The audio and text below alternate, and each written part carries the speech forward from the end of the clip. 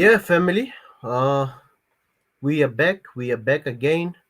Um, with another show, with another program. We just came out of another live stream, and this show was just one of those shows where people had other things that they want to talk about, more about innovation and solutions for our continent as a whole, and things that we need to be focusing on in order to develop our continent and make sure that Africa is developing at the rate that it can become a continent that can be competitive and can be play a big role in the world and make sure that we eradicate poverty in our continent. So I'm not going to waste much time. I'm going to share the link for those who want to join. They can come and join. Let's come up with solutions. Let's come up with ways because this is the year of action. As we've declared that 2022 is the year of action and the year to be honest with ourselves. Africa will not be developed by anyone but ourselves. We need to develop this beautiful continent and we need to come up with ways that are going to make sure that we eradicate poverty, we eradicate underdevelopment, and we make sure that a continent is developing as a whole, not just few places or few regions or few countries. We need to make sure that this continent, every place catches the fire of development, and each place catches stability and peace. We need peace. We need stability in every country. We need development. We need growth. We need ways to make sure that young people and people at large in our continent becomes active economically, politically, societally, any form, anything. All the spheres of our society needs active citizens in them. So we can never outsource our problem. As I always say, that we can never outsource our problems. We need to come up with ways. It's easy to say we've got this problem. It's easy to say government needs to fix this. We are part of what we call a government as well, the people as well. The people shall govern. So, as the people, we need to come up with ways to make sure that our societies are at peace, our societies develops, and our societies are active in every sphere of the economy or anything. So academically at school, we need to make sure that we invest so much in our education in Africa. We need to make sure that we invest in everything, all the things that we need to make sure that we become very competitive and make sure that people get developed. And how do we even turn our minerals? How do we make sure that our minerals can help us to develop our continent? Those are some of the questions that I'm raising, and I see a lot of people are flooding, are already in. I'm just gonna welcome everyone who's coming in. Just gonna welcome everybody. Welcome. I see Prof. Ezra is already here, the brain, and I also see African Farmer. But I would love to start with the brain, and then we will I go to. was I was trying to say before you start anything with your topic. First of all, thank you. Let me in, and that's why I came early. I don't want to distribute your conversation later after you start with other people's. I want to know. I want to just have a question, just one short question without your topic. Okay, what question is that, African Farmer? Okay, it is the same thing I keep saying. Of course, sometimes I'm joking and playing, but my big thing is I came to Swahili nation. That's I'm raised as a voice that for voiceless. So now African Union has a meeting on Addis Ababa, or they already start or not yet. I don't know.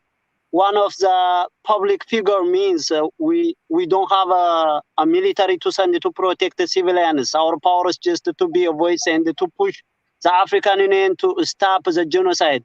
How we can, or how you guys can handle it, and just one day, one program, and to tell African Union how to stop it is not joke. People think I came here because I'm joking, but it is really genocide happening in Ethiopia, to be honest. But people don't want to hear that. People brain is update the comfortable zone, only have fun and talking about tourism, about nice hotel, about water, about what we African have a nice thing. We have to exercise to face with the reality right now while we talking to people staying in Ethiopia, to be honest.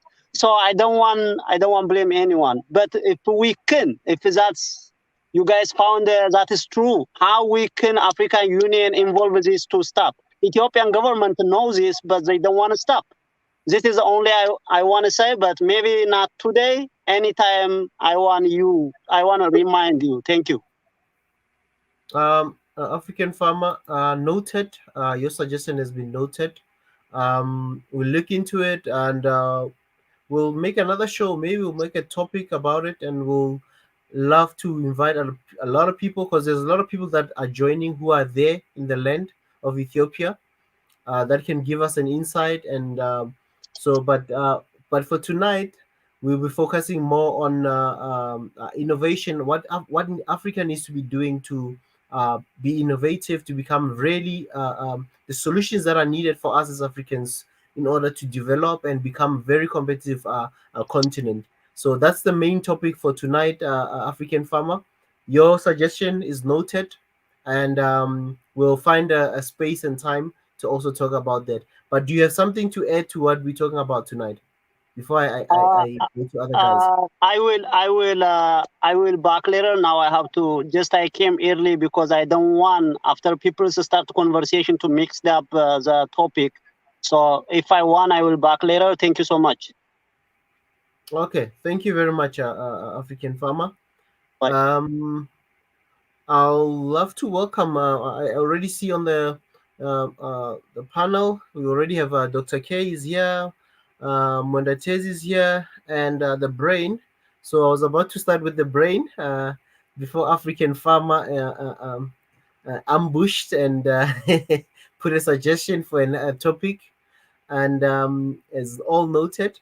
But yeah, I'll just welcome the brain. Oh, okay, the brain. Probably maybe he had to answer a call.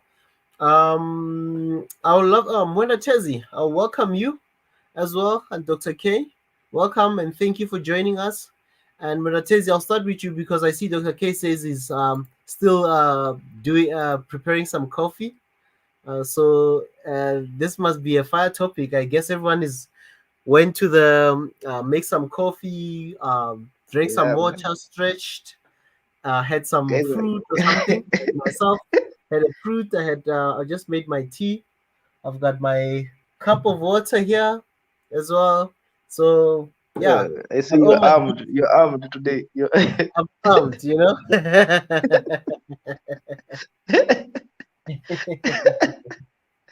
What uh, have you got, Mendes? Have you done some coffee, tea? I know you're also a coffee um, person. no, I didn't know it was. I didn't know it was that serious. I've done nothing. But Yeah, I know you there's smell always the time I kettle. can do. Yeah, How there's still time. these days people really like to talk. People are passionate, man. So I'm sure there'll be probably a time when people are just that's the time I'll just sneak and just take my coffee. Mm. But let me talk about this. What are we talking about? Innovation. You know, Innovation, yes. in Kenya Mm, is. I think we've talked about this in that 9 hour stream. Man. You know, mm, like I was telling about in Kenya, like we're the top four, somewhere in the top four of top three exporters of tea, man. Like, mm. and I think we're in the top 10 exporters of like avocado until maybe recent. And but look at us, man. We're still poor. Yeah. Mm, Like if we were exporting like semiconductors, as my brother here Paul must say, if we were not even in top, if we're in the top 20 just exporting semiconductor, we won't mm, be. It's a different game. It's a different. So that's why I was saying, man, we really need highly skilled labor with this thing of, man, producing and like I gave you that. What did I give you that? I gave you that website. This thing mm, about producing and what was it? Not an uncomplex goods, man. Goods are not complex. Farming, like I know farming is good, man. There's nothing wrong with farming. It is also important in an economy. But man, guys here have complex, like if you look, you have to look at yourself with the big boys. Don't compare. You have to compare yourself with the big boys. Like we're not producing complex goods in Africa, and that's where I think that's the difference. There's no real difference between us and any other Europeans or the Asians. That's the difference. We're not producing complex goods, or we're not giving out complex services. I guess what you're saying, Modatezi, if I'm analyzing what you're saying, that we are not producing, we are producing some stuff more on the agricultural side, as you said, but we're not producing stuff that can really generate a lot of revenue, unlike other countries. Is this what you're saying? Yeah, man. Even now, when you watch the news, the government, like in Kenya, the government is so obsessed with selling these vegetables, man. Like, what's up with it? In fact, my brother here, Polymath, when he says that we are building a semiconductor factory or something, like, yeah, there is something like that, because this thing of agrarian economy, man, we are being brainwashed. We are being brainwashed into just be producing basics, into producing commodities, man, that they go and they add value to them. That's why I keep saying, bro, like in a country like, we like complaining about minerals, and but the problem is these minerals, to us, they are rocks. Like to a Japanese, they see cobalt, they see they see a battery, they see laptops, but we see rocks.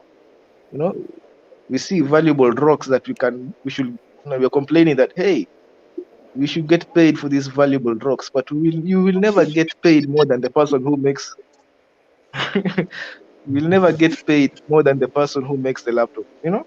The person who innovates, you will never get paid more than that person. Don't ever lie. Mandatezi, like I have a slight disagreement with you on that. You want to hear that? Yeah. Brain, can you just let him finish, and then then you can come and then argue the his points. Okay. Like like our brother, like our Arab brothers with the oil, man. They will never get paid more than the person who invented the car. That's a fact. It's just a fact. Yes, you have the oil, but you never get paid more than the person who invented the car, the guys who actually knew what to do with the oil. So you will that's the thing I'm trying to say, that we really need to upgrade our skills as Africans, because a lot of us, like, even if we are going to be honest, we say we have brains here, we have everything, but the people who are skilled in Africa it's not even a minority. It's like I don't know, it's a very small minority. It's like a minority of a minority. People who have high skills.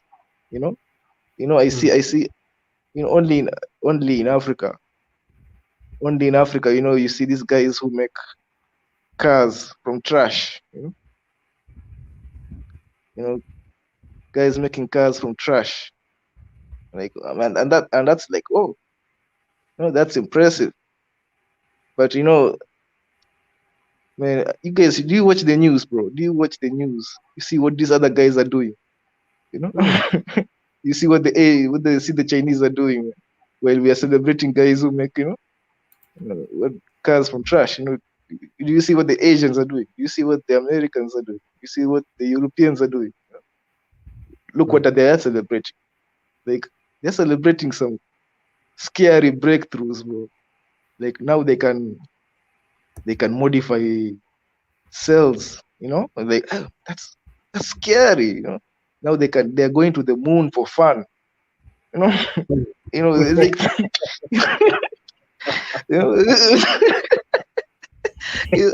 Jeff Bezos is going to the moon for fun, as in, You know, the guy who owns this platform, bro, is going to the moon for fun. He's just having fun. He's just doing things like, damn. And that's what I'm saying. We really need to get our skills up as Africans and stop this. You know, these minerals don't mean anything. They're not valuable. What's valuable is in our brains. And you know, there is the true mineral. The true valuable is in our brains. This thing about obsessing over rocks, they are just rocks to us. We need to know how to use them. We need to know how to make a laptop very cheaply, not just any laptop, you know. We need to know how to make cars that can compete in the market, not just cars that look like trash, you know. Like when I've seen, even in Kenya, man, there was this guy, they were celebrating some county was like, you know, all I'm saying is, bro, we really, that's my point. I think, let me not repeat my point too much. Let me allow this is also midnight stream, so don't take me too seriously. Too seriously. Yeah. Let's drink our beverages and let's drink our beverages in peace. Hopefully you're not drinking the Tej, eh? You're not taking the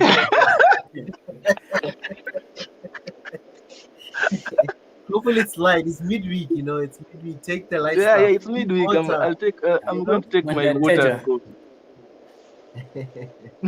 The brain. You had a different view from what Mendatezi was.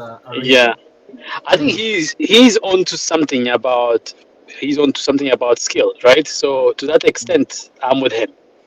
Okay, so that means like the focus should be human element, the human element of our social construct. Like how do we liberate and empower our people so that their fullest possible potential as expressed and have the platform and the place to play. The playground is open for them and they can exercise it and they can play that. To that extent, I agree. But what I don't agree is his understanding of the way the world operates. Okay, so this is, something is a rock if it is just a rock to you, but for you that is a rock. For somebody else, it is an input. If this is an input, that means there's some value to it. So the problem that countries like countries in Africa face, it's not that they're focusing on minerals, is they're understanding its value wrongly in the context of the world. But let me give you an idea. There are a lot of mineral-based economies around the world. I mean, not let's say totally 100% mineral-based or like natural resource-based economies, from Brazil to China, from Australia to Canada, and everybody in between. There's some degree of the economy that depends on mining, a mining-related economy that is so vibrant and so robust. Okay, these are raw. It's just extraction economy from Russia, everywhere in between, from the Arabs. Everyone is doing it. So Africa is not alone in being the extraction economy.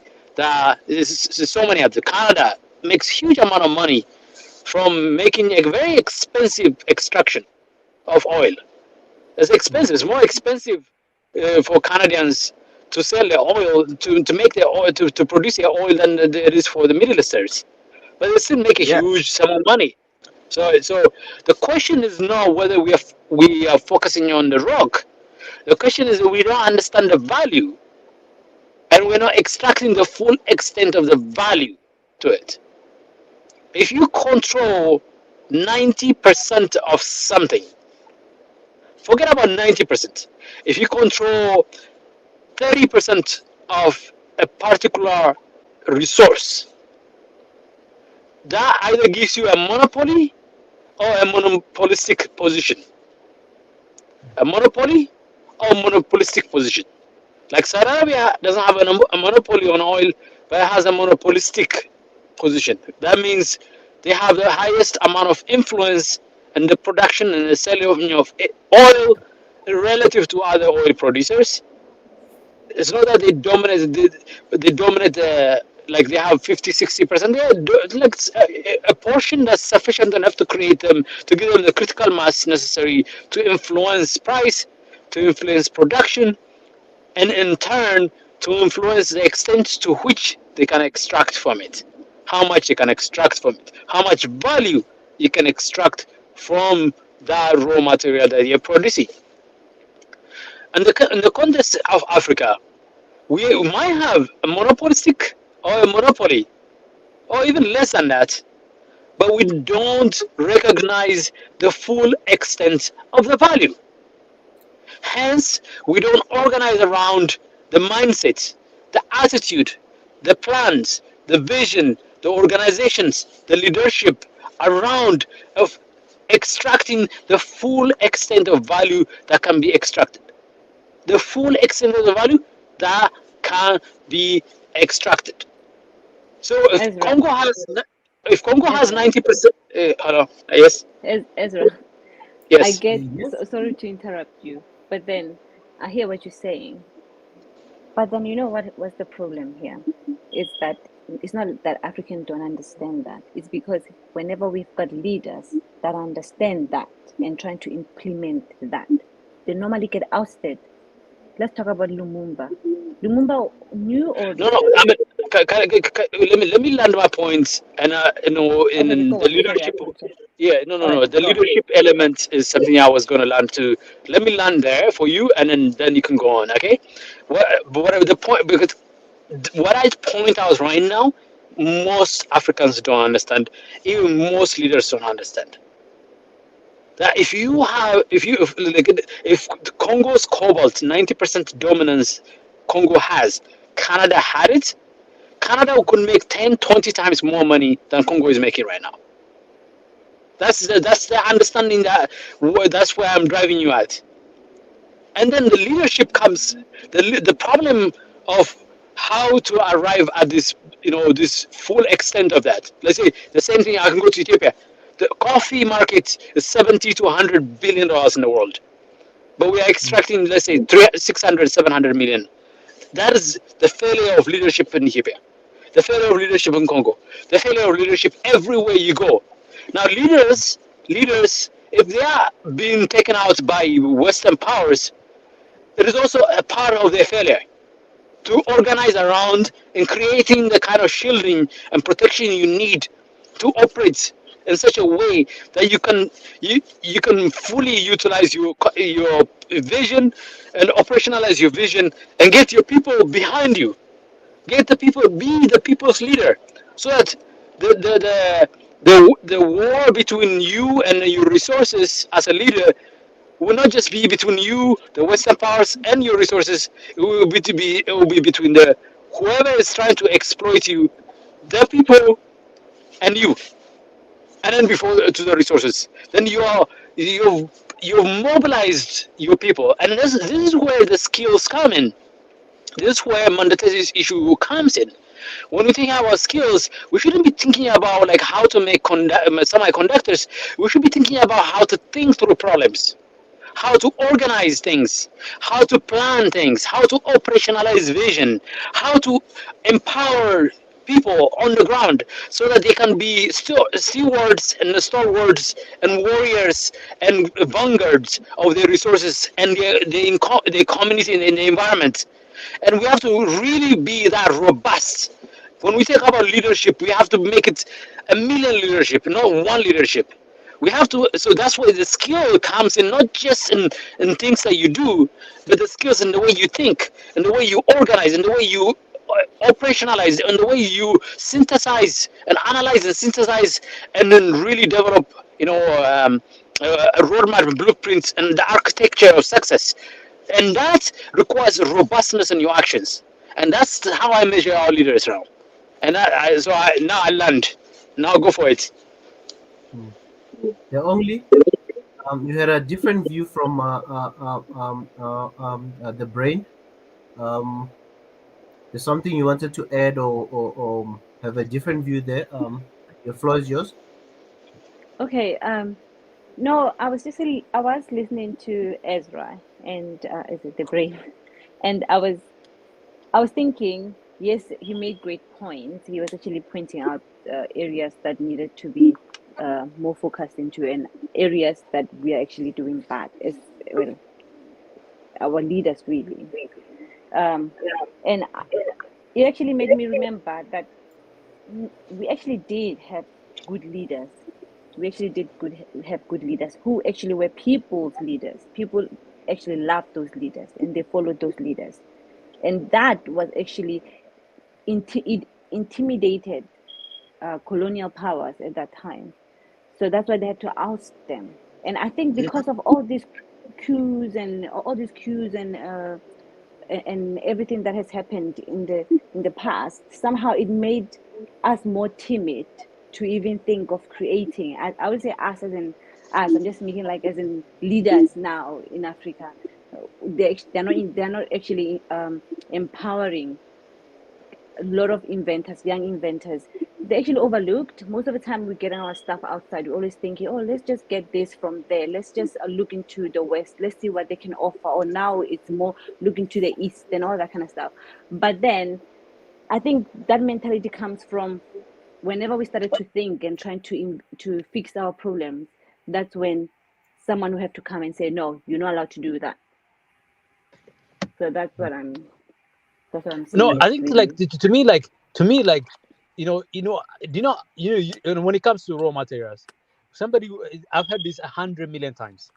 Oh, we are such a raw material country. We focus too much on raw materials, and that's not a good idea. Haven't you heard that so many times? That's a Yeah, I had that we have to bad way of diversify. Yes. understanding that's a bad way of understanding what is the way the world is organized. It's not the fact that we are raw material people that's raw material people that is a problem. We sell raw materials, that is a problem. It's just that we don't understand the full extent of the value, and we're not organized around getting that done. And that's why I agree to Mondotezi to some extent. I said I agree to Mondotezi to some extent, to the extent that he's focusing on the skill element. But I approach the nature of skill from a very broad sense of things, not just skill, not just talents. I'm talking about personality, character, values, Yeah. visionariness. That I'm thinking about like a broad spectrum of skill sets, not If necessarily I only could, tangible skill sets, even thinking skill sets, and approaching things like from like so. Then you start to realize, so there's a nature. So we are looking at this from a wrong perspective now. So raw material can be approached this way. That's a different way of approaching it, and that to me, this is me thinking. I'm sure there's so many other way of thinking it, but from a very basic fundamental things, like the value of a material is based on how much of it you control, how much of it you control. That's the monopoly that you have, the extent of your monopoly, and then if you have monopoly, you can set the price. And then the no, no, price no, that no. you set is the money that Who you has the the money monopoly, is the really? resource that you use to mobilize in the short May I chip term, in? to transition to the technology, to the much more high order kind of innovations. Yeah. Can I chip Does in? Okay. Africa have the monopoly, Can, really, to set okay. Yeah, value? Let me it has. let The me fact say has, something. Let me say yes, something. yes. Okay. The problem is, my brother Ezra, you've spoken that yes, there are resource-based economies, but if the innovator is king, those economies are friends of the king. Right. Canada, Right. Canada and Australia, these are friends of the king. We are not friends of the king.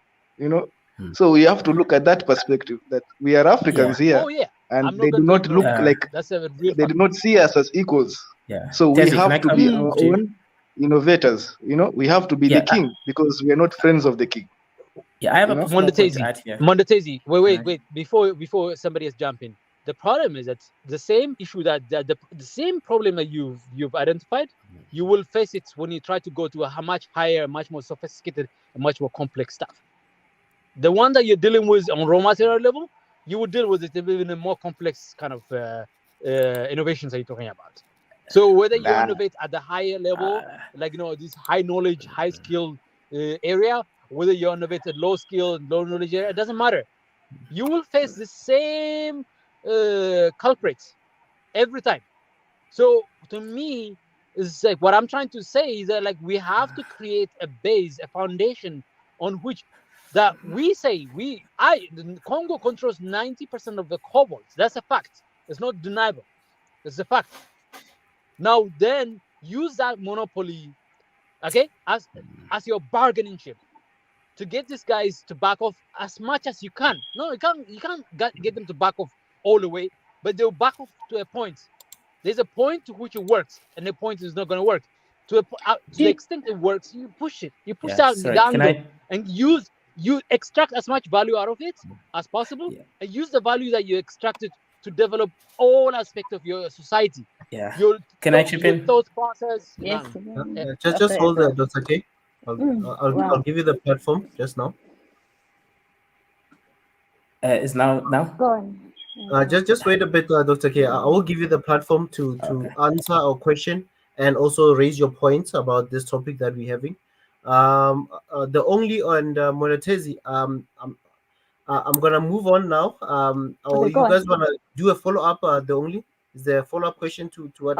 It was with Ezra. I think Ezra makes it look so like it's so easy, and then. So do you think there's no leaders in Congo who ever thought of that? And don't you think there are like potholes and things in the way to actually execute all those things? I mean, they tried. Have you ever looked into the policies of America to Congo, France to Congo, all these policies? Why is it so? Why are they there? And why is it like that in Congo? Trying to make sure you don't think this way. It's no, I understand, but it's not as black and white as you think it is. There are policies, that international policies towards Congo. That's why you find like Kabila got money through the back doors and all that kind of stuff. He didn't even because there are so many things in place because of Congo, because they know they're getting so much from Congo, and whatever is in Congo is where we are now. We could use cell phones, we could use all that kind of stuff. Planes are just landing in Congo as they please and coming out as they please. You ask yourself, why is everyone just flying in and getting and coming out without any? It's like no one is just there to check, or it's a mess. So I mean, like I don't think it's because I the have leaders to make in it. Congo I have to don't make it want. sound easy. I have to make it sound easy for the sake of conversations, and all of these nuances are part of it. I don't disagree with you. All of these nuances are part of it. I had to make it easy so that we first also have to rethink and then reimagine. So when we are innovating, we also reimagine all these things that we've been fed to think for a long time. We've been fed to think that our resources are not valued. To be honest, and that we have to. I actually agree with you. I agree with you that okay, yes, we could do this, we could do that, and it's this how we could do things in Africa. It's good that you put it in that way. That okay, fine. This is the possibilities. If ever we think in that in this way, then we'll actually be able to achieve certain levels of development or even empower ourselves.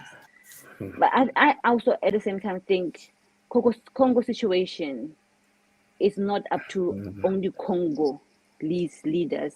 Congo situation is a broad thing. It's massive. It's something you have to untangle. It's a mess in there. Yeah. They say to just add to a fact to you, like they say like the things that you buy could be 10 times more expensive if the Congo began to extract the full extent of the value they should, and they fairly they should be extracted. Like so your phone, $1,000 phone could be $10,000 phone. You know, guys, I'm just gonna stop here for now because I think there's another follow-up question, Ezra, the brain that might be coming from Dr. K. But I want to give Dr. K also his opening statements and whatever he needs to question that he feels that he wants to ask regarding what you said. Dr. K? Yes. Yeah, so there's 100 ways to skin a cat, right? There's many ways you can have solutions. However, there's some solutions which require too many steps in order to implement. If you're writing a book or a movie, you have to choose which things to leave out, which things to add, and the value and the narrative plan that focuses. So meaning there's some problems or solutions that are too difficult, takes too many steps, too much coordination to work. You want to choose something that is going to basically fix itself. Now, focusing on resources is never a good idea, right? Why is that not a good idea? It's because you don't allow again, it depends on how you strategize it, obviously, right? But let's talk about generally how countries do things. Saudi Arabia, for example, one of the richest countries in the world. However, right now they realize that people have no skills. This is why if you have a UK passport or American passport, you can get paid $50,000 dollars a month just to teach English, or any sort of chemistry teacher or physics teacher, tax-free, and you get a free house, because they recognize that the people just don't have the skills, even the basic manual skills. They don't have it because they expedited the services to Filipinos, Africans, Americans, to actually sort out the economy. The economy is mostly based on oil. They realize that people don't have skills, so right now they're trying to build on this science and technology stuff.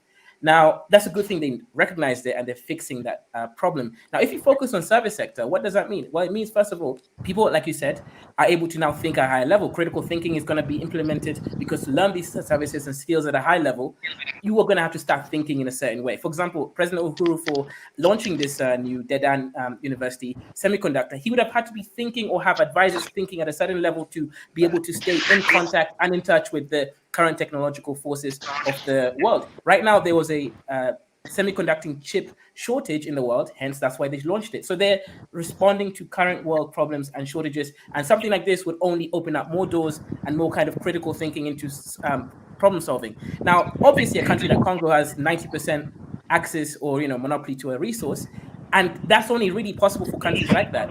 Other countries will require some kind of strategic diplomacy with countries that have power. For example, Saudi Arabia and America, they do their thing. That's why America doesn't question the human rights violations in that country. etc. America's got the Navy. There's a lot of things going on to that region. So yeah, Congo could do it if Congo was stable. Now that takes on a lot of issues.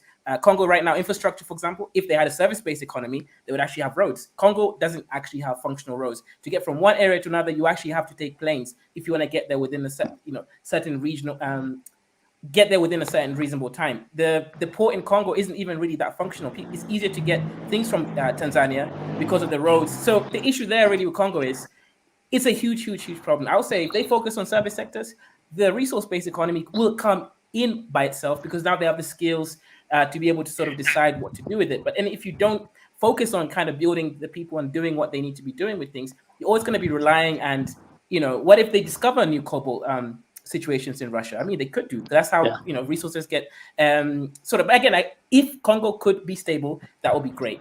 And my last point here is that service sector economy actually incorporates everything you said: critical thinking, knowledge, learning, distribution of ideas, and you're able to now think, okay, well, this is a service that exists.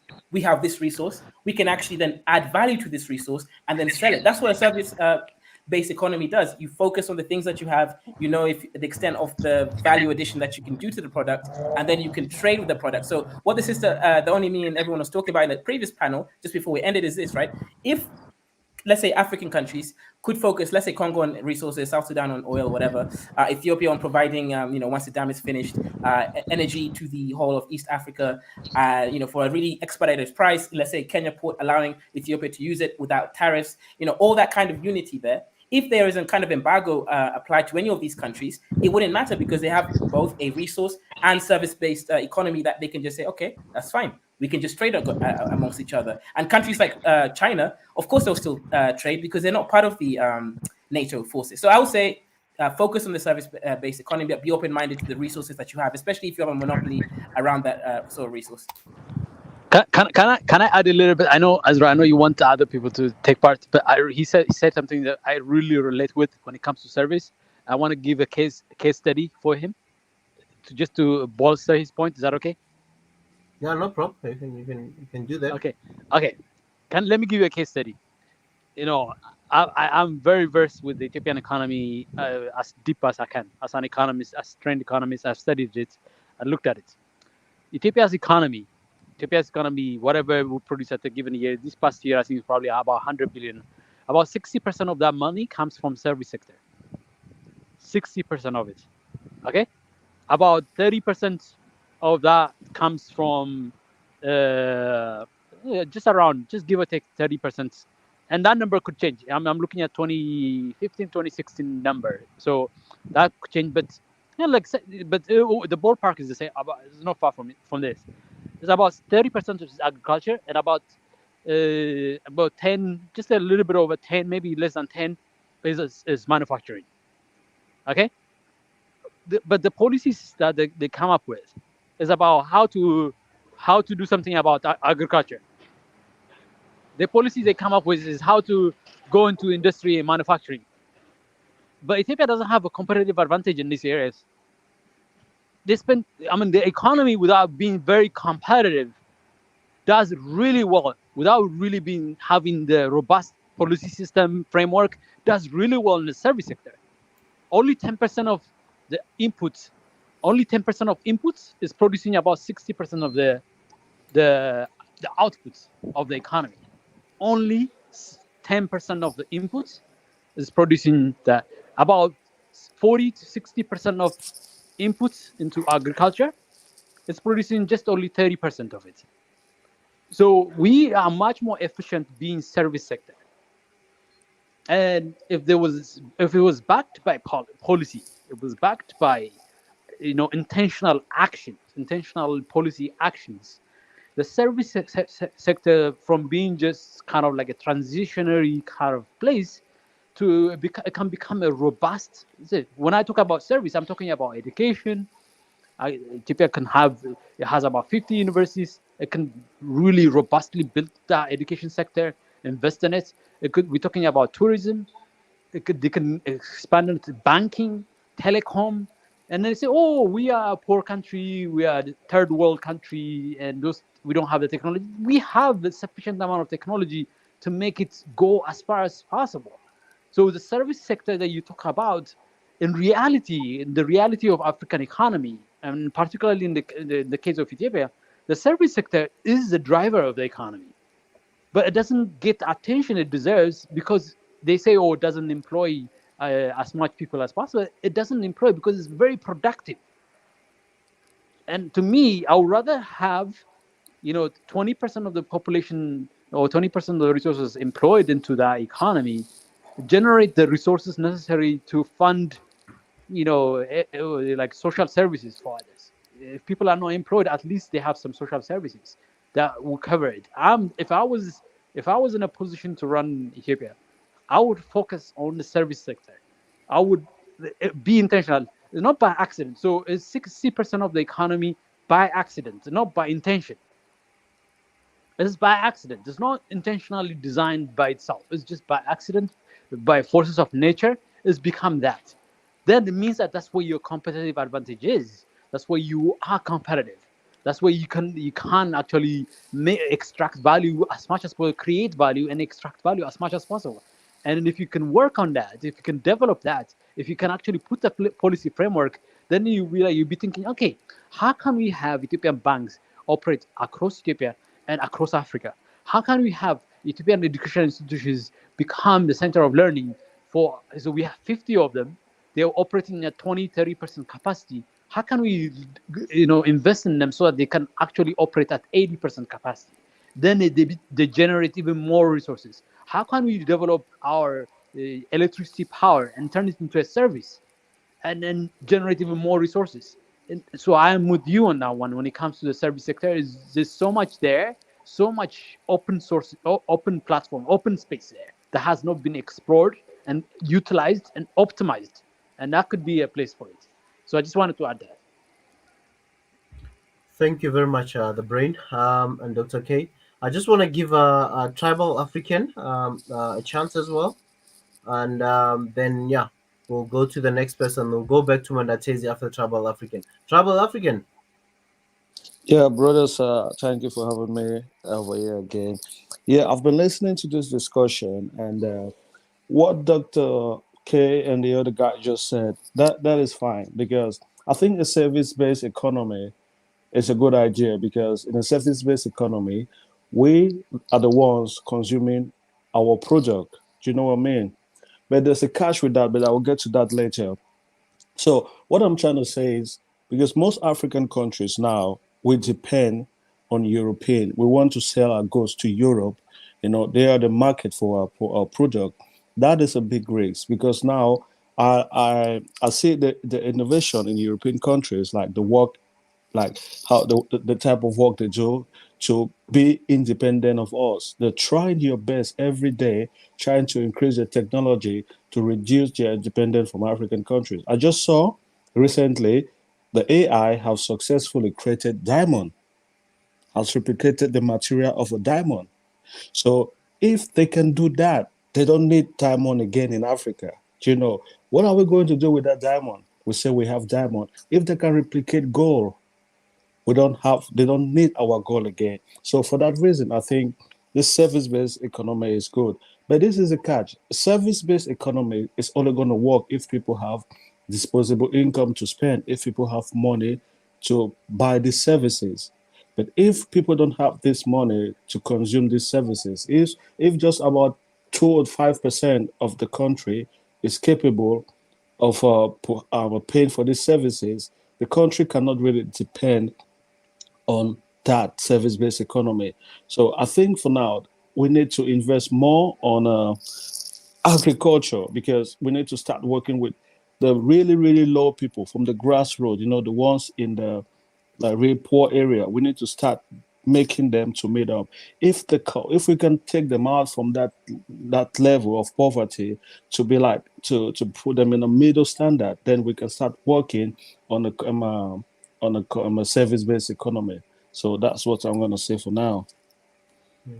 A Travel African, because since I'm going to Mwendatezi was not of the view that we should only be focusing on agriculture, that other countries are focusing on manufacturing, other industries that are giving them more revenues for their countries. Hence, they are developing faster and becoming richer than us in Africa, as we are still looking at agriculture as a base. But I'll let Mwendatezi to respond.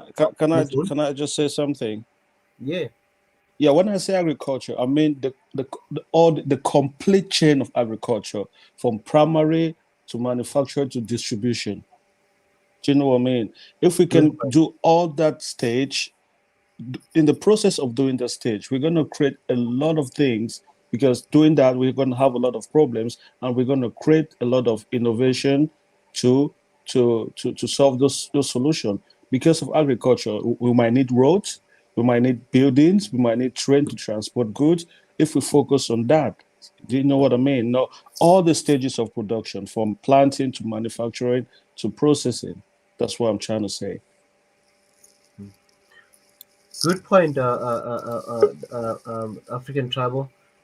It's something that I once shared a report that was done by Deloitte a couple of years ago, I think 2 years ago or so, where they talked about how post-harvest loss, what they call a post-harvest loss, where a lot of African countries have enough food to feed their nations, but a lot of food gets lost, or the food rots during at the markets, or from the farmers to even the market. Some foods get lost there or gets damaged there because of obviously poor infrastructure, poor transportation, and also the lack of food processing places for some of the countries.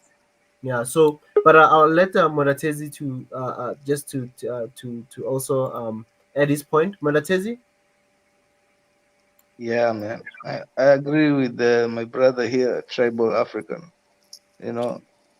But what you've said here, my Pastor Ezra, is that that when you say food, all this food processing and all that, that's skilled labor, bro. When you talk about how to process food, all that is skilled labor. It's not the farmer who knows anything. Yeah, man. It's not the farmer who knows all that. When the guy who made the tractor, that's skilled labor. So when it's end of the day, skilled labor changes everything. Even in agriculture, skilled labor has its effects. And this thing. And Africa, we are still agrarian economies. We like, even in Kenya, we like to say we are service based.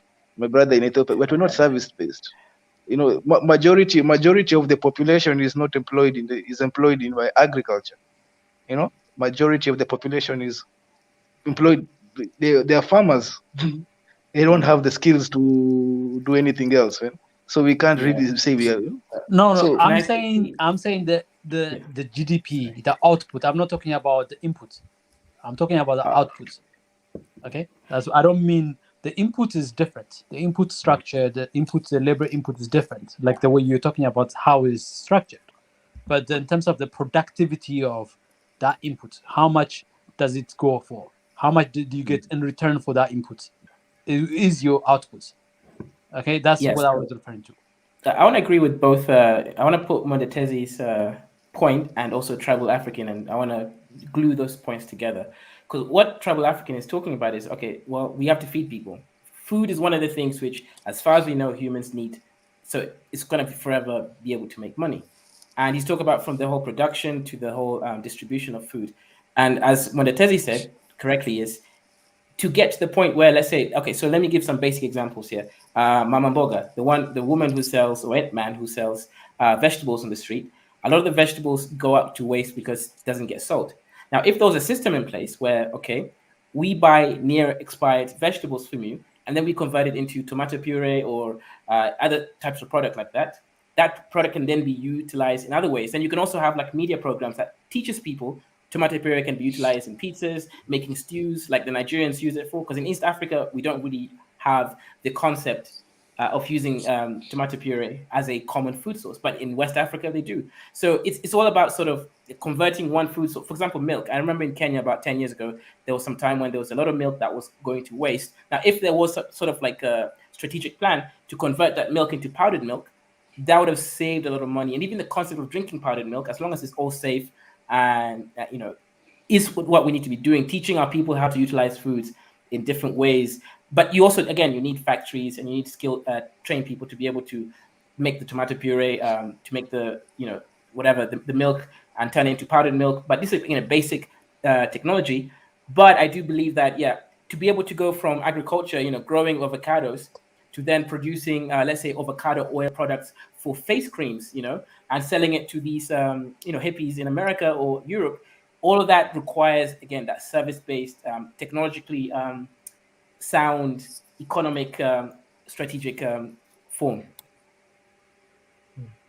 And if I can add something, don't we think, guys, that we are lacking in collaboration in Africa? Because in all these countries, in the 54 or 55, looking at also including the diaspora, the Caribbean and all those places, is it because some of the things, it's not that I hear Mendatez is more emphasizing the skills as well to do those things. I know countries can buy technologies, or companies can buy technologies and process whatever, and obviously you need to get operators to operate those machines, because now food manufacturing, now it's all AI in a way, because it's all machine learning, it's all things that are processed, it's one program doing the same thing repetitively.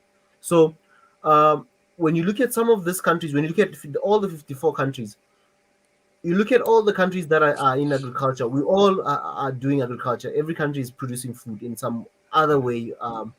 And when you look at all these countries, there are countries that are packaged food, that process food. Why are countries not really collaborating for those, especially who have maybe a lot of fresh food, but they need to now store or preserve food for future use?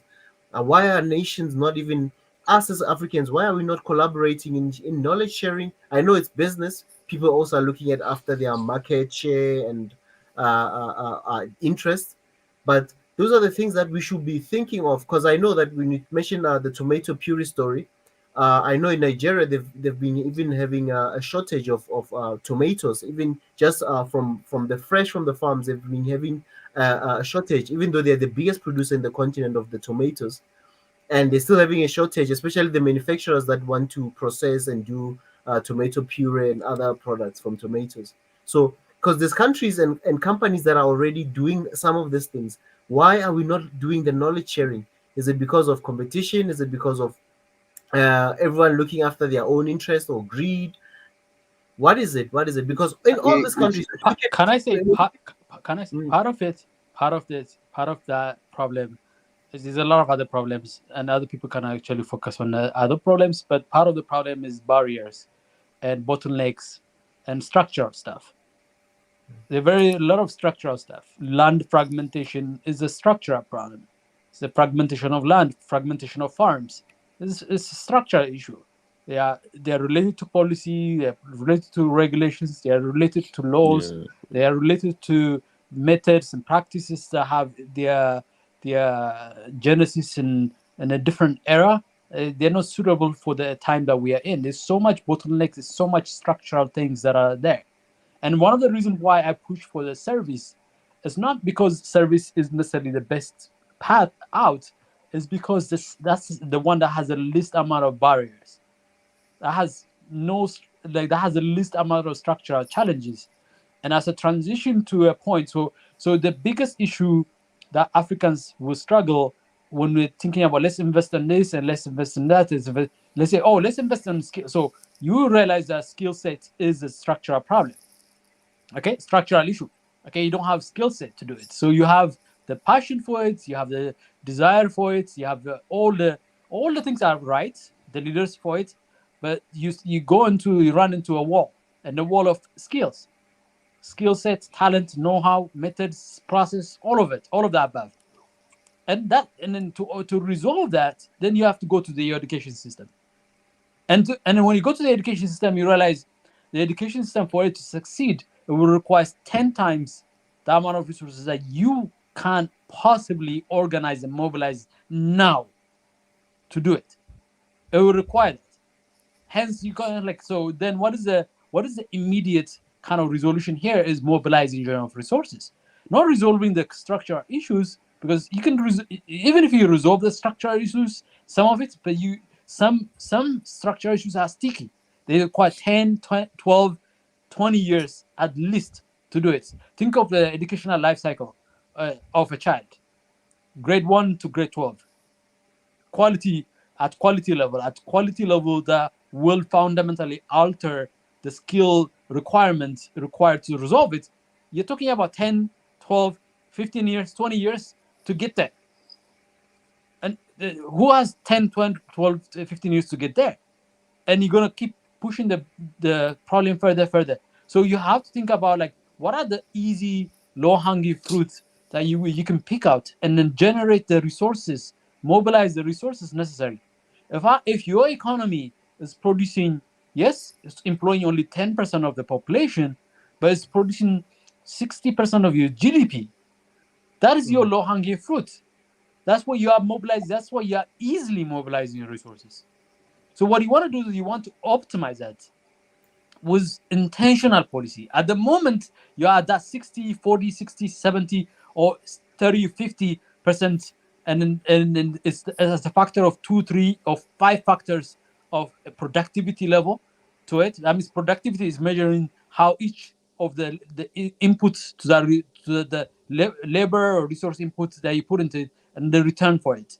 So you mobilize, you design intentional policies to make that low-hanging fruit, the picking of low-hanging fruits, really stretch out for not just carrying you the year, but carrying you the next 10, 20 years, so that you can use those resources that you generate and then diversify and invest in those things that take time to change, structural things to change. So the straight answer to you, there are structural, both sticky problems that you cannot just, because you change policy, you cannot change them.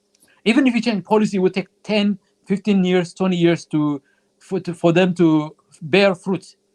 So, and then are you going to wait 10, 15 years? Are you going to languish again further 10, 10 years? In the middle of that, as you languish, you have to consider the issue of climate change. You have to consider the issue of the cycle of the economic cycle, the global economic cycle.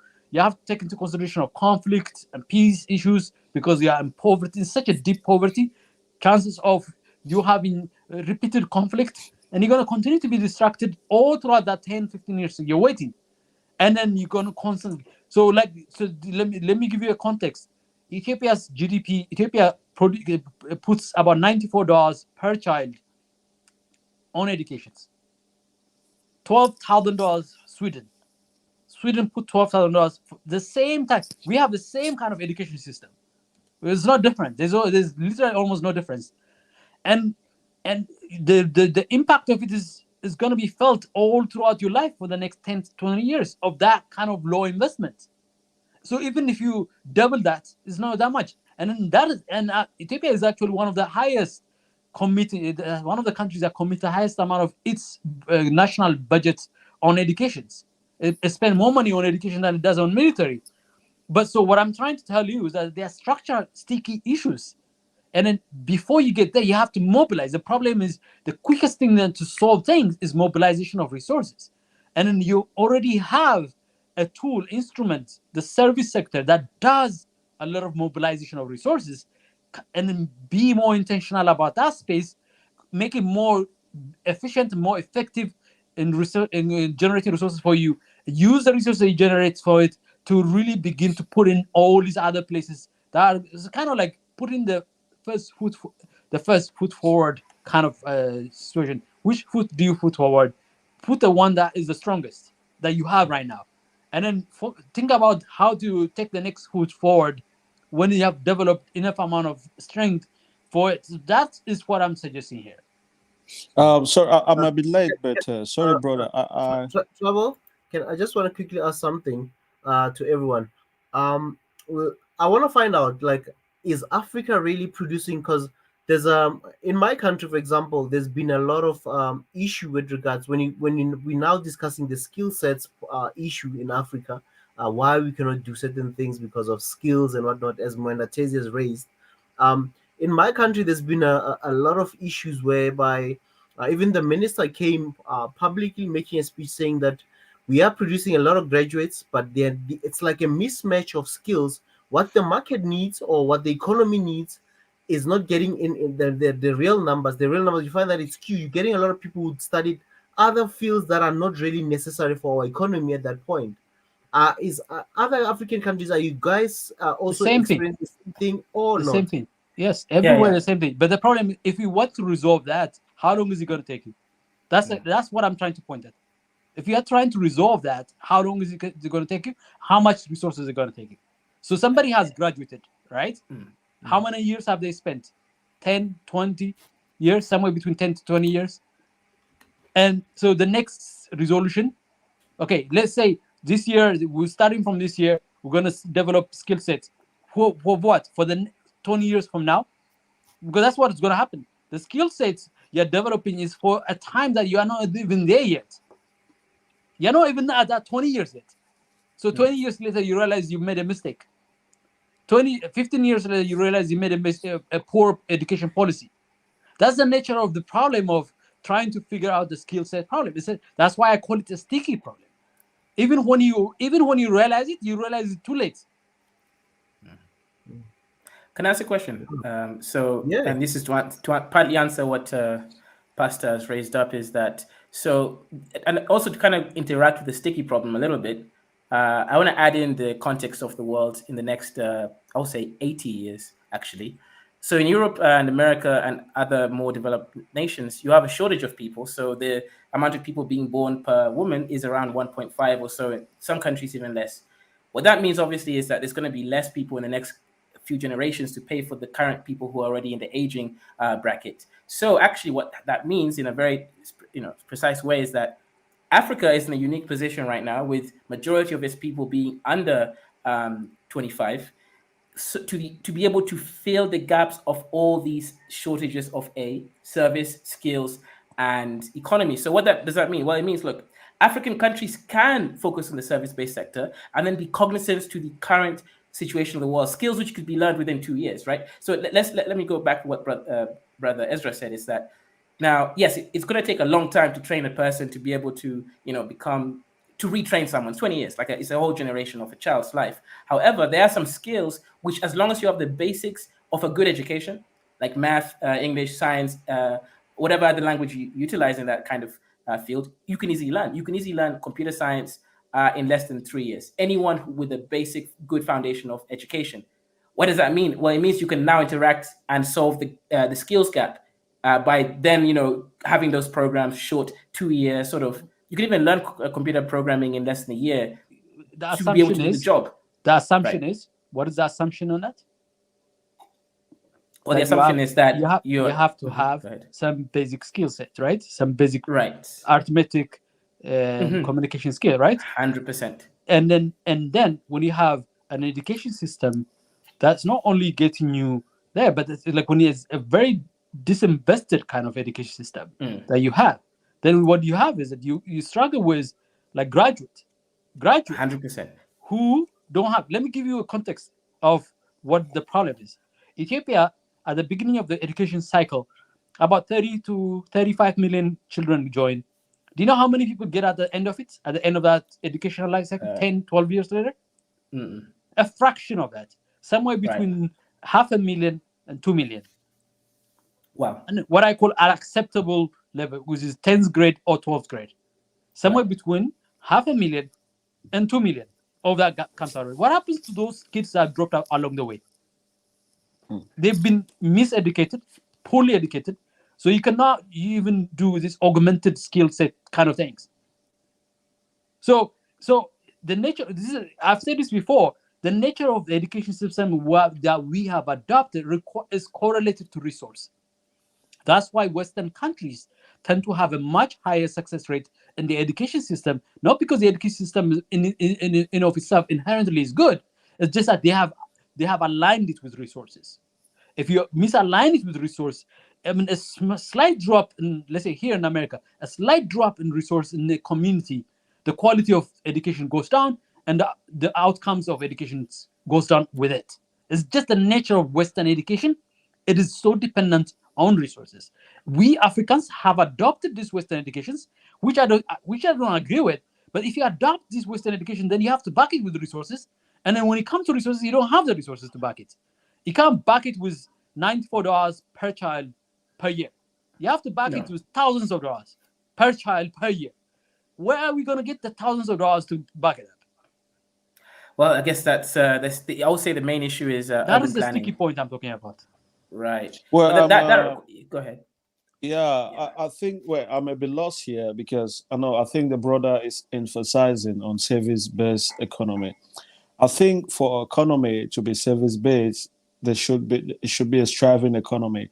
I don't think I might be wrong. I don't think you can just get people who can have basic facilities or amenities for themselves to be service-based. So I just want to ask the brother, like, how do you change a country with people still struggling to have basic facilities to be a service-based economy? So the point I'm making is that I'm saying that let's lean on what we already have. Okay? So the point, you get that point, right? If your economy is 60% based, so what you're producing in a given year is based on that 60% of it comes from service, even though that it doesn't employ vast part of the population, then that's what in a given year, that's how much you are mobilizing. 60% of, so if you are mobilizing $100 billion in your economy in a given year, okay, so if I tell you 60% of it comes from the service sector, that is not even by design, it's just by accident. Okay, by accident. It's not by design, it's by accident.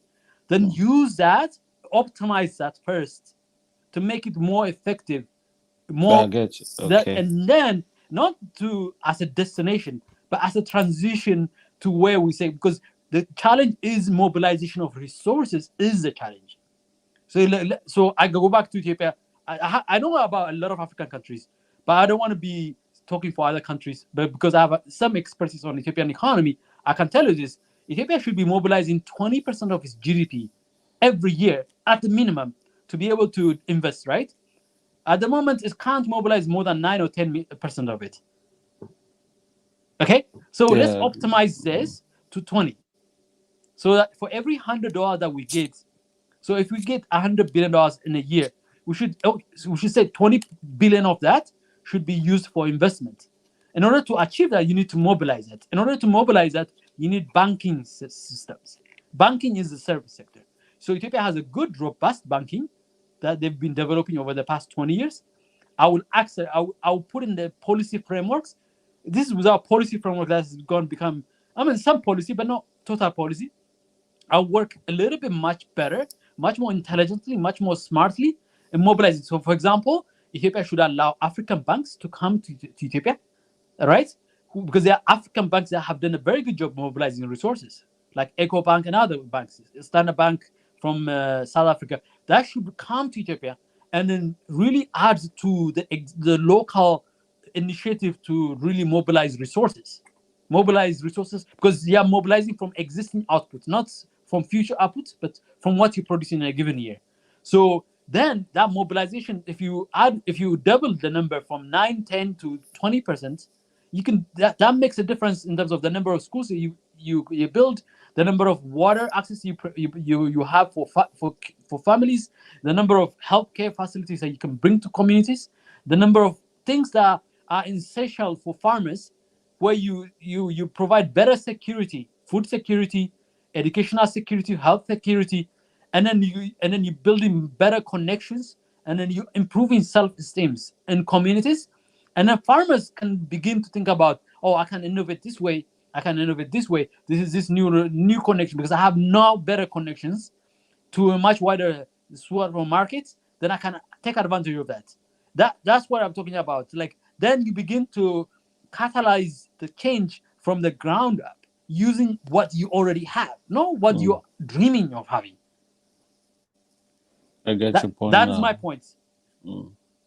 So you're just trying to say each country should capitalize more what the GDP produces more, not like Yes. this. What the most productive part what the most productive part of it. So it's not basically service-based. So if you are doing well by production, you should emphasize more on that. That's your Yes, point, right? absolutely. I get your point. Absolutely. Okay. That makes sense. Thank you so much. That makes sense. That's my point. I know it's very hard to come across, but this is what I thought. Well, that makes sense, of course. To me, yeah.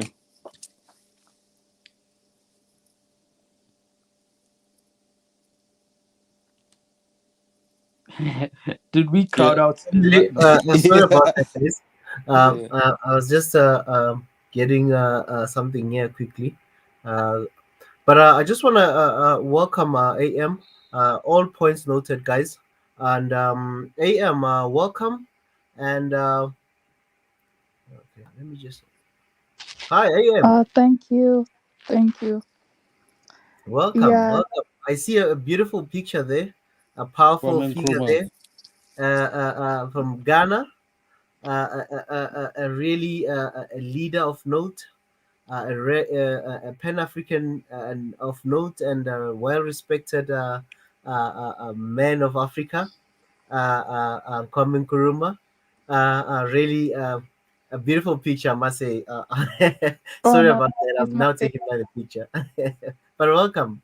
Yeah, he's my favorite. Thank you for letting me be here. I listen to a lot of your programs, but I don't call in as much because I don't know. I don't call in as much because I feel like I don't have much to add.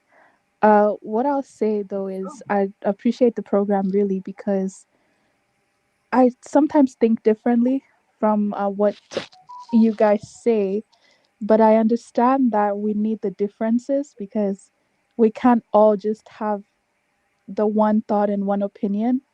That's not what will make Africa move forward. We need to have challenging thoughts and challenging opinions. I didn't really have much to add to the topic because I think I came in a bit late, but I had more of a question. I think it was Ezra that was speaking, and the question I have is, are you saying that is the government that is supposed to do this, or is it us that are supposed to do this? Is it like the regular people that are supposed to fund these programs? Because I can't speak for Ethiopia. I'm not Ethiopian. I'm from Ghana, right? And what I'll say is some of these countries, I don't see the government really caring about helping the people. So who's supposed to do it? That's just the question that I have. Can I answer? Before he answers that question, like you are coming from Ghana. Like, is this an observation from Ghana or yes, is it just a general African observation when you look at the landscape of Africa? I can't say the general landscape of Africa, but I'll tell you definitely. And I know some people are gonna be mad at me for saying this, but from what I see in West Africa, the thinking is very different. It's more individualistic. It's more, I want to be the best person. It's not about, I have to listen to the government type of thing. Yeah. Are you African millennial? Are you the one that were posting some question there? I think I see your questions as well. Yeah. Yeah, that's me. Oh, okay. Welcome, welcome, African Millennial. Yeah. You have a YouTube channel, right? Because I'm looking at your icons and stuff. Yes, I do. Okay. Okay. The real African Millennial. I think there was somebody who was being rooting for you and said we must talk to you, and was it Madar, I think. But I know somebody talked about you, and now when I saw in the private chat that somebody is saying African millennial, sorry, and I see also you've been commenting and asking a lot of questions there or commentary. Wow, thank you very much. There's yo, I'm really happy to have you here. I'm honored and glad that you can join us. And wow, it takes a lot from somebody who's a YouTuber as well to join us. And really thank you, and I really appreciate your presence and being here and contributing with us. And family, please also check out a channel, African And subscribe. Millennial, and subscribe to her channel as well. Thank you very much, African Millennium. It means a lot praising us here. And okay, I'll allow the brain to answer your question. Thank you. Thank you. First, before I say anything, I have, a special place for Ghana, because I had my formation. I've talked about this before. I had my formation days of my Pan-Africanist genesis has its roots in Ghana and my time in Ghana. So, as a young person, going to school and having Nkrumah in my school, can you imagine it? Like the name Nkrumah was live. Like the principal of the school, her husband was a child of Kwame Nkrumah. So it was so we I grew up. I learned about Africa and African Pan-Africanism in my experience in Ghana. So it's so beautiful always to see a Ghanaian here. I feel like somebody I have a special connection with is here. So thank you for coming and joining in and being a part of this Africa Millionaire. We really appreciate Ghana and Ghana's contribution to the African movement, to the African cause, and Kwame Nkrumah's role in that is indisputable. And it is a breakthrough. He was a breakthrough leader. Just that he didn't have enough backing and support. Probably the time was not there for him. But we regret. A lot of people will regret. A lot of leaders will regret not having heard Kwame Nkrumah on his ideas in the 1960s. He had this foresight, and Africa would have been a different continent if he had listened to his ideas, his vision, and embraced his vision totally, not partially, but totally. So I know you are not Kwame Nkrumah here, but you are from Ghana, and is a special, and you have a special connection to Kwame Nkrumah because of your Ghanaian roots. But we also have a special connection to Kwame Nkrumah because we are African, and so I just wanted to acknowledge that first before I answer your questions. Okay, but to answer your questions, very simple for me. I say all of the above. All of the above. Why do I say all of the above? If you have a government that is working to figure this out, that's good. Well and said and well done. Go for it. If you have individuals that are doing this on their own, all of that above, that is part of it. If we have communities that are doing it, all of it, all options on the table, all methods on the table. That we should not discard any method or this method. We don't, because we don't have the luxury to do it. When we have 600 million Africans, at the minimum, are either struggling with access to one issue, one basic thing, to the next basic thing, and to the next basic things. You name it. That is way too many Africans, either in the dark, either lacking access to healthcare, either lacking access to quality educations, either lacking access to infrastructure, and all of those things. Those lack of things impact fundamental stuff. Human beings cannot reason, cannot pursue purpose, cannot pursue meaning if you don't provide those fundamental stuff, fundamental security, and fundamental connections, and fundamental issues connected to self-worth. So when we have that many people in Africa, minimum 600 million, probably even more than that. When you have that number, that's a daunting number. If we don't overcome the issues these 600 million people deal with, if running around as elite, now cocoons of nice, nice neighborhoods and nice areas, small capital cities, and in our elite space, now we're meeting and having the trapping of the West in a very falsified sense of progress. We will not go far. So every method, every tool, every instrument, if it is going to achieve me a one step further into forward, I'm for it. I'm for it. If somebody says I don't get the blockchain things, but if somebody says that's the way to do it, hey, I want them to succeed in that thing. If somebody says no, I want to transform agriculture and I have a method for it, go for it. If somebody said no, I just want to be successful for myself and then see what happens, go for it. Plus, because you add all that up, it will become the kind of the cumulative change that you're looking for. It will cumulatively impact and make a difference in that sense.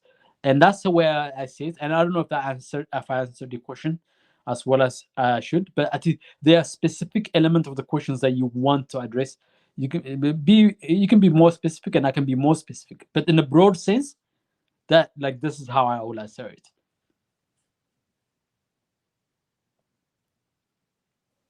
Okay. Thank you very much, the brain. Sister AM, are you answered, or is there any follow up question? No question at the moment, but I'll be thinking about one. And just a question to you from myself.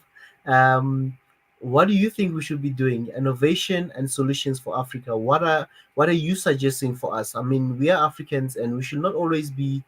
I believe that we should also come up with solutions as much as we are seeing problems or challenges. What are the ways that you think we should be making sure that our education works? We increase the skill level of our African. We educate our brothers in terms of acquiring the proper skills, because there's also a difference between a university degree and actually getting the experience, work experience and stuff. What's your take, and what do you think we should be focusing on in terms of innovation and solutions for Africa?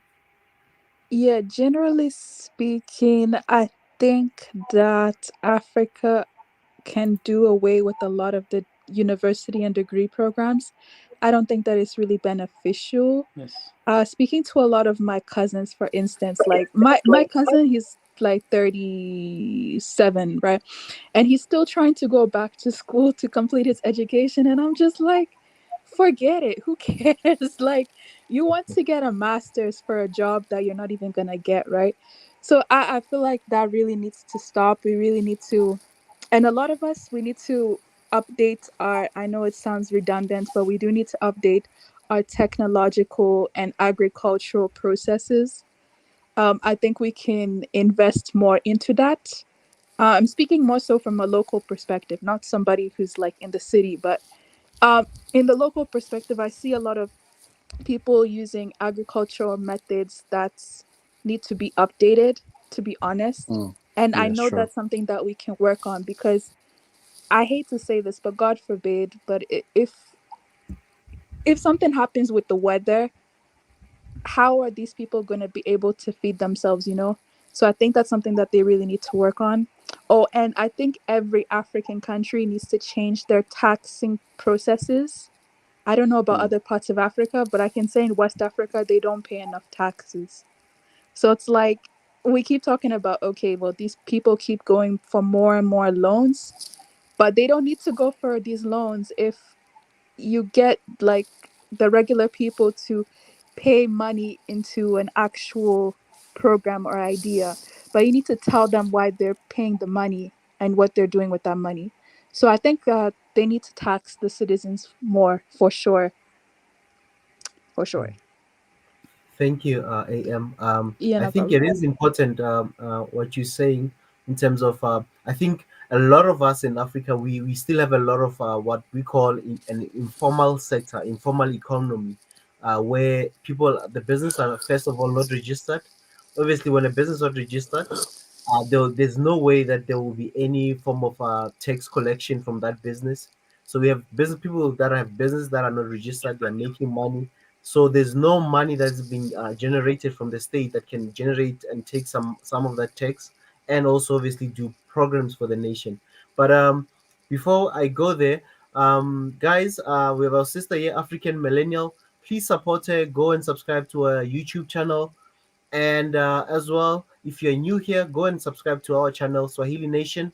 Yeah, two Africans, two African minds meeting and sharing ideas. This is what we need as One Africa. Our sisters from Ghana, please support her. Go and subscribe, like her channel, her content and stuff, and let's all grow together. We all need Africans that are supporting African content, you know. So we need to first support our own, and then we can do the other things after. So go and support African Millennial and support this channel as well, Swahili Nation. And yeah, let's keep moving. One Africa. Just want to welcome my brother Madara. I think Madara once mentioned you, sister. This is a guy who mentioned your name somewhere. Hold on a second. I know people when they talk. Hold on a second. Hold on a second. I didn't say nothing bad about AM. I said you should watch out for Afridamus and Dr. Keizo. He's a troll. Wait. Dr. Keizo is a troll. No, he's your supreme leader. Who's that? Who's Dr. Keizo now? Is it Dr. K? Dr. K, Dr. Keizo. He's talking about me, but I have people here. So, Tunisia, should they watch out for me, or am I somewhat reasonable Pan-African? Come on, Tunisia. You know this guy. We have transformed him into something else. So he's no longer a troll. You think you have transformed him? This guy's got layers. He's not an African. Please don't call me an onion. You know, I only have one layer. Guys, I think your issues and other things, I think you can resolve them in the private chat. Exactly. I'll just love to allow Madara. We've got a topic today. Sticking to the topic about African innovation and solutions, ways that we can come up with ways that can help us as Africans to eradicate poverty, develop good infrastructure for our people. What are the solutions that you are suggesting as an African, Madara? I know, Madara, you from the Smiling Coast, right?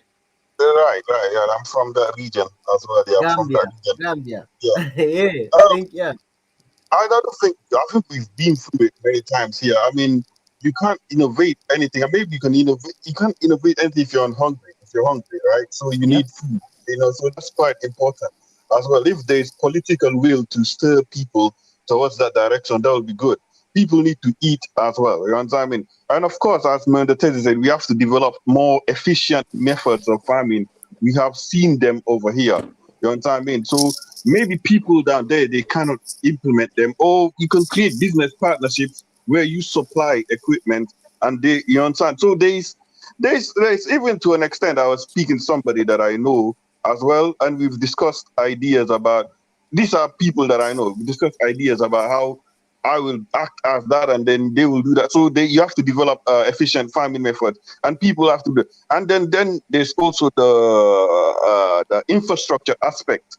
You need to have the infrastructure in place, and then so that you can be able to manufacture. You know what I'm saying? To manufacture goods as well, and that will potentially lead to a service economy. I know a service economy will be good for certain types of countries as well.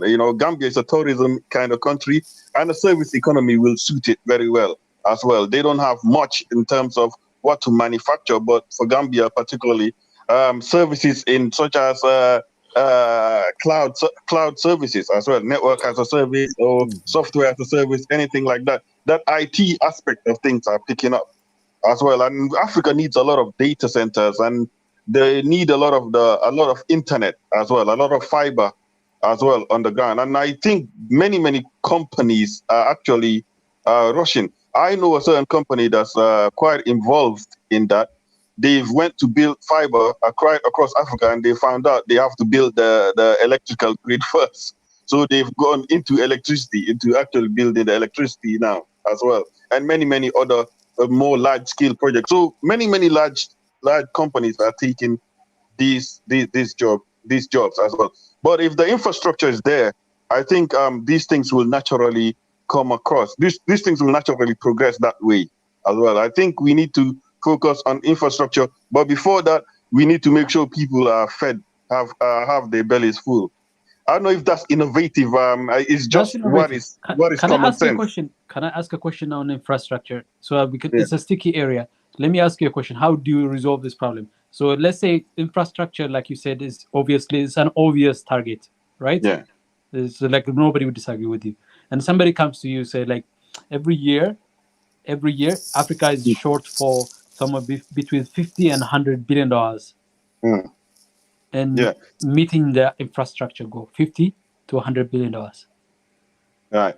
So how do you resolve that problem? Yes. Yeah. That's the issue as well.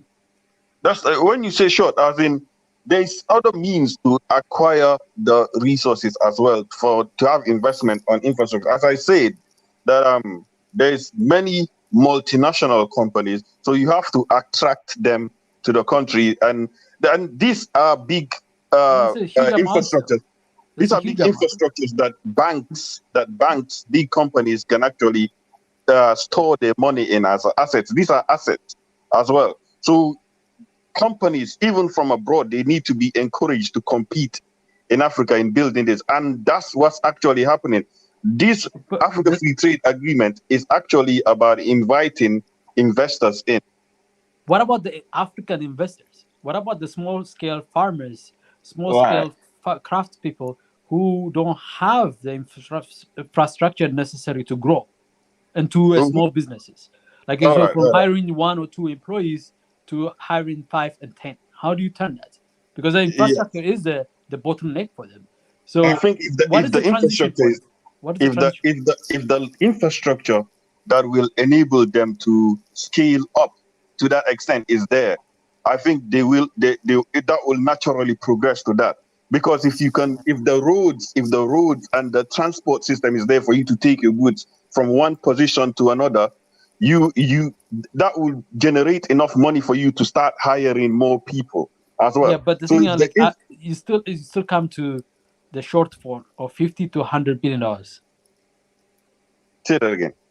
You still come to the shortfall of $50 to $100 billion. So essentially, shortfall means that if you need, let's say, 100 kilometers, you need to have meaningful changes, and then you end up having to make 20 of it.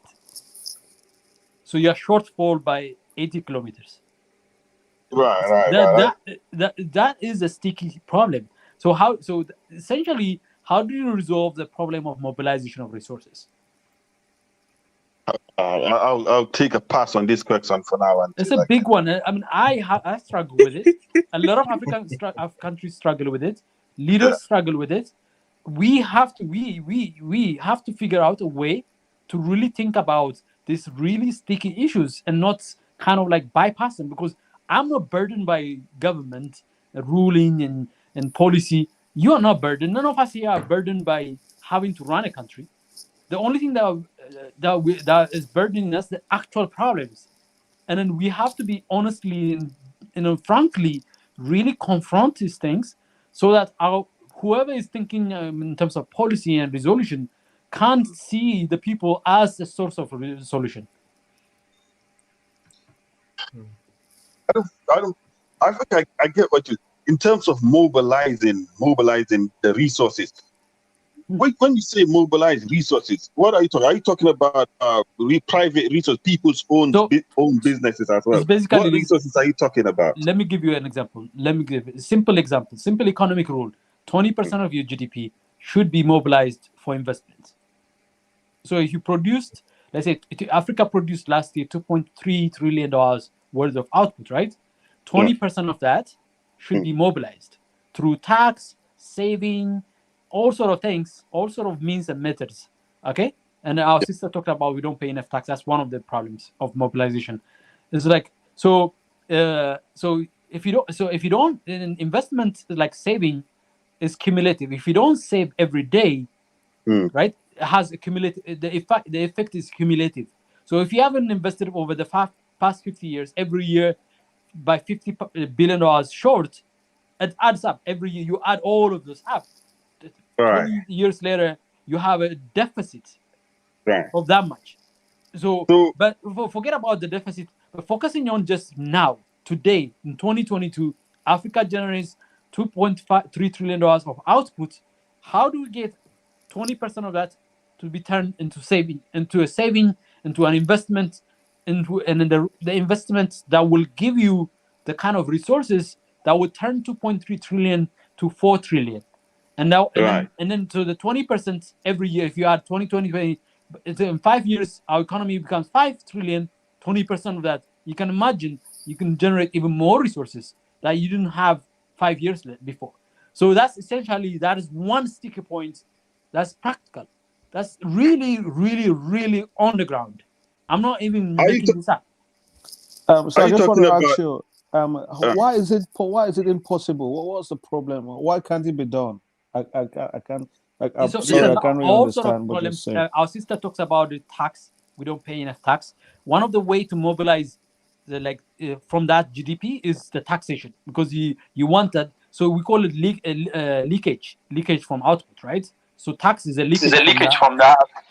So basically, what you are doing is with tax, you are saying that grabbing this amount of the output that you produced last year, so we can put it for next year to do this. So a lot of the time, African countries don't generate enough tax, so they spend most of their money paying salaries, paying wages. They don't have enough money to generate. So 20% of 2.3 trillion, you can imagine how much money is. But every year we are not generating. So we have to find a way of really thinking about resolving this problem, because nobody's thinking this properly. Some governments are thinking it, but they just somewhere in some island, somewhere in the middle of the Pacific Ocean or the Atlantic Ocean, and then it's not, the solution is usually disconnected from the ground, from the people. So the solution doesn't. Madara, I think you're playing two devices, YouTube and the stream. Remember, those are two platforms. So if you're maybe mute your YouTube and then just listen from your StreamYard. I don't know if I answered the question, by the way. Did I answer the question? Well, it's not still clear on me. I'll try to figure out, like, because I believe each country has got the policy put in place to manage to know how to mobilize your resources. So if it's not working, if it's not working, maybe due to corruption or things like that. I don't know. No, it's not just due to corruption. The volume is so large. Let me give you the context of Ethiopia. The volume is so large. Ethiopia should be generating the brain. Okay. I'm just gonna ask you. Let's hold this thought. We'll come back to it. I just want to finish and give more people a chance. I know Biggie has been holding for far too long. We've got Biggie and two Niger who have not said anything. So let's just hold that thought. I also have a thought about the public finances and stuff, because a lot of what you said, I can also just break down a little bit about it. But I'll just allow Biggie to come in, and then after Biggie, we'll go to Niger. Yeah, Biggie. I know Biggie's making bread. You might find that he's busy on a call making bread. Biggie? Yes, sir. I'm back. Sorry about that. Just making bread again. Yeah, I've been in and out. I've been listening. A great topic. I missed Dr. K comment. I'm going to rewind and hear some of it. The highlight. It's great. Tonight, I didn't hear him. Yes, he's on. So I'm just going to listen on the background. and I'll raise my arm. Okay, no problem, Biggie. Um, we'll come back to you, and just checking the comment section as well, family. I know some people are saying we are off topic now, talking about text, but it's, some of the things is just cross referencing. It's not really going all out of the topic. But yeah, wants to understand more about innovation, what innovation is, and but I'll just welcome my brother, Biggie, as always. I mean, I know Biggie, I've just spoken to you. I just want to welcome to Niger.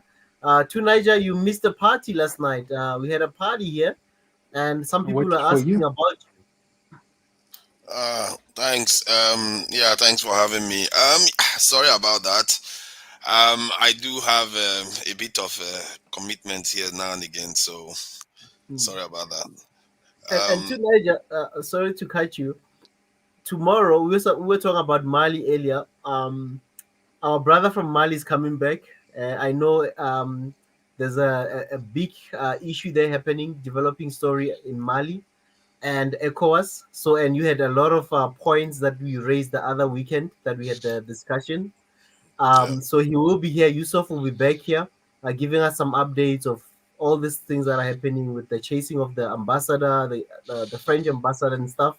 And I wish you can come tomorrow, and you can just be here and just represent ECOWAS as, and yeah, and some of the other guys as well who come from that region. AM also feel free to come and join us, and we would love to hear more of your view as a region, especially ECOWAS region, what's happening in Mali, what's happening in Burkina Faso, but more specifically on Mali. Please, guys, those who are in the West, also come and join us. But as a continent, come, let's all support one another. When something is happening in another region, let's all be part and lend a hand and play our role instead of keeping quiet and say it's not my region, it's those people's region. We all have to be active in all African matters. So, but to Niger, welcome again. Yeah, thanks, man. I guess a lot of people have been talking about a lot of stuff. You know me now. I don't like talking about this about things. The last time I had a conversation with what's his name, African tribal African or something. I'm still asking him. You know what? My IQ took a while to recover, but still, Yeah, to Nigeria, I don't I like need I challenges. need That's I the need him. problem. I need you to give me your address, and because this matter is not done. To Nigeria, stay on topic. We'll talk that on Yeah. Kenzo's channel. Yeah. So I need your address. So the point is that about marshalling resources. Like Africans don't take, we don't collect enough tax, and that is partly due to the fact that we don't give our citizens ownership into their societies that they are supposed to be part of. Um, if we don't make them part of this in the system, then they will not be, and maybe that's something we need to start changing our focus to. Because how are you supposed to generate tax if they don't feel like they are the ones paying for the government? Most of our people don't think that way. They think, oh, we have resources, the government get the money from the resources, they are stealing it, they are corrupt, but they don't think they have any contribution to the state, and it makes them detached. Um, if you have people feel like they are part of it, like what Ethiopia did with the dam, then they have a stake. And if anybody has invested money anywhere, they know how it feels when they feel that that place is having problems. Like if you invest money in Ghana today, God forbid something starts happening in Ghana, you are going to be concerned. If you invest money in Nigeria, because you have a stake in it. That's the point of stakeholders. Our people are people in societies, but they don't seem to have a stake in the society. Some of them due to tribalism or due to whatever, seeing that the government didn't engage them, so they don't feel part of the society, so they don't contribute. Even when in reality, the most resilient way to generate resources is through the people. Because if everybody's contributing continuously, then that's a sure bet way to raise money every month. It doesn't matter the fluctuation of commodities and all the rest of it, because you can pay for anything. You can pay for this is security, healthcare, education, everything can be paid for, and the government can be able to take better loans based on the fact that they have the credibility of being able to take and get funds from or tax from their citizens. This is one of the biggest difference between our continent and Western distant economies. The Western economies have the capacity to be able to generate income from their citizens. Nigeria alone, when the government estimated the kind of money they should be able to generate from the people, it was so high. I was surprised that but they were using it in Nigerian currency. It was so high, but they are targeting it for around 2030 or so to try to generate that kind of money from the people, because they understand now. They are beginning to understand now that they need to be, doing these things through the people instead of relying on oil and natural resources. It's not going to solve your problem. And if somebody was saying something about marshalling these resources, we are not using our people. That's the problem. Our people are just there, follow like people that don't have any interest in building any form of advanced economy. We are just like a subsistence economy where we just farm to eat, and then the ones who cannot farm will buy. As a matter of fact, will buy way too much. So it's a simple problem to fix because it's such a simple switch that you need to flip. So it's not even that difficult. If you flip the switch, then suddenly you get a lot of money in the coffers. I can't believe the Nigerian government, they have about almost 80 million active accounts in Nigeria. And the government is capable of taking 1,000, 2,000 naira every month if they wanted to from each account. Do you know how much that will raise every month? Well over 300 million. And and you can use that to do all kinds of things. That's money that you didn't have before. And you can do it and the people can see what you're doing with it. Yeah. One other thing we can do is ensure we embrace technology, because technology can make things transparent. It can make it hard for people to carry out these corrupt activities. And if things are transparent and corruption reduces, people trust it more. These are pillars of societies. And it's just that our people are not being taught these things or are not even being made aware of it. Like nobody's calling them to order. Now, I've heard Nigerian speakers and commentators on TV say that Nigerians is like nobody is telling them what they need to do. Yeah, and I think there's an element of that on the continent. When we say the continent, sub-Saharan part of the continent, there's no marshal, there's no vision, there's no thing that the people can say, okay, this is what we're working towards. Let's contribute to it. Let's build, like Congo. They were talking about so many. I think they were talking about 4 sets of 4 dams that they wanted to build that could generate so much power that we could be selling this in the energy to northern African countries. But the people are totally disconnected from it. They don't understand their part, their role in it.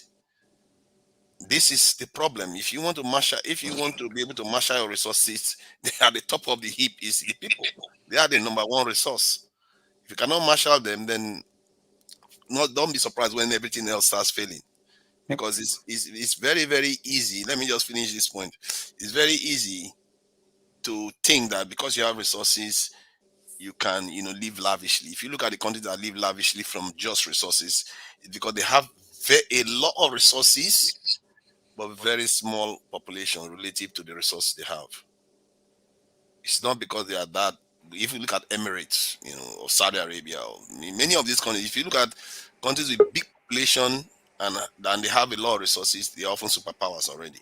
So, but the smaller ones that are not superpowers tend to be relatively small countries that the resources they have is just so much that it's easy for it to go around.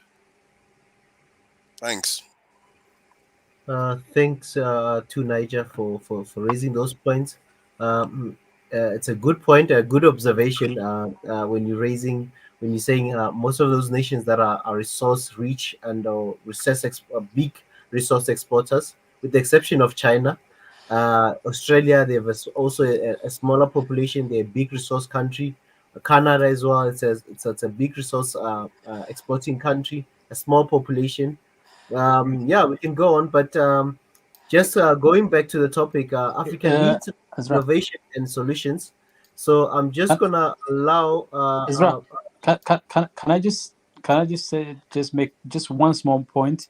One small point. Innovations and solutions doesn't have to be only on technology. Innovations and solution doesn't in itself inherently suggest technology. It suggests everything. You can innovate how you tax, how you relate with people. You can innovate how you understand the economy, how you take advantage. So like people need to have that broad mindset. Africa is not Europe. So we are Africa. So 600 to 800 million of our people are not in the sphere of technology. They are in the sphere of basic sustenance stuff. So we need to find a way to innovate their problem, and that's innovation and solutions. And I'm thinking it from that point of view, and I think people should be thinking that way. Just to give you an idea of Nigeria should be generating at least $100 billion a year extra mobilized. The government of Nigeria has a budget of only $24 billion. I think that's if my number is accurate. So it can tell you that the shortfall is huge. So just wanted to add that too. Thank you. Can I say something as well? Sorry. Yes, everyone. You know, Tunaja, you said something. You said that the people of Congo are not getting involved in this type of development and whatsoever. But I think sometimes whenever we diasporas, when we live outside, our spectrum is so extended. We see things in a different way, and forgetting that people who we left behind, they haven't been able to extend that spectrum. So sometimes we shouldn't judge them with our own lenses. Yes, we can actually see the possibilities, we can actually see the opportunities, but they might not see that because they've been living in that same oppression, mental oppression for so long, and it's conditioned their mind. Do you know how much trouble Ethiopia got into when it did the mobilization of the people? Yeah. And these are like mothers who took from their breast pockets the little they have to contribute to the dam, and the building of the dam is all the source of the problem Ethiopia is facing right now. And then look at how Ethiopia doesn't have any more resources than Congo. Ethiopia doesn't have any more resources than Nigeria. And Professor, yes. How did Ethiopia incentivize its citizens to actually participate and actually contribute as well, instead of just getting away and running away? How did they incentivize the need to do that? The term is my dam. This is your dam. This is your mother who has to deal with carbon monoxide to cook your injera. We have to end that. Okay. Do you think that's possible to happen in a country like Nigeria or other West African nations where there's a lot of accountability? We do have no. I mean, yes, we have accountability issues, but these countries, it's not like, hey, it's not that the politicians in Ethiopia are Puritans and they are these monks. They are politicians. They are in it for themselves as well, but they found that they can take advantage of that. So in the multiple side can benefit. They can benefit in stronger power, right? A much more resilient power, so the people can protect them. So one of the reasons Ethiopians are not like saints or any goodies, or maybe their homogeneousness that helps them to maybe be more cohesive. There's a lot of things that we don't agree with. It's so much infighting, but but the point I'm trying to make is that yes, there are challenges that these countries do. The point I wanted to make is that we have to really set this agenda and then say the agenda is, this is the people's dam, and how do we get to the people and figure it out? There's no really one answer to it. Just figure it out. I agree with technology as an innovative means to mitigate any sort of corruption in sort of way. But it's just in West Africa, as you can see right now, any military corporal can just get up and just take a gun and say, I'm the president today. So you have to ask yourself, in what vacuum are those military people are feeling? They are feeling the vacuums of poverty. They Mm. are feeling the vacuum of poverty that everyday average people experience. So you go to West Africa or you go to East Africa, any politician that comes, they're filling in those politician or military work, they're filling in these fundamental problems we haven't addressed. We don't mobilize enough resources to tackle our fundamental issues that concern our average people. And then if you want to resolve that problem, go to the people, make people part of the problems. And I'm like, so what I'm trying to say that, I'm not saying Ethiopia is like a perfect example. I'm just saying that there are ways to do it. Just Ethiopia just showed, at least to a degree that is semi-successful, it's shown that, and it can be used or the templates can be used, at least some of it can be used, and then it's just link it up. Like electricity means something for somebody in Congo. And then that meaning, tap into that, make it. And then if you are a politician, your job, your position is more secure because of it. I guess I'm You're just trying right. to see the feasibility of it in a dynamic environment, especially like West Africa is very, very dynamic, or even other parts of Africa. It is very dynamic in So Ethiopia. the only example I've seen a leader mobilize people like that is Thomas Sankara in Burkina Faso as well. When he mobilized people to do you know Burkina Faso before Sankara? Say that again. Burkina Faso before Sankara was considered some place that you could not mobilize something like that. So yeah, it is possible to do it in places that you didn't expect to be done. You just need that kind of leadership. And then it doesn't have to be everything that is figured out and have all the blueprint and the answers figured out. You just have to have the right intentions, the right visions, and then be willing to adjust the way you operationalize it based on the context and the condition you find yourself. Some places, and the people follow along. Yeah. So it's not. So you're not just leaving it to another thing I want to say that is the goal is not to get 50+% support. The goal is to get what I call the critical mass. The critical mass doesn't have to be majority. The critical mass means if you get 20% of the population of something focusing on one thing, that's a huge number. So so if you go look at Ethiopia, I mean, the government is not focusing on getting majority of people to support, getting the largest number of people. The largest doesn't mean majority. It means if you have 120 million people, if you can get 30, 40 million people mobilized in support of your goals, everybody else splinters into so many other things, then you have the largest force in there. You have the concentrated political force in there. And you can do that. There's all sort of methods to do it. The method can be adjusted and more like, to the context, to the conditions, and to the prevailing emerging advantages emerging. So some Are you Ethiopian? Yes. You see, the way he said it, and that is that they just basically asked them. You ask them, and in the context of Nigeria, I understand your reservation with that, because Nigerians will be like, oh, why should we trust you? You give you the money, you go and spend it with your cronies. This is why I'm saying that we need to be a lot more transparent, and technology is going to help it a lot. Yes. To convince them to follow you, you have to give them the reason to believe. Yes. Because if they don't believe you, nobody in West Africa, they are not going to listen. No, that's the thing. That's exactly that's the point I'm making. The context matters, and then within the context, figure out ways that. So in the case of here is some kind of trust issue. If you have to build, if you have to work on the trust element, figure out what will work to build trust element and then work it out. But the goal is the same. Hold on, Pastor Ezra.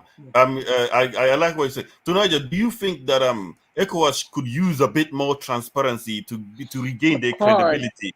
The whole institutions of the continent can do with a lot more transparency, from ECOWAS, African Union.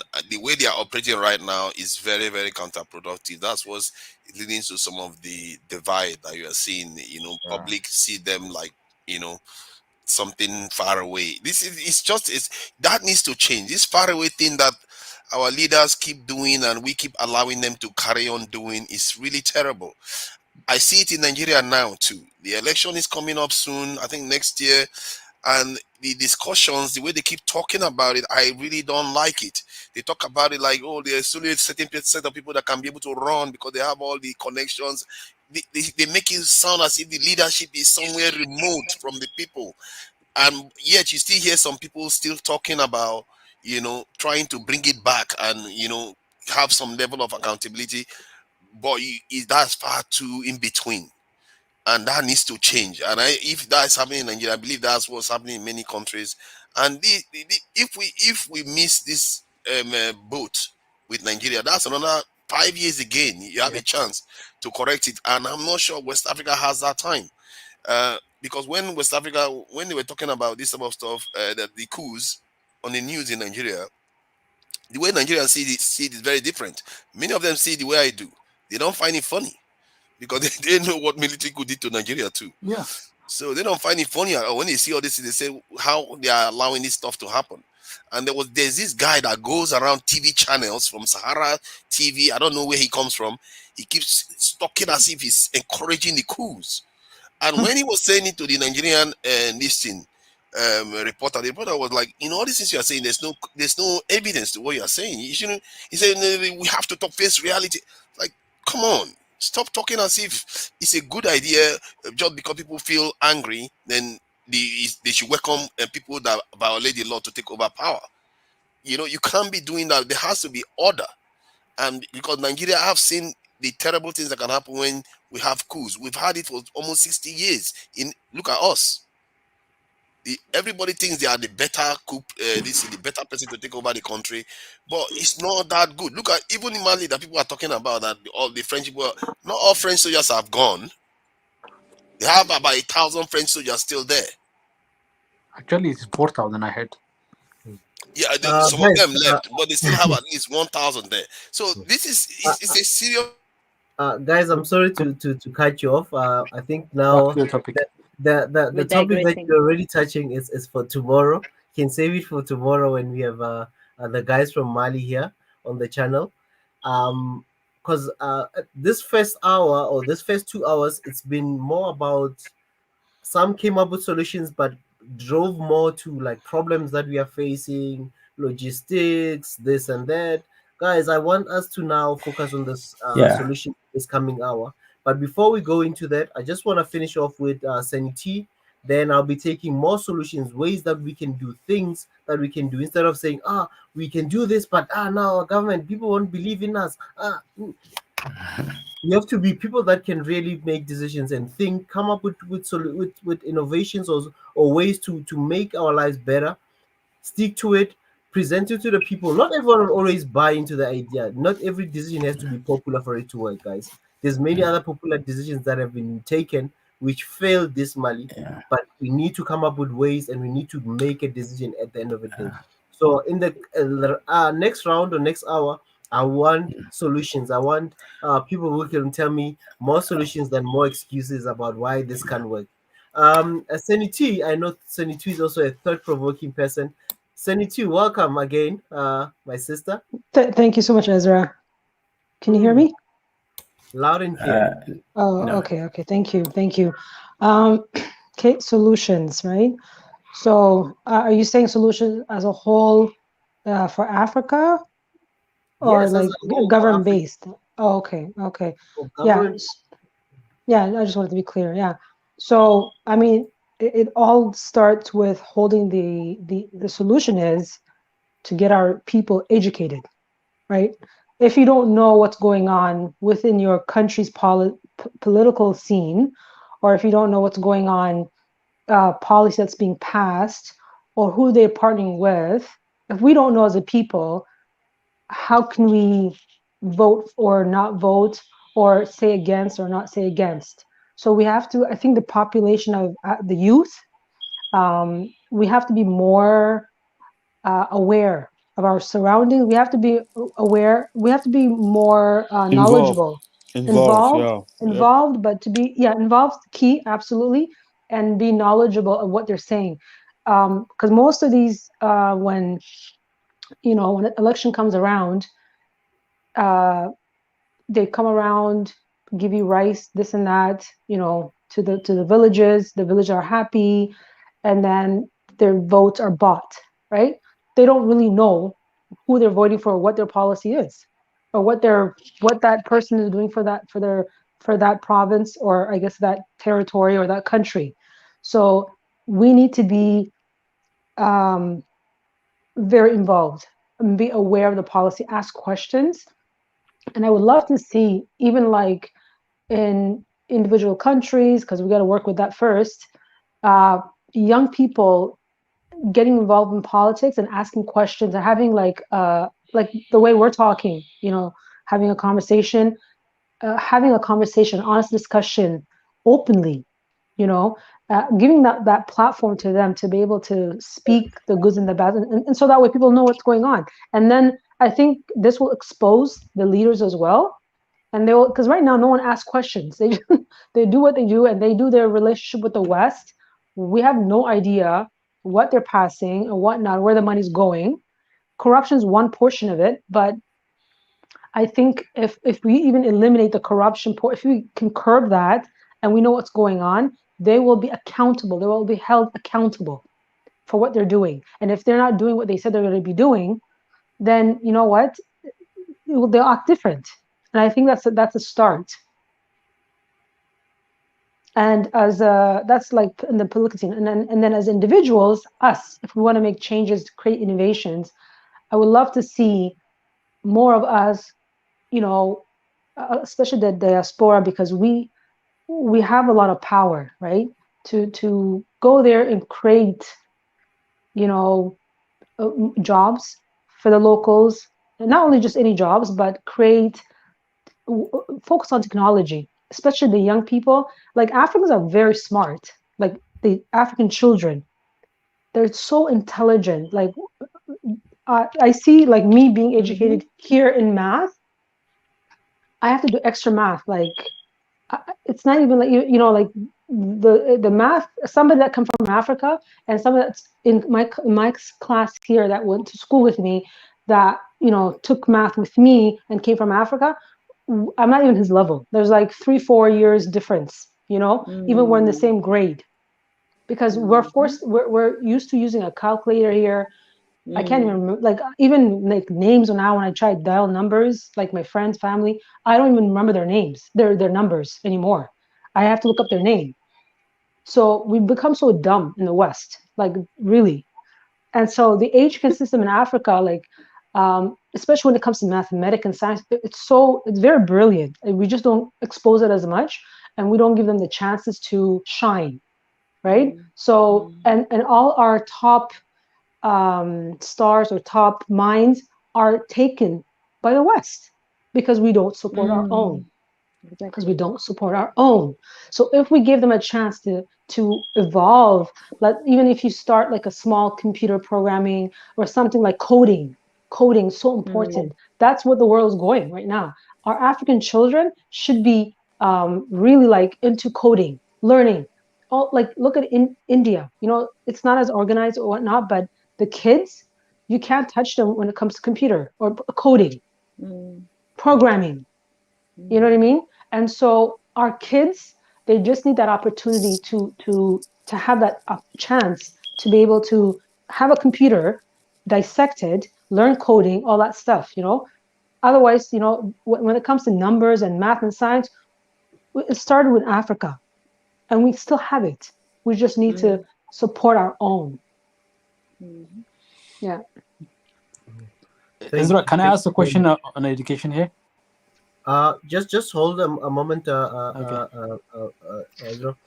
Guys, those who've just joined us, please don't forget to subscribe, turn on the notification icon, like and share with your friends and family about this channel, Swahili Nation. And we've got a sister as well called African Millennial, also support our channel as well. Thank you very much for your support. To those who were here yesterday, I know Two Niger missed the party, our 200,000 subscriber party. But family, do not miss. Turn on the notification icon if you're already subscribed, so that when we go live, you can join and not miss the streams. Because some people come in the middle of a stream and want to talk about something totally different from what we're discussing. So let's stick to the conversation. Whatever you want to talk about, other topics we'll cover in another session. So The brain, you can quickly ask, and then I'll be going to Mondatezi and then Dr. K, and I need solutions now going forward. To me, like the challenge that every African thinker must confront, and we tend to ignore this part, is the reality of the average African. The reality. Okay, yeah, we should, let's say, focus on coding, but how is that aligned with the condition, the reality of the average African learner? We say we should focus on agriculture. How's the ideas that we are innovating is in alignment with the context and the condition which our farmers' daily life is, how normal this life is. There are hundreds and millions of numbers. Please just go and look at the numbers, and the numbers tells you the people, the human faces that deal in those contexts, those conditions. The underinvestment, meaning of underestimate, what does that mean? So how do you square, like, oh, they should focus on this, they should focus on this, or they should, and then you realize, but you don't have the money to do them. And then okay, we don't have the money. Let's figure out a way to circumvent it. What are the ways to circumvent it?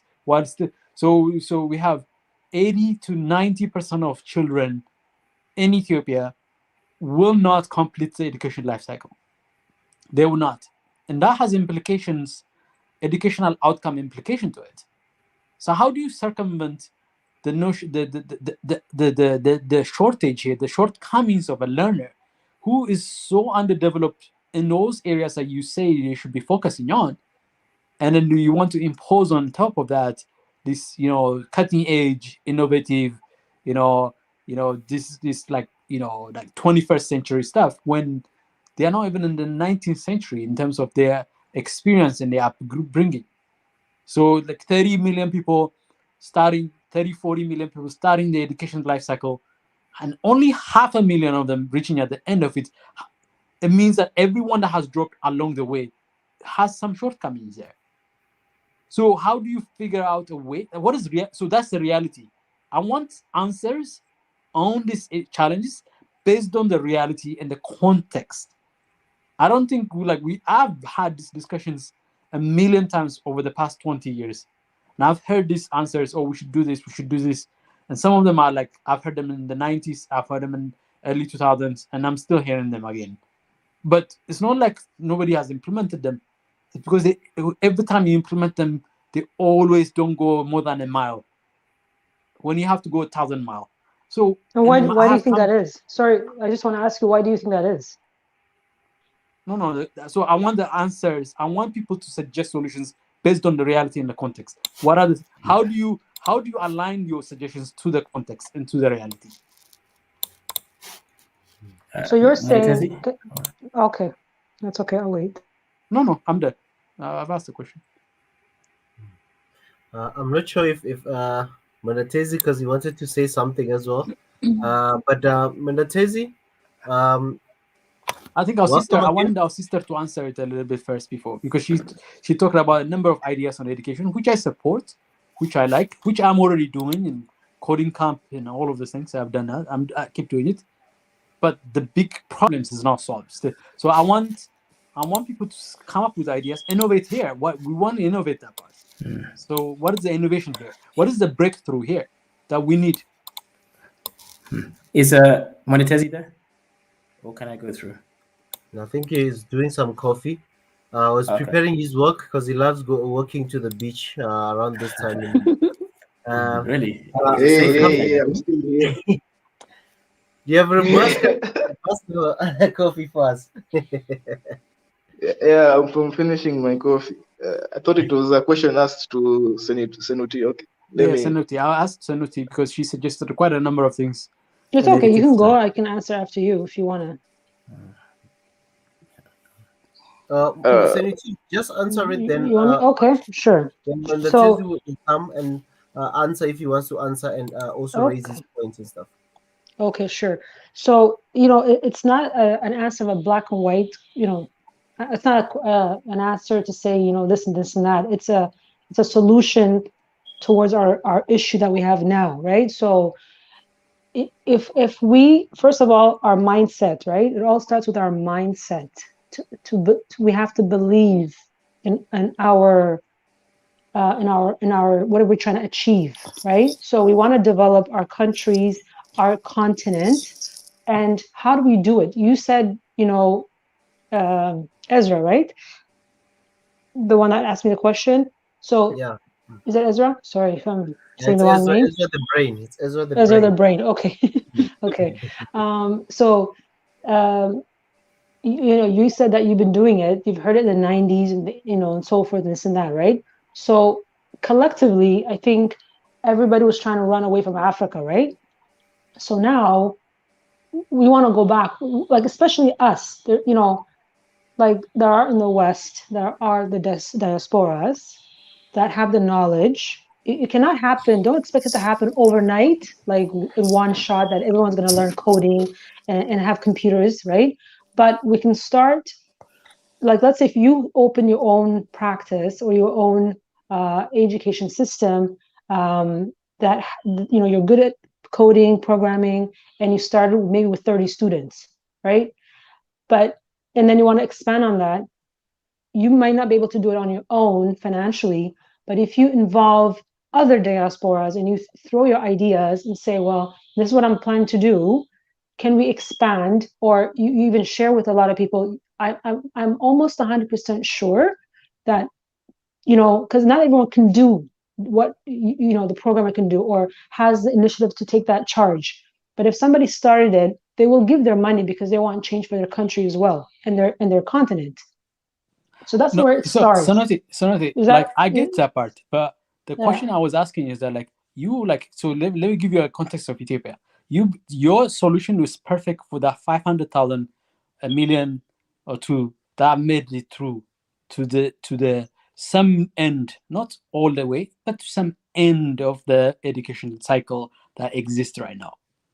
But that's not where we are struggling in Africa. That's what I'm saying. What we're struggling is not that those people that made it to the 12th grade, the 500,000 or so that made it to 12th grade. That's the problem. That's not. You started with 30 million at the beginning of it. With what? What happens to, and they are the 20, 30, they are the 60, 70% of the population that we say they are under the age of 30 in Ethiopia right now. They are part of it. They are miseducated, undereducated, uneducated. Okay. They are the ones who are on a daily basis out there producing whatever things that we are eating, whatever thing we are producing. They are in the mix of the economy, in the society, undereducated, listro, like shoe shiners, laborers, and blah blah, and all. If they manage to do those things, if they don't manage to do anything, standing around in their towns and neighborhoods, unemployed and underemployed. If they are employed, they are underemployed. We're not talking about those who have managed to do. So the solution is suggestion is like, I am dealing with those people that you're talking about, and then I get them, I find them. Students that finish 12th grade but don't have the necessary skill set to take advantage of the current one, they are the minority of them. They are the elites that end up being the elites that run the country. What I'm talking about is the vast majority of the population that is left behind. And then because you've left them behind, you've left the economy behind. The ripple effect of that, it affects everything else. So how do you address an education to that child that is left out? So let's focus on the learner's condition. I'm talking about the learner's conditions. What are the answers to that? How do you answer that? So the thing is, what you're saying is there's a whole bunch of people that went to school, up to grade 12, but they don't have jobs or they don't have ways of living, right? Making a living. You're saying like the people that have for programming and things like that, you're saying it's the elite. Is that what you're saying? What I'm saying to you, those are the small fraction of the learner profile, the student profile. The solution, your suggestion only addresses a very sliver of the population, of the learners. I disagree. Vast majority of them don't get to with what you're saying. You know why I disagree? Because the thing is, you have to. I'm giving you numbers. It's not fact. I hear what you're saying. I understand what you're saying. The problem, we all agree, the problem is one of the huge problems. The problem is our education system. the education system up to grade 12, people learn to find a job, right? They're not learning, even going to, to school, they're not learning trades. They're not learning to, hands-on about growing, farming. I'm trying to really sorry for interrupting. I'm talking about the 4th grader, the guy who dropped, the kids that dropped at 4th grade, 6th grade. They are the majority. What about solution for them? Okay, so most that is in where Africa, the problem is. Okay, that's why most of us come here, think about solutions. We only think about the small elite groups. That's what I'm saying. We should be thinking about problems for the ones that didn't make it through the cycle that we set for them. Okay, understood. Who are the majority? Right? They are the majority. 30 million grade 1, 30 million grade 1, 30 million people in grade 1, 500,000 in grade 12. I understand what you're saying. That's so the difference for these, right there. Okay, so this is what I said to you. We, the diasporas, are a big part of the solution. So when we go back and we create manufacturing companies, or when we create jobs and opportunities, who are you going to employ? You're going to employ the locals, right? You're going to employ the guy that dropped out of the 4th grade or 5th grade. So we are part of so you cannot help all at once, right? The government has also a big part of it, obviously. This is why I say to you, the people as well, because there's different parts to it, right? So when elections are happening, if the population doesn't know what the politics is in their country, they're just, maybe they're the same tribe, they vote for that person because they're the same tribe, or maybe because that person comes around in their neighborhood and gives them a bag of rice, then they vote them in. They don't really know what the policy is about. Are those current people that are running for elections, are they trying to find solution and finding jobs for those people, or are they opening training skills? Because the Chinese are coming in drones, they are creating jobs for their own people, right? They're hiring their own people instead of, you know what I mean? So when if let's say Kenya is doing some sort of contract with China, instead of having the Chinese bring their own Chinese people to do the job, they can have Kenyans do the job. So this is the government can say, okay, you know what, you guys can get the contract, but hire our own local people. You cannot, it's not a solution that can happen overnight, but we can fix what's broken from now going forward, right? And you're not going to be able to help everybody at once, but at least majority of the African population, they're, between the ages of 20 and 30. So it doesn't, and don't get mistaken, just because you finish high school or you're not a doctor or whatever, this and that, it doesn't mean you cannot be successful. A lot of actually successful people have their own business. But I get you. I So just want people to. So these people, hold on, let me finish. Yeah. These people, just want to finish my point. So these people that even dropped out in grade 3, grade 4, whatever, I'm sure they have, maybe they have a business mind. Maybe they want to run their own business, but they don't have the means to start it, the money to start it, right? So we as a so we can, if the we can, like the people, again, being aware, the policy of getting a loan, right? So instead of giving them high interest rate, or even like you and I, simple people, even if I help 5 people start a small business, but then I have a contract with them that they have to pay me back that money with small interest or whatever, but we're trying to help our people, right? So it's like, you know what I mean? So you can you can even go back to, this is why I say diasporas are so important. We can go back, we can even partner with the locals. We can, because I'm telling you, there's so many sharp minds in the continent. A lot of young people, they just don't have that opportunity to like funding, right? So there's so many solutions, so many ways that. I got your answer. This is where I wanted us to go. I wanted us to really have breakthrough thinking like this, like there's so many ways you can come around, so many ways to get to make the connection in the dot, but also in recognition of the context within which the very substantive nature of the problem.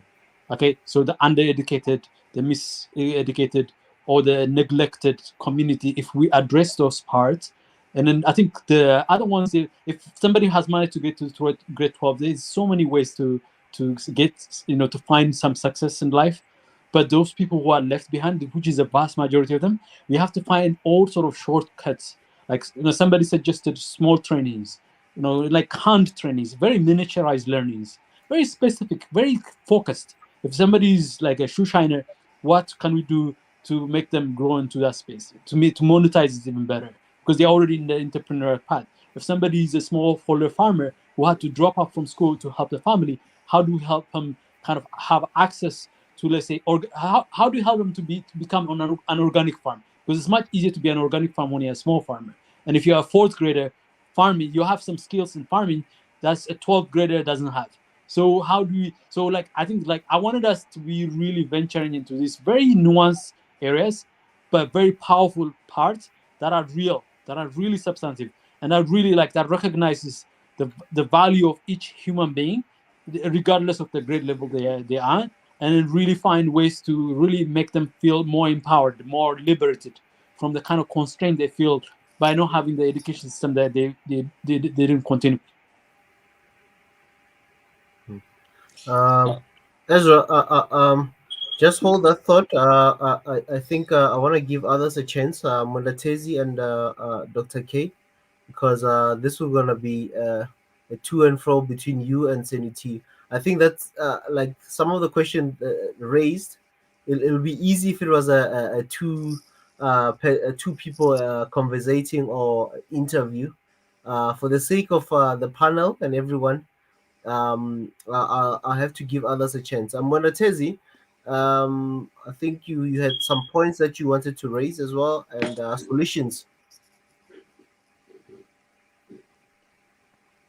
Yeah, I had some solutions and some points. It was a very interesting conversation between the brain and my sister here.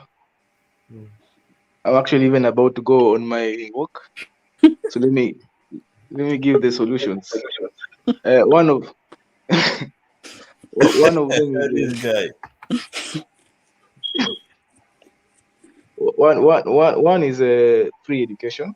You cannot maybe leave free education is free education German style, we are free from kindergarten to university. So that in like I heard in Germany that even old people they go to university because it's free and they have and they're bored or something like that. So I think that's a very good way of getting skilled labor, just free education and allowing people to go, allowing people just to go to school anytime they want to go, get some skills that they want to, and then they continue with their life. So that's a very important way. Another one is what we call, I think it's new in Kenya. I don't know if it's what Ethiopia did, but it's called infrastructure bond.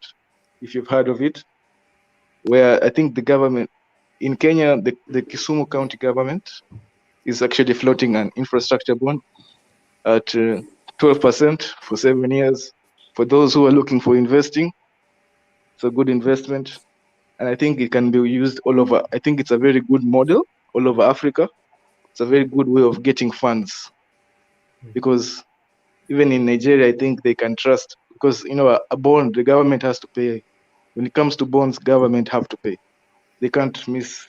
So it's really an investment where you get your money back plus profits, and the government conducts that project. It gets the funds to do. So it's a very good way. It's really just taking a loan from the public anyway. That is the model. I don't have any other idea. If I think of one, I'll tell you. Mandatezi, you said free education, right? Then you gave an example of Germany. Just Google it. Just Google it and see how much they spent. $130 billion euros.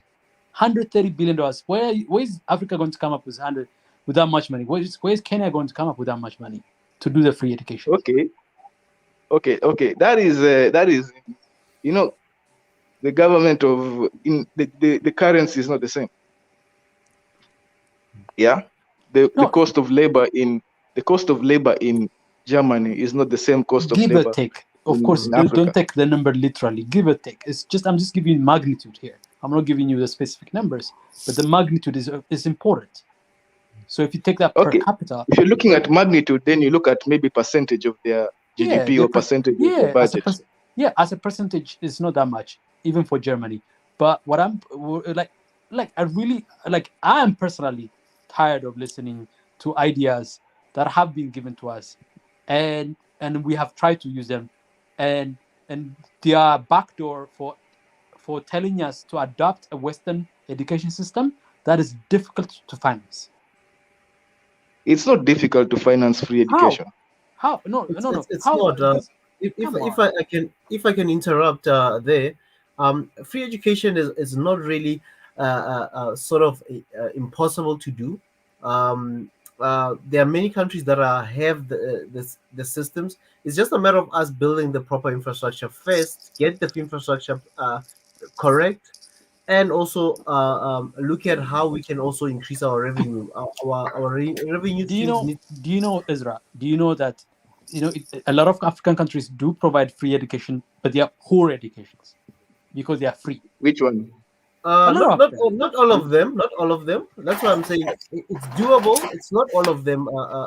Ethiopia provides free educations, primary educations, free. So that's why we're saying it's I not. say university. But it's there's poor. many countries. It's poor. What I'm trying more to tell you is that university.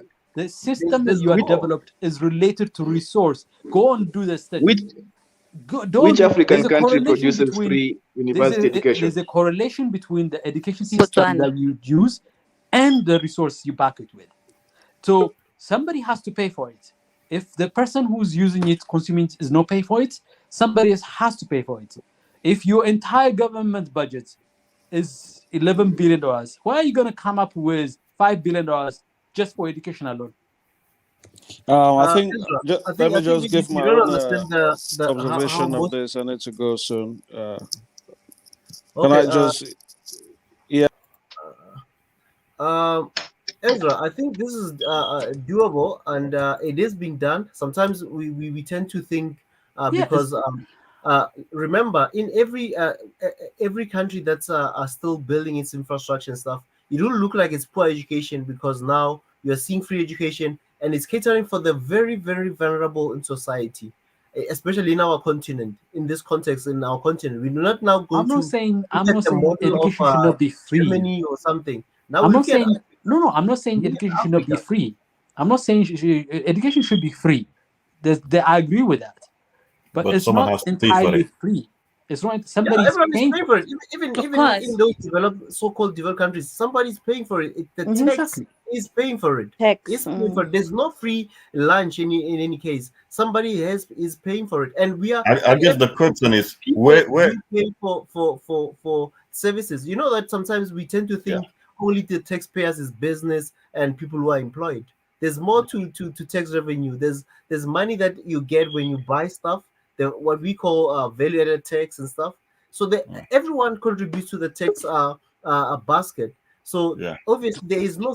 When it says free, it means that somebody is subsidizing that education for others who are vulnerable in society to get skills and maybe be employed or get into the main system where they can be marketable for them to get jobs. I guess we can, if anybody knows per se, but somebody has to fund it. We subsidize everything in every country, even your roads. You cannot say this is a free road. Somebody pay for it. Your tax paid for that road to be made on that road. Some people might be driving free now, thinking it's free, but it was some money that came from your tax collections. So that is always gonna be there. It's not a matter of education. When we say free education, that means it's also of low quality because it's from Africa, and we try to compare the dollar denomination. We have to look at our own environment as Africans to say this is where we are. We need to build more infrastructure. I think we are more on trying to build infrastructure. I think we should focus on also building capacity that will cater for more people, that when you providing this so-called free service, it can have more good quality because you won't have classes where you've got 60 students in one class, then obviously your quality will be compromised. But when you have capacity and infrastructure to cater for more people, then your quality will also be better because you can have few people in classes and you can have more people who can pay attention, and the quality will obviously increase.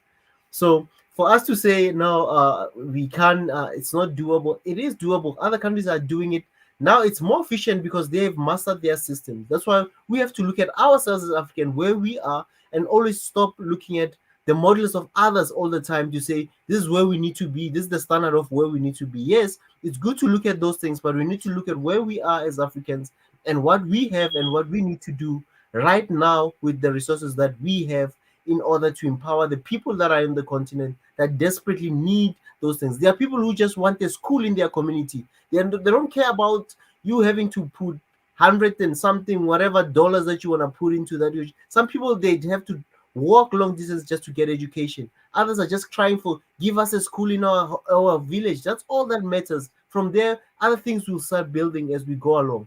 So those are things that I'm talking about. But anyway, maybe and I I want think to just maybe give a chance as well because I think Menates even ran away. Give Dr. But Keizo a chance. Give Dr. Keizo a chance to speak. Dr. K, I want to give you a Can I chance. say you have totally misunderstood the point here. You have totally misunderstood the point. Ezra, the brain. Just hold that thought. Let's give others a chance because we'll be going in circles on one matter. Dr. K. Yeah, can you hear me? Yeah, we can hear you. Wow, you've been a good boy today. Oh my gosh, I can't believe it. Oh well. You're calling a supreme leader good boy. Okay. Please let Dr. K talk. Yeah. So I think most of the conversations were focusing on micro level problems and micro level solutions, and I think it's neither here or there which one you take. They're all relevant in their own context. But if you want to solve this problem of Africa being less developed, you have to ask yourself the first question: are you trying to make Africa in the same league and or higher league than the rest of the world, or are you trying to make Africa better? Those are two different approaches to the problem. One is, yes, doing anything other than what we're doing right now will make things better because, again, there's a lot of low-hanging fruits, such as improving education, etc. However, the low-hanging fruits don't actually solve the larger problem. So even if you solve the problem, let's say literacy rates, you then end up in the issue of having people who are more educated, but then the economy isn't actually relevant to the education. So, for example, let's say the world is going towards tech in this relative. Let's talk about AI. Basically programming sets of instructions to robots. That's where the world is going right now, and replacing physical labor, etc. But your education is focusing on learning things like math, science, English, but not in a contextual sort of diploma focused kind of education whereby they're learning specific skills. So then you end up with the issue of you have educated people that don't actually have specific skills for the market, that the economy you're trying to get into. So that's sort of the issue of focusing on being better. You will get better, but then you won't actually reach where everybody else is. Now, if you want to reach where everybody else is and or supersede them, you have to kind of understand I have some theories about African versus European-based sort of cognitive preferences. I believe that the African man is more nomadic in his thinking, in the sense that he is more focused on inculcating himself within reality in real time, seeing what's around him. Sort of, if you look in Africa, things are people keep the phones on loud because they want to interact with real time. In European countries, they put their phone on silent and they're going to respond to messages so that they can plan for the future. Now, there is good and bad in both, and relative. But if Africans can get a system whereby African philosophy starts to manifest by understanding this concept of time and the nature aspect, because we want to enjoy reality, we want to feel, that's why we're more in tune with certain aspects of nature itself. But we have to also understand that the world plans and that there is also this kind of concept of transtemporality. So if we want to truly transverse this issue of us playing the catch-up game, is we need to develop an African-centered philosophical system that takes this into account. Well, how this might look like is having a government system whereby, again, it's gone through the rigorous training of philosophy and African economics that inculcates a bunch of capitalism, but with a socialistic sentiment around it. Because I think Tanzania is trying to do that, which is a good thing. At least they didn't go down the full capitalistic range. Now, what does this mean in reality is that set up a system whereby you have people that understand how the world works, whereby we understand our own, preferences for chaos, right? We Africans like chaos. We like to integrate ourselves into the real time. However, understanding that in a way that allows us to then, take advantage of planning. So what is, let me give it simply. You have a school system whereby you have these leaders that constantly reevaluate the world and where things are moving. They constantly see what is happening, and then they constantly change enough of the education system and or economic, let's say if it's a service-based economy, you change it relative to what is literally happening in real time. Let me give a basic, simple example right now. We've all been caught up in the zeitgeist of Coal Fleet 27, right? We all know what that means, right? I'm not going to say the actual word, but it's the thing that's happening right now. Now, I have seen the studies, and I'll put it in the back of the chat, whereby in Africa, if you look at the sort of issues such as diseases that kill us, is flu. Go to Nigeria. In fact, Nigeria was the number one country in 2018, according to World Health Organization and other sources, that people died in the world from flu. 286,000 people died from it. People from this other thing that happened recently is 4,000 in Nigeria. The point is, we needed leaders who could have true sight. True sight is the ability to literally see what is happening. This was not an African problem. We've had African problems. We've had, epidemics in certain things, malaria. We have, again, flu is actually a problem, right? And Ethiopia is the same thing. 66,000 people were killed in 2018, but this other thing is 5,000. This is the same for all African countries apart from South Africa. The point is, we are just simply following suit with what everyone else is saying, doing, instead of seeing what is actually causing our problem. So if we can get this African philosophy out, we can get leaders who have true sight, whereby we're able to make policies that reflect our actual problems, like literally seeing one-to-one what is happening here, instead of focusing on, I believe this is the issue, the lack of true sight in leadership, whereby we learn things in school that are not relevant or outdated. We need people who can see exactly what is happening, then change the policies in real time, but also, again, be able to see the future enough that we implement policies or let's say systems such as education that can be expanded, that are more broad, and then the specific skills can then be trained and put there. So we have to just think about it. To me, that is the innovation here. That is exactly the innovation. Instead of trying to really harp on how to best implement an education system that we don't have the resources to back it with, okay, instead of trying to harp on, which we've done over the past 50, 60 years, and in the case of Ethiopia, done over the past 100 years, instead of trying to harp on a system that requires so much, is so heavy on investment for it to succeed. It's so heavy on investment for it to succeed, on money to succeed. We need to begin to think about how do we come up with education that is relevant, contextual, aware of context of your learners, your children, instead of having to get kids to travel across to because they have to be in a school. How can we miniaturize learning? That makes me, and that is the innovation. I wanted to drive that innovation. Instead, you guys are here championing the Western education system.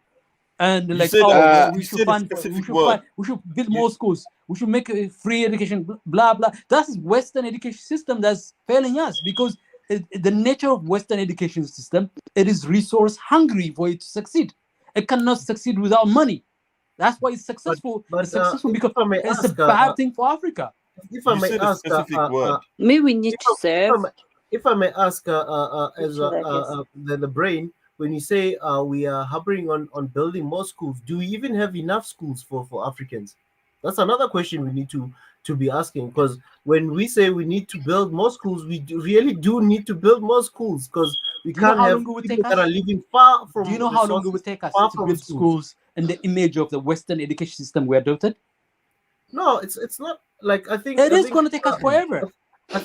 I think most people sometimes we tend to look at things too much in the Western way. No, it is a problem. Even when we are implementing stuff in Africa, we are looking at other countries. You know that a lot of countries are now adopting a lot of things that are more local based and more catering to their needs in their countries. Not looking at any model of America or any of that stuff. It's not large when scale. You're looking at infrastructure, for example, let me just talk about something. When you look at infrastructure, if a government in your country decides to say there has to be a school for every 10 kilometers, there has to be a school in our country. It has nothing to do with Western education. It's about looking at the needs of your country and looking at the logistics of your country. The 10 kilometers. Why shouldn't we say 10 kilometers?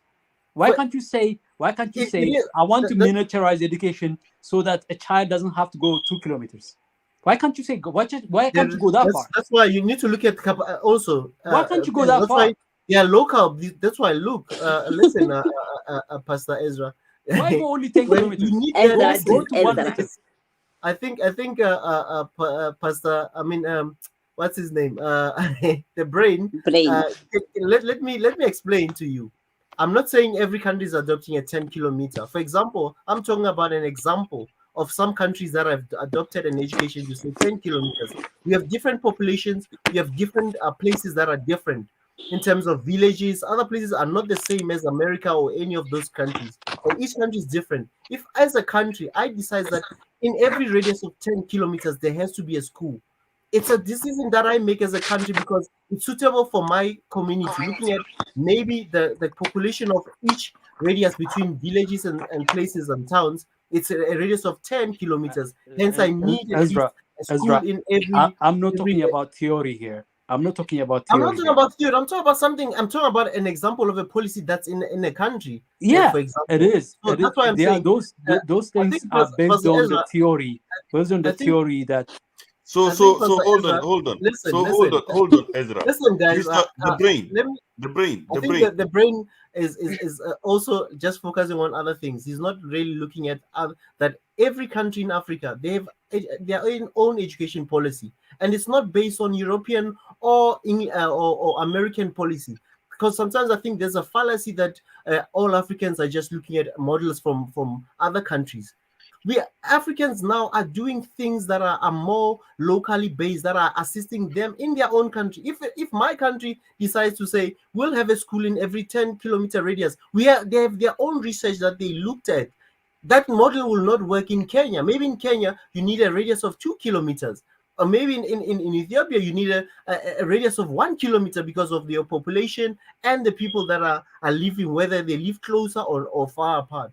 Those are the things that you need to also look at. That's what I'm saying. People are not copying European. I think there's this perception that everyone is just doing European, American. It's not the case, Pastor Ezra. I mean, not Pastor Ezra, the Prof Ezra. It's not the case. People are doing certain things that are more now locally. I can prove this to you. It is the case. That is exactly American. That's exactly European. What you just talked about is the European policy 10 kilometers, for example. If I ask you a direct question, because I think now, Pastor Ezra, you just can I add certain things that are not there. Can I add? Also, just listen, Pastor Ezra, because I think we, if I may say so today, is sometimes the conversation is mostly sometimes we need to give others a chance. And as I'm explaining some of the things, I know you have questions. You want to put questions. You also need to listen to other people's questions. And when other people are telling you their reality, does not mean it's a European based solution that came from Europe. Yes, there's things I have studied the history of education. They look at models. I have studied the history of they education. Look at models. As my job. Even the Americans, even the Europeans, they look at other nations, their quality, because they're not number one in education, by the way.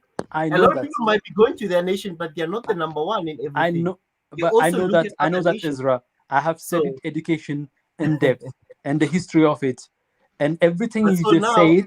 Everything you just said. If as a country, if I'm in a country that says for every 10 kilometers we need to have a school, do you think they just went and said, "Oh no, America, give us a model, then we implement it"? No, it's not the case. They also have models. I mean, guys, come on, let's not look at our intellectual capacity as Africans as if it's stupid or something. Let's also look at the Africans that are here on the continent that are doing other great jobs. It's because we are so focused on what we don't have and what others are having, and we think they're always having the better things, and we are the ones behind. We are always having to copy from them. No, we are not. Can I say something? We're always doing that. And as I'm saying, I'll just finish this thought. Just to finish this thought, and then we'll move on. It's because sometimes we look at we tend to think that way, and it's not the case. And as much as yes, Ezra, I respect your research in education and stuff, and there's a topic that really derailed everything now, education. As I'm telling you, that other countries, many countries are doing so much that they're trying to come up with models that will work for their own environment. That's my point. When I say they're trying to come with ways, other countries they've come with policies and models that says in our country, looking at our population, looking at maybe this distances between villages or different towns and stuff, they decide to say there must be a school for every 10 kilometers. You can't do that same model and copy and paste it in America. It's a different world. You've got a big country. They've got lots of open land in some places. So Africans are also doing other things. Let's not just think that our governments are not doing anything. They just corrupt. They just do, because that's the things that the colonization of our mind needs to go there as well. We need to decolonize the thinking that everything that's done in Africa, it's not really working. Everything is failing. That's why I said, let's come up with solutions. What solutions are you seeing that are out there, and what are solutions that you are suggesting that we do? No one is having all the correct solutions until they are really put to the test.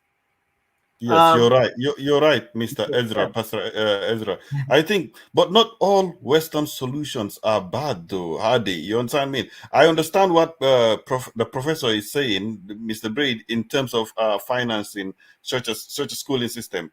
Obviously, in financing this schooling system, you have investors who invest their assets in these these infrastructures as well, and then you have the users. They can be private users or private people that use them, or you have government institutions that actually subsidize these kind of infrastructures, either through tax or through trade they've made from a certain type of resource. These are the ways to finance it: investors or the people who are using it. Now we have private schools and public schools. Public schools get funded by the government or subsidized by the government, and you have private schools.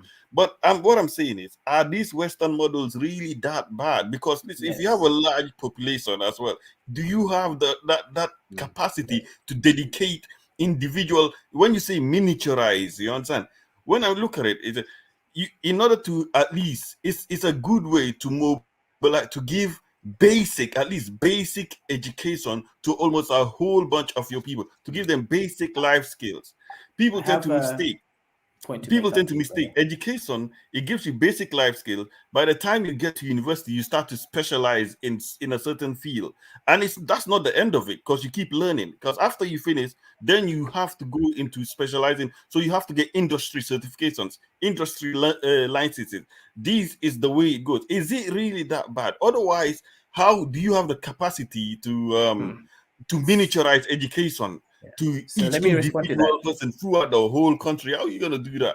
Let me respond to that, actually, because this is what I mean. And I think actually he has a similar point, is that Africa, it has a unique problem and a unique way of thinking about the problems. In Kenya, they invented M-Pesa to kind of give the average Mwananchi the ability to be able to have a banking platform on their mobile phone.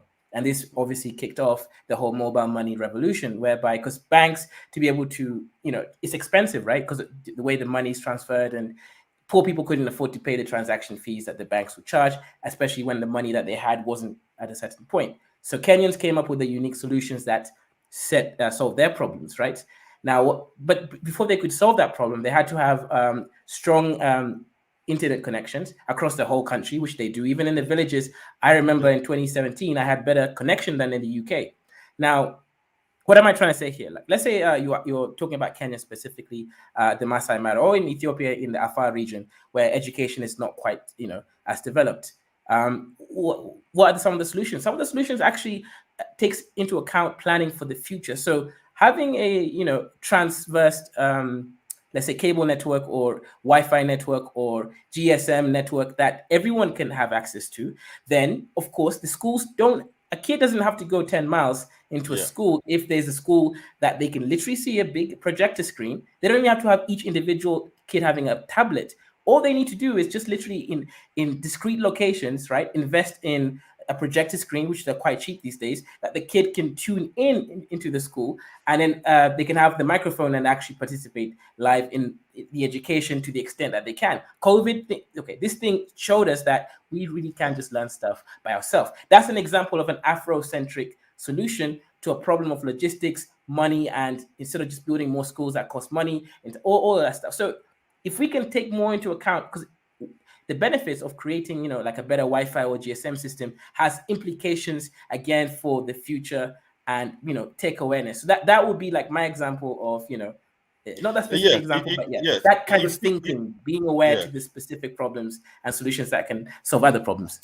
It seems like it goes back to at least you guys have talked about hold on a second. Okay. It seems like it goes back to infrastructure facilitating this, but it still doesn't change the model that, because I think what Ezra was meaning was he wants to make education personalized and miniaturized. Not this Ezra, the brain. He wants education miniaturized and personalized to each individual to give them a better education in a way, to have a sort of kind of mentorship. I think that's what the brain was trying to say. So what I'm trying to tell is that there's nothing wrong with the Western education. It's worked. It's proven. It's worked. It works.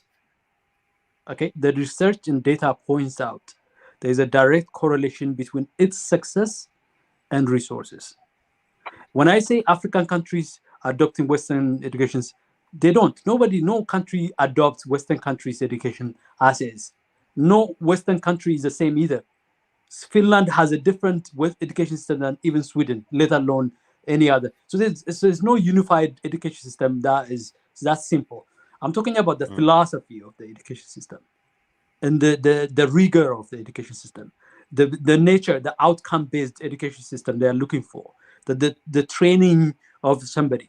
They call it the banking model education system. It's an incredible instrument. It has transformed the world over the past 200 years. There's no question about it. And it started with the Chinese. And then even the Chinese have taken it up, and then they put in so much resources into it to make it succeed.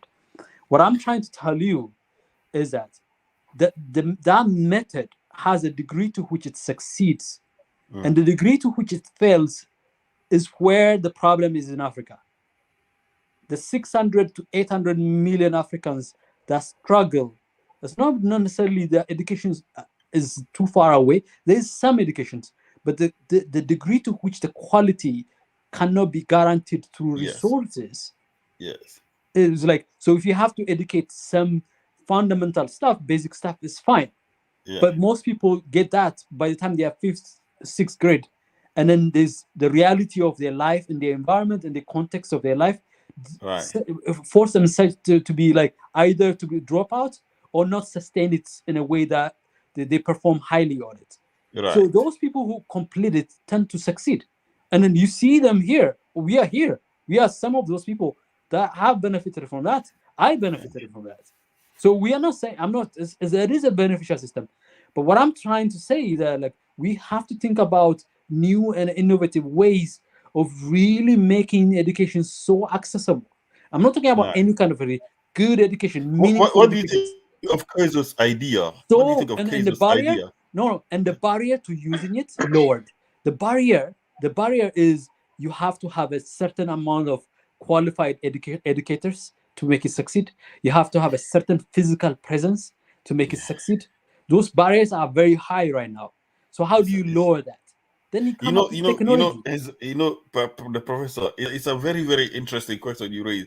It's just simply, how do you provide quality education to a population of about 3 billion people? How do you do that? I mean, Kaiser suggested an idea in which you could mitigate the logistics issue as well. But how do you, to provide quality education, as you can see, you will have to have a smaller class, for instance, or a smaller class or smaller personalized, or dedicate. So we have to use AI. Do that? We have to use AI. We have to use current and available technologies that are much more cheaper and much more accessible.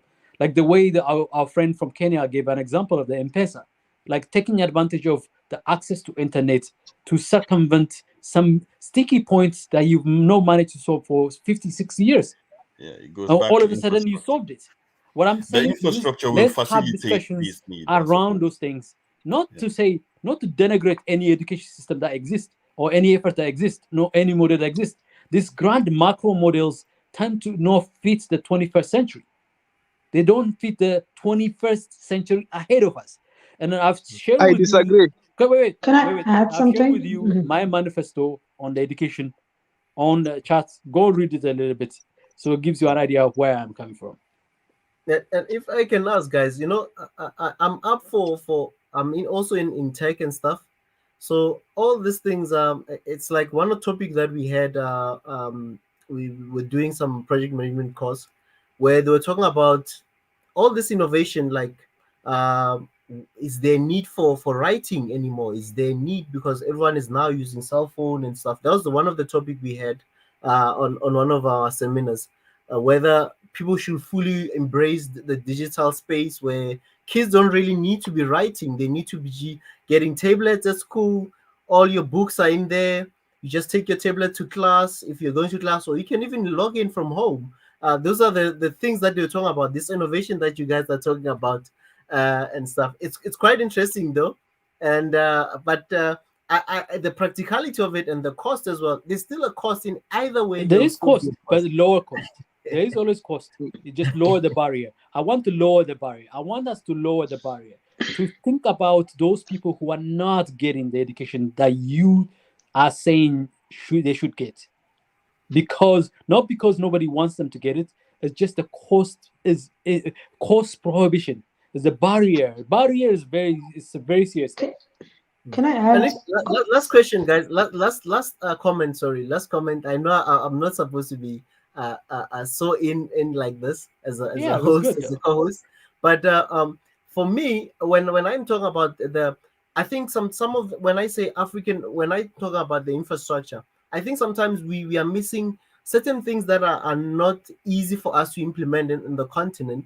I know now I'm talking about an issue while I'm supposed to come with a solution.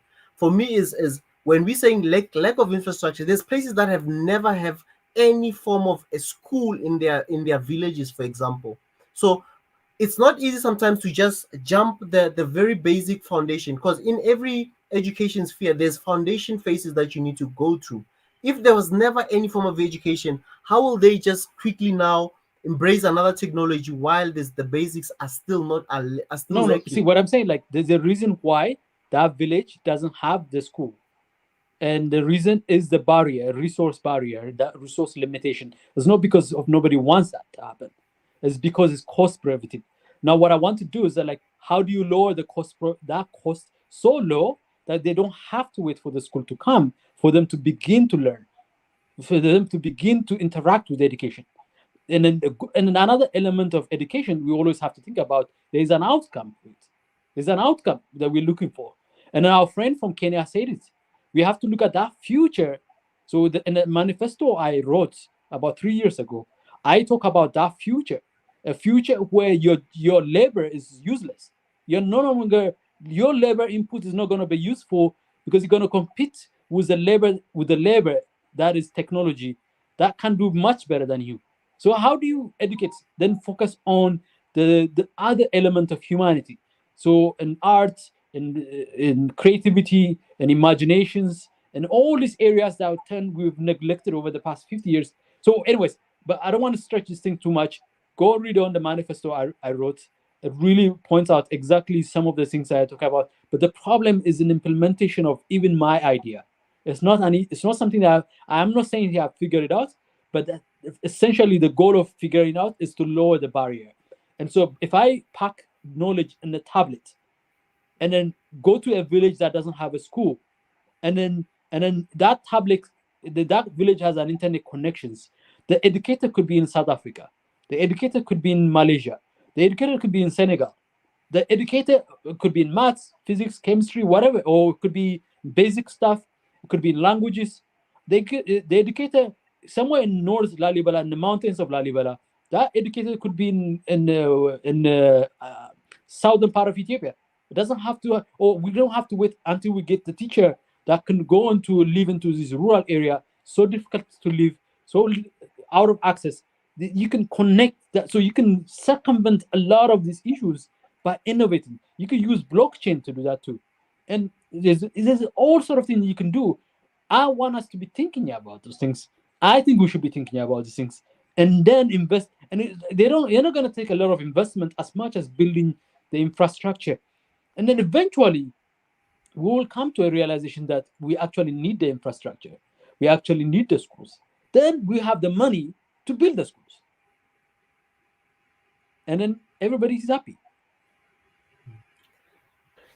Yeah, I I'd just, love to give I just others want a to say chance something as well. about this, Yeah. Israel, if you let me. Both Israels, okay? Rahel says we are going head to head. Yeah. It's all good, and we see all the points that comes down. In 1999, I don't know if you recall on my previous discussion, I've been challenged on what I can do about education and how fast I can deploy things. So, as you know, I'm in telecom, so I use telecom as one major part that's really, as you can see, it blows all over the world now. And one of the things that I did was I wrote a proposal about how to distribute certain technology in the village areas and all that. And you need the manpower to operate it. You need so many things. But at the same time, I gave them a solution. Number one, this project's supposed to go all across Africa. Okay. Uh, I came about 395 switches and 55,000 sites. That's going to be really serving just about every tract in Africa. And the other thing is, I went ahead and researched some of the suppliers, telecom suppliers for that specific for education, which is really when you launch things like that, you need to have the authorization from the government in order to have a cell site or a serving site, right? So I said, you know what? I'm not going to go through that litigation because it's another law issue. And I said, UN supposed to directly talk to the government. Hey, we're going to be doing this launch on education, and we can transmit all these. That's one research, and UN agreed. Okay, we could do that because every tower will say UN. At the same time, it has to be cleared by the local government. The other challenge that I had was who's going to be, uh, putting the curriculum together. I had a lot of volunteers, okay, from first grade all the way to master level, volunteers that they're going to spend 2 3 weeks on their reviewed curriculum, and at the same time agree with the local government. It was very, very interesting that a lot of volunteers out there that really want to contribute. Same thing with in the diaspora. There are a lot of educators out there that they can spend time and download a curriculum and being on a remote side. So the other challenge was who's going to supply. When we did the calculation at that time in 1999, it was over $107 billion initial funding, and U.S. gave $5 billion to research it. Just research if there's any way. But unfortunately, the war of Afghanistan and all that came in, so UN took different programs, and that thing never been a fruit. When I thought of that, what happened is the number one thing that we need to educate uh, in Africa is the tribalism, how to really work together as one unit, how to bring across, put it this way, if we have a 10th grader, okay, and he doesn't have the GPA to go to university, he's cut off. So he's got a choice to go to vocation, some skill set that he's got to acquire. And again, like Israel said, there are even fourth grade that drops out because of economy and different reasons, and also being an entrepreneur. But so what I suggested was to get those kids that wants to have a second opportunity, and if we establish this infrastructure where they can go to different villages, okay, and be at the same time they'll support those villages, when it comes to their farming end, to watch their herd, because those kids cannot go to school because they're part of the economy, because they're watching the herd. He's doing anything in the farm. They work on the farm, so they don't have time to send those kids to get the proper education. So if we send these people, that's this kid that's coming from 10th grade, and they integrate in different society, okay, now we promoting a healthy cross understanding people from different area. That would help to eliminate, or not eliminate, but at least to reduce what do you call the existence in those villages, and they're coming from different part of the country. That gives them an understanding, hey, this is done in there, and start educating verbally, physically. You have a person from another tribe, from another ethnicity, but at the same time he's there also to help and help himself. So we need to work really on the ethnicity level, where our way of cross education is by using this youth. It's a massive youth base in Africa that are still learning and still being born. And at that time, when the project start off, I said that my kid that I want to get done for the next 10 years is not born yet. But again, anybody that's going to be at that 10th grade and get cut off have that opportunity by being assisting kids in the classroom via uh, internet, direct internet connection, and they go through the quizzes and all that. And at night, he's got the opportunity to go online and further his education on his 11th grade and 12th grade and so on. So it was a whole program. But now, come to think of it, bringing actually having some kind of civic duty. If you fail 10th grade and you want to further, here's another opportunity. And that's another way to look at to further those that really want to get more out of life, and give them this opportunity. And they go on different part of the country.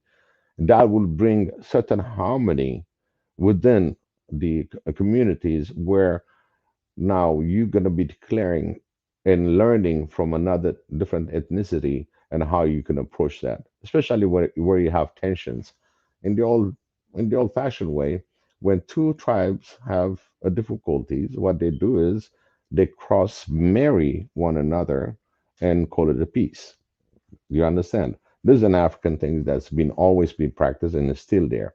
But now, when it comes to the education and assist your kids that is from another tribe, and you see him coming from another area, that mutual respect start developing. So we need to develop at the low side. It's like killing two birds with one stone. So that's the understanding what we should have in order to really say, okay, we got this level of education. Okay, how many people don't read and write? Give them the opportunity to read and write, and these are the kind of people that can assist them in a local base by going out there. So it's like not military service, but civic service, and you can call it also military, because you need also our military to be robust. So you will have 6 month training. Let's put it that way: 6 month military training, another 12 month civic service. At the same time, you're learning. You have the opportunity to go to your college. You have the opportunity to learn more, and at the same time, the diaspora should really encourage. When it comes to helping out those kids that are in civic duty, it can be financial, it can be as being big brother or a big sister, and help and directly uh, sponsor those kids, so the future of Africa will be brighter. That's how we're going to have to interrelate both sides, the one on the ground and the diaspora. So this is my saying about education. We can do it.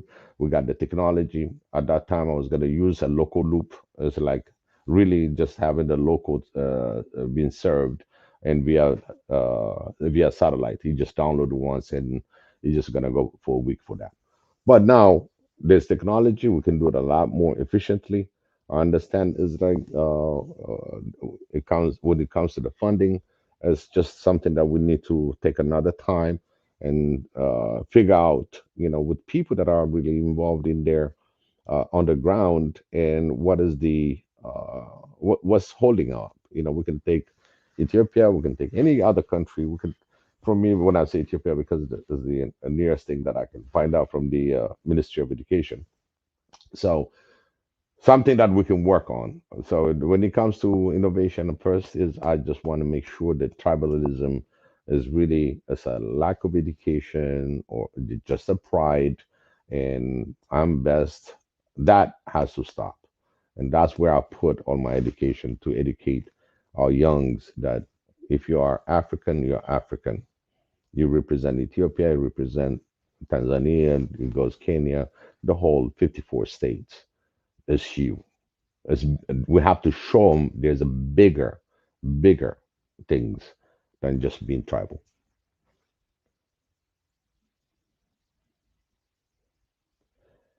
Thank you. Let's hear to Niger or Moindetezi speak as well.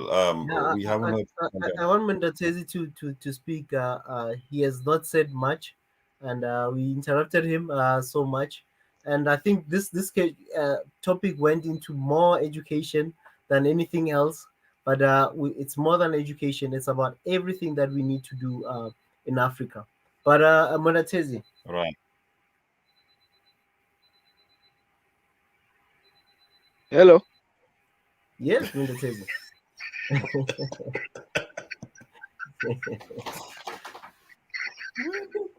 So I've been listening. So am I supposed to comment on the education pact? Go Anything, ahead. all the solutions that we need to do. Education is one of them, but there's more to it. As you said, you talked about the bonds. I think a lot of countries are taking. If you've got a stock exchange, they do those bonds for 20 years and all that stuff. It's not just in education only. Even governments do it. As far as my knowledge, I know of that. There are a lot of countries that do that to raise funds to do projects and other things. But continue, Mendatezi. Okay. First, let me speak about the education part because I was disagreeing with everybody. And now let me just say what I disagree with. First of all, this what is it? This story that online learning or AI learning is more effective than personalized learning is false. Personalized learning is the most effective way of dealing with students, especially those who are minors. They have a short concentration span, so they have to learn with the teacher right there. It's been proven during these COVID times. And when you start telling people that that online learning is more effective, what you're going to do is the rich parents, they will go and hire personalized learning, and the poor people, they will go with the online. They will be forced. So you're going to close a gap.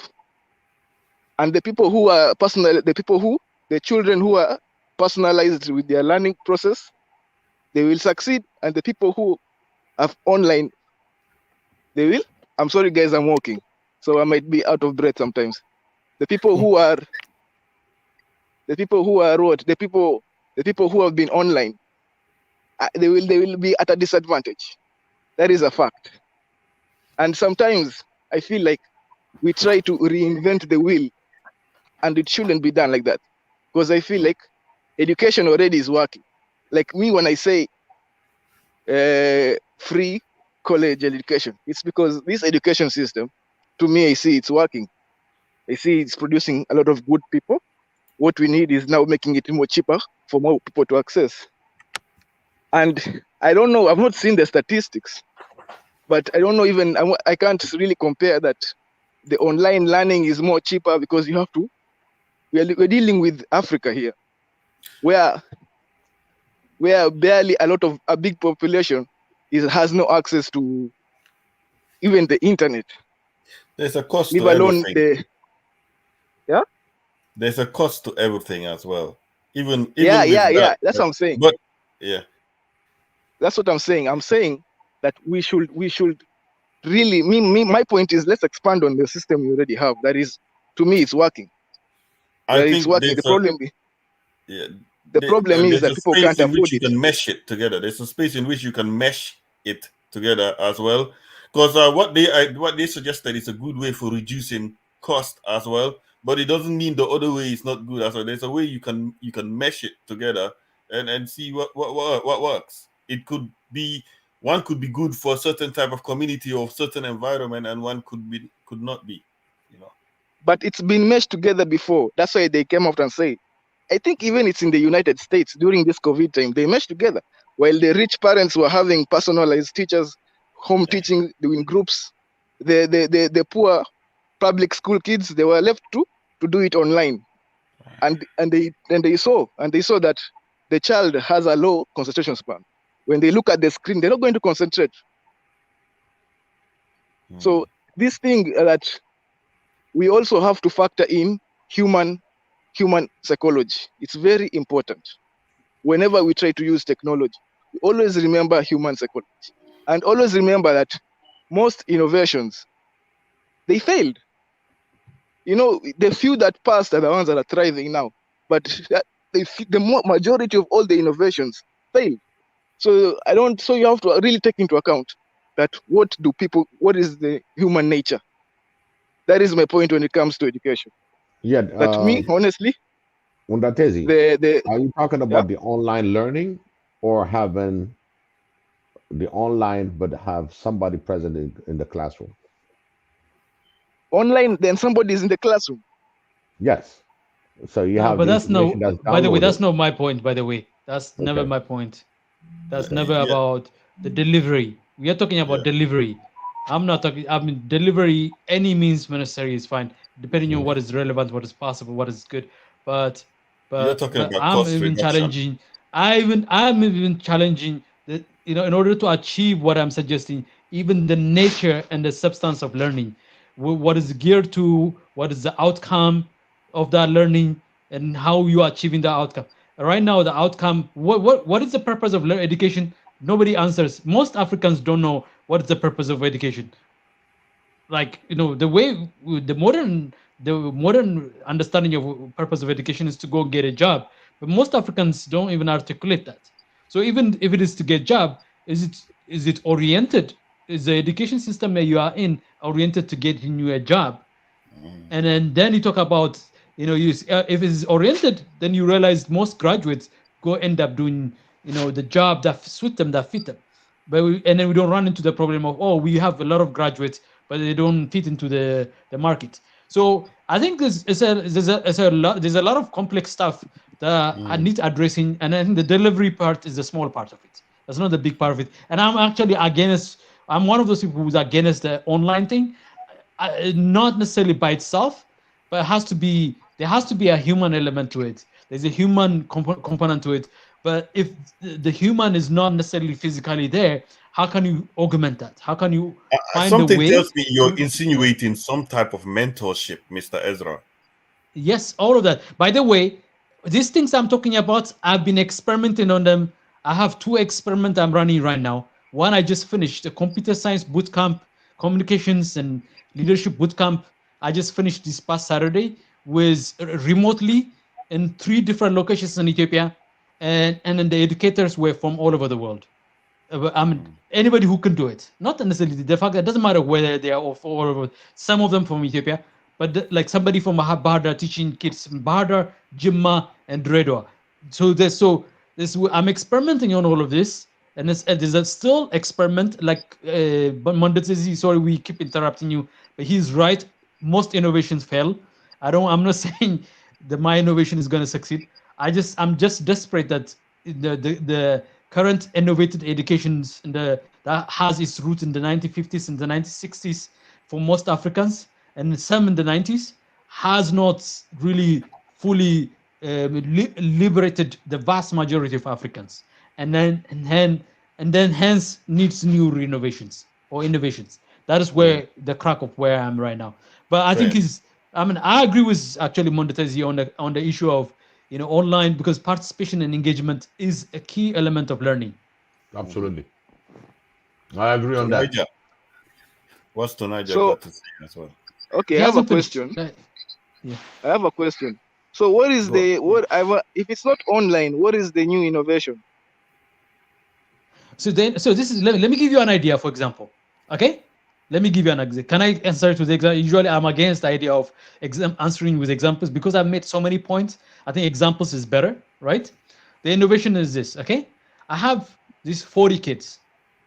Okay, some between the ranges of 10th grade and early university. They all have some to some degree demonstrable, kind of like some demonstrable, not all, potentials for, like, you know, some software engineering, some leadership, and some communication, and some entrepreneurship. And they can go get a lot of the contents for these things out there. There's so much stuff online available, right? So the issue here is that, like, you don't want somebody to just learn how to code. In the country, in the context of Ethiopia, you want the coder to solve problems in their community, because you want the education to prepare somebody for something meaningful, something that is useful for where they are and the context they are in. So let's say they have finished, or they're some university, but they're confused about where that's going to take them.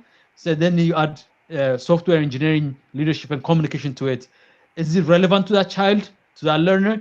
We ask that question. We interview the students and the learners, see if there's a fit for them.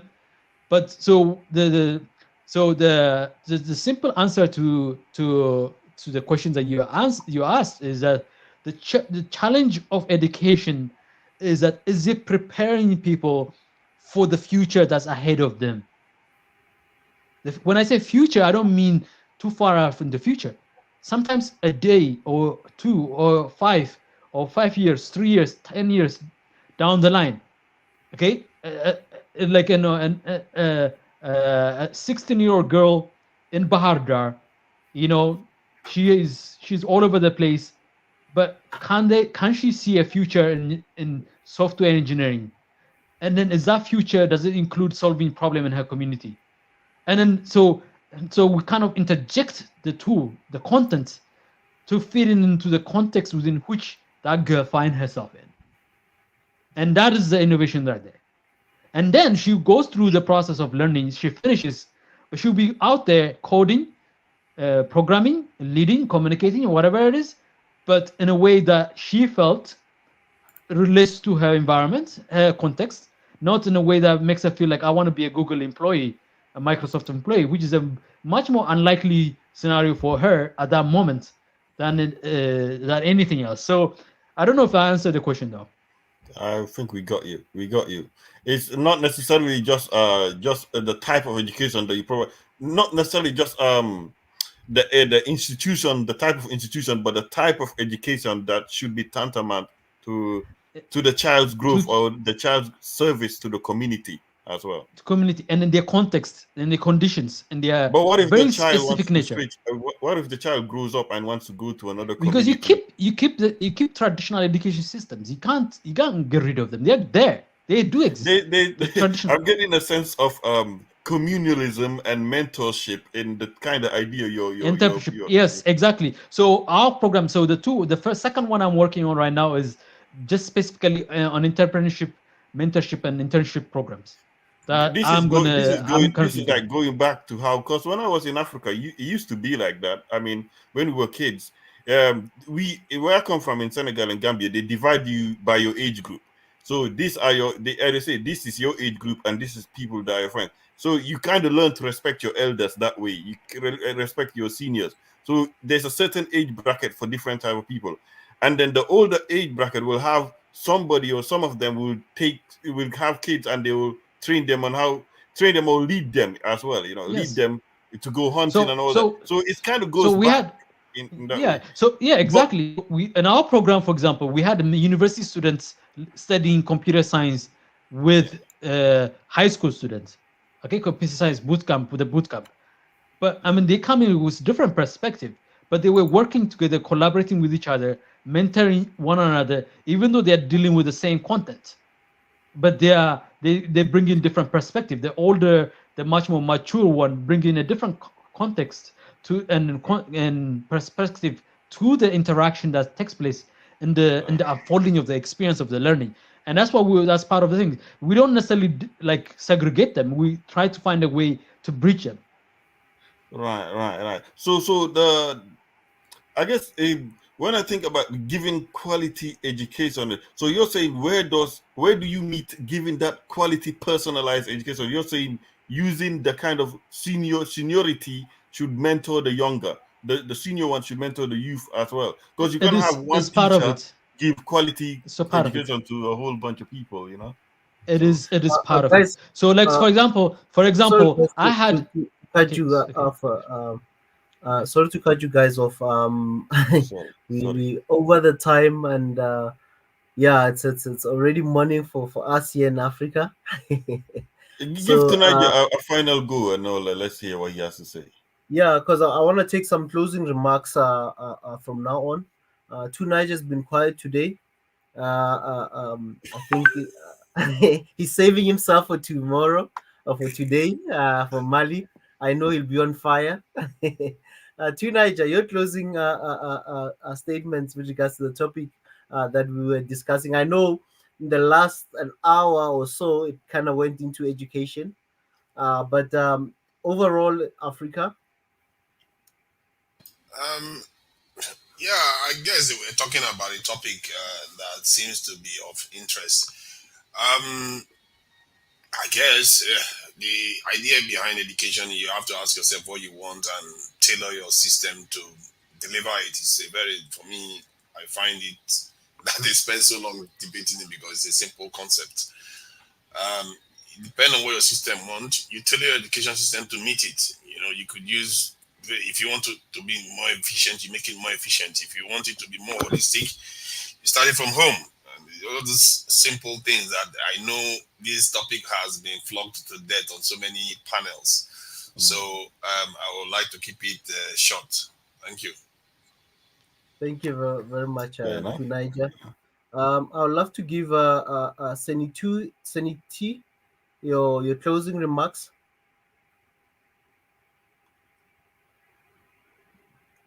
Seniti, are you still here? Or are you asleep? If in Africa, I know it is already morning, preparing. Some people are already awake, taking a shower or bath, preparing themselves to go to work. So, Seniti, are you still here? I think Seniti is asleep. I'll go to Madara. All right. Pastor Ezra, I've heard your solution, and it's good. So I think a lot of people have brought in some very, very good points. Even Dr. Keizo with his idea of reducing logistical cost by decentralizing, because I think that will work in terms of looking for certifications as well. When somebody wants to specialize in something, that will be great as well. And also, to a certain extent, he may help in mentorship as well. And I agree with Professor Ezo that there's a way to look at it. But there's and more in the thesis, right, in his analysis as well. But in providing quality education as well, sometimes that there's a cost to that as well. Is it efficient to just completely dedicate one person to a whole bunch of people? But he came up with another solution in which he said that the seniors should impart their knowledge to the youth as well, and you keep it going that way. I suppose in this situation there is a need for just the basic general ability. So where does that come? How do you give people a basic education? Because from that, then the kids start to develop that need to specialize in something or choose where to go. It all starts from that area, Pastor Ezra. So how do you mitigate that, giving kids the basic, at least fundamental education, so that they can find a passion for something to specialize in, moving on? That's my only statement. I think that's another topic that we will have. I see has suggested that we must please consider dedicated session for curriculum and content of education in Africa. I think what we were going into, it was somehow related to this, what has suggested. So, Prof. Ezra, it's more your speciality. Has suggested this. His Excellency Mika or myself, we have to have a show with you where we can go deeper into this curriculum and content of education and run through some of the models that you've already created or that you are running at the moment. And a lot of people can also come in, and Mr. Nati can come in, even Mandatezi. We can talk about this topic. But I see it's not a long read. So Prophet Esther, I'll read it. It's not too long, so I'll read it. It's not too long. And enjoy As by the it way, as well. it's more like a manifesto, not an answer. All right, It's more like a manifesto. It's more like a top line.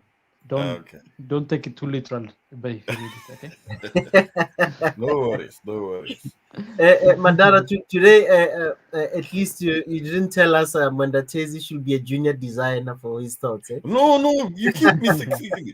You see, me, I'm a high-level designer. I speak at things from a high-level point of view. Mandatezi is a low-level designer. He knows the intricate bits, everything. You know, people like crazy. Oh That's why my I ask God. high-level questions. I am not really, Lord have mercy. I don't look at things. You need people like Keizo and Mendatezi to look at the deeper inner workings of things. He's very that's what the detail-oriented. difference between high level and low level is.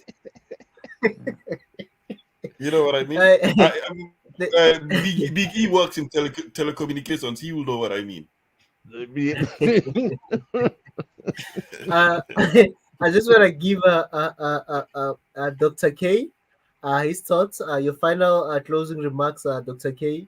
Obviously, this conversation is just a start. We will have a part 2 of this conversation, and everyone must come and join, and we can really chop it up and obviously come up with solutions. Isn't it weird that I agree with supreme leaders today more than anybody today? That's okay. Closing remarks, please. So I think I think that we've actually really shared a lot today, and I believe that our thoughts, and I'm going to look into more of what E has been talking about in the manifesto, because I think ultimately we're all representing ideas and concepts from all types of different African mentalities. So it's good to see where we each agree, where we begin, and then where we can sort of reach some kind of actionable agreement. Because at the end of the day, it takes people, us, to be able to impact the future. So I think the main thing really here is focus on the real problems affecting people. And also, I think Big E did make a really good point, and I think it's one that sometimes we might neglect. Some of us here are talking about a subsector of the population within, which might actually be a small, unique population with access to education, resources, and other sort of advantages. And it's good to remember the ones who are actually on specific areas where they don't actually have the voice, and the kinds of problem that they face. Will be really good to get some unique perspective from them and see really what is preventing them, because there is one which is a case of physical, maybe it's infrastructure or other lack of resources, and sometimes it's even culture. And the girl might, or the boy might want to go to school, but then they have certain responsibilities back at home to take care of family business that could be like subsistence farming, which we really need to get to be able to sort of give this kid, okay, can you still help out with your family? Because the solution is not just in most cases isn't just for the kid to go to school and then don't help out their parents. Sometimes we have to work with the people on the ground and kind of see solutions that can manifest both for the community and also for the child. And one example is teaching the child some of their cultural practices while still being able to take them into the modern world. Thank you. Thank you very much, Dr. K. And Biggie. Hey, this is a very deep, innovative program. I would say we got to agree in certain things, but at the same time, like Dr. K said, we need to have something that can work, just to get with that conclusion where we can all agree and said, okay, this is something that we can work with, because there's a lot of things out there. One of the things that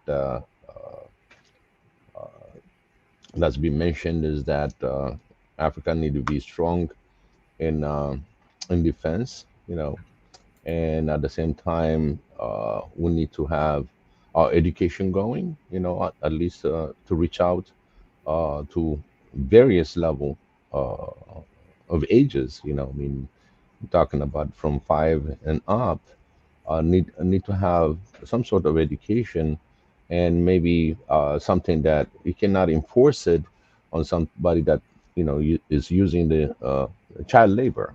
Put it that way.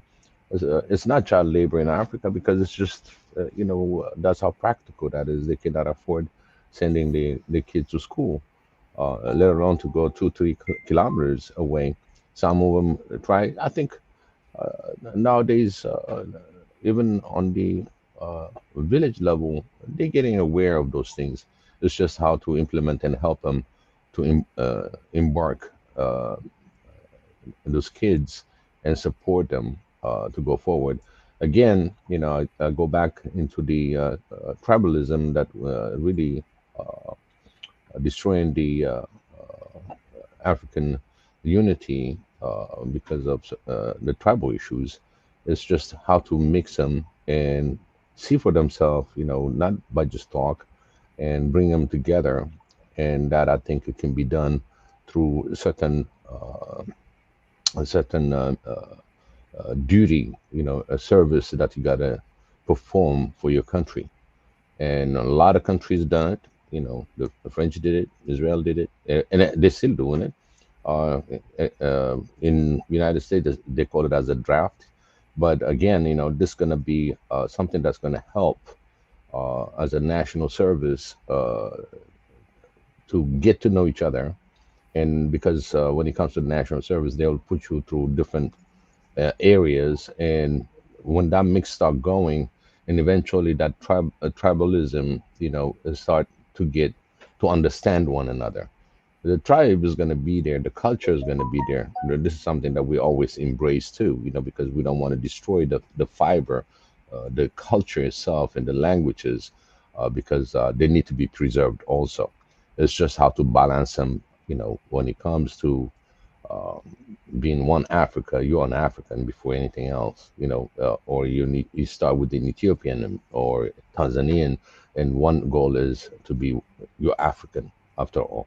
And these are the things that I really want to work on. How to be creative enough from us communicating on a panel, commenting, and bringing more people that specialize in certain social uh, side of the house.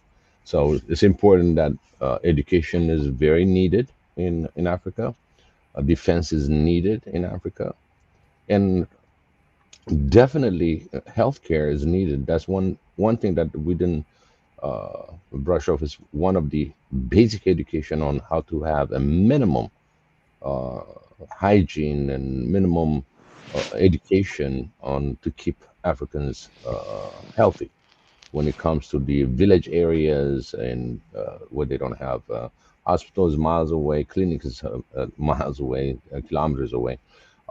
So by putting this kind of information out there, I think we can keep our brothers and sisters healthy, especially when it comes to the water issues and everything else. So these are the things that really we should work on, as I see them as being the low hanging fruits, and never recreate a wheel, because the wheels is there. It's just up to us to put them together.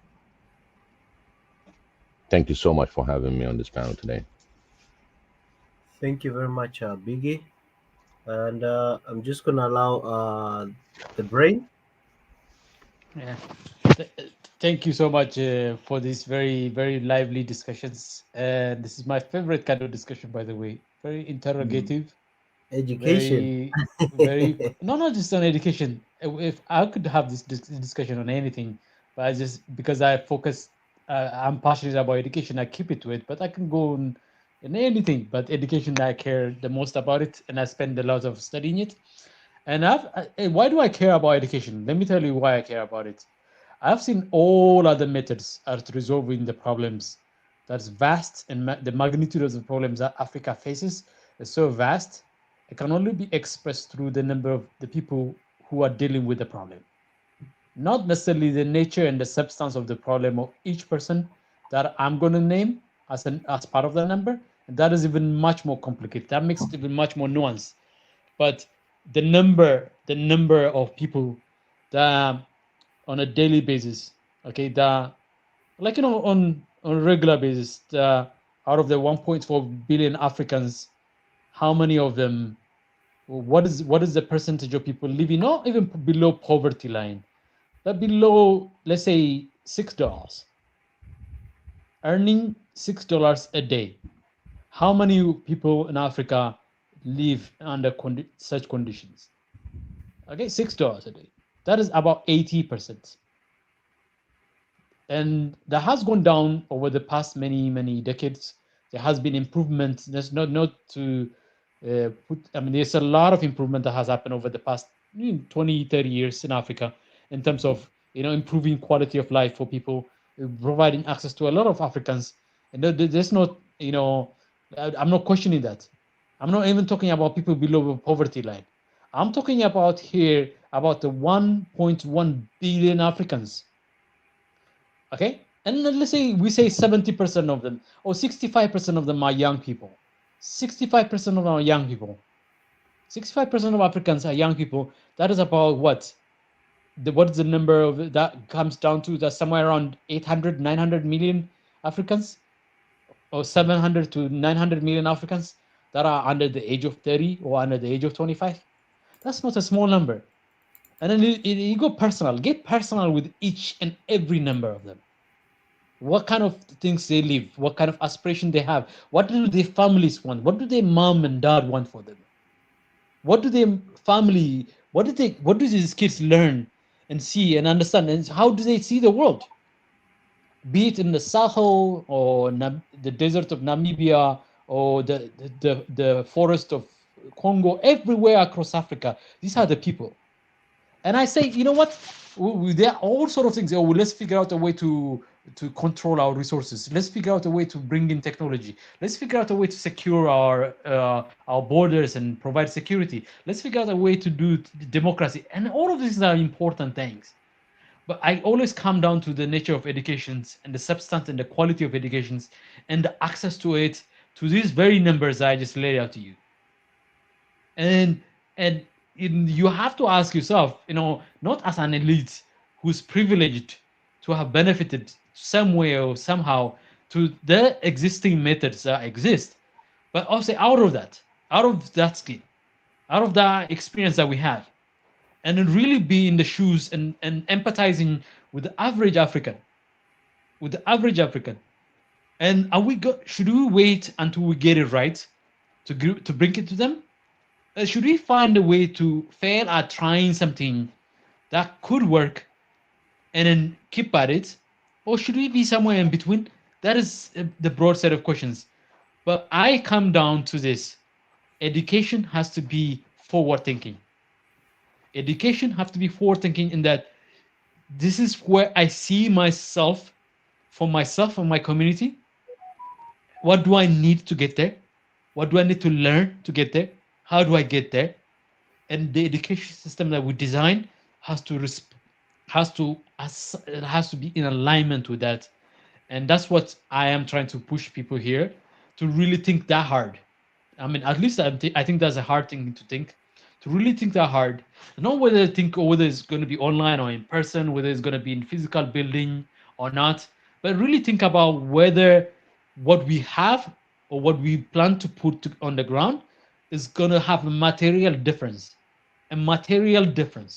intellectual difference, emotional difference, like fundamental difference to the person who's going to experience what we say they should experience. Is it going to change them? Is it going to change their future? Is it going to allow them to have more control over their future? Is it going to give them the tools and the instruments for their own, for the expression of who they are and their potential, their God-given potential? Are they going to be able to express the inherent qualities as a result of that? And then are we going to be better off as a society because of that? We need to be really diving deep into those things. And I don't feel like there's enough of that. There's some of it. I'm not going to deny that. There's some countries, like I know Botswana is a case study I looked at, has an incredible education system, and they're using traditional methods, but they've perfected it. They have really not focused on it, and some degree of success in, let's say, in Nigeria on literacy. They've done an incredible job in improving literacy in Nigeria. And I mean, but is that the furthest you can go? And I know some success in Tunisia that also can be learned from. I know there's some successes in terms of high level educations, higher educations, and let's say in West Africa and East Africa as well, that could be used as well. But ultimately, I see educations as a fundamental answer, not as a surface level answer, as a fundamental answer, not just to the current problems, but to the future problems we haven't even yet experienced it. And then it requires a lot of innovations, and then just a very topical topic to talk about innovation and solution in education. Thank you so much. Thank you very much, the brain. Much appreciated. Sunny T. Yes. Can you hear me? Yeah, loud and clear. Yeah. Sunny T. Oh, okay. Thank you so much. Sorry, in and out. Yeah. So in closing, I just want to, say, all the great ideas and discussion that we've had, it was very inspiring to hear, and also it just proves even more, having these kind of conversations. Imagine having this conversation across Africa with different representatives from different countries, right? And sharing what works as far as education. That's the last thing that we talked about. But as far as education, what ideas work, indigenous ideas, and what is happening now as well. Because I know if we put our mind and ideas together, we could go forward and move forward, right? Forward thinking ideas, like the brain was saying earlier, right? So I know we only focus on education towards the end, but I just wanted to add, there's so many different ideas that we could also move forward Africa to the front, like growing our own food instead of, allowing the West to bring food to us. That's a big business in itself. Even those people that don't have higher education, farming is a big deal. It's huge business. Even here in the West, more and more people are trying to figure out what's in their food, to stay away from GMO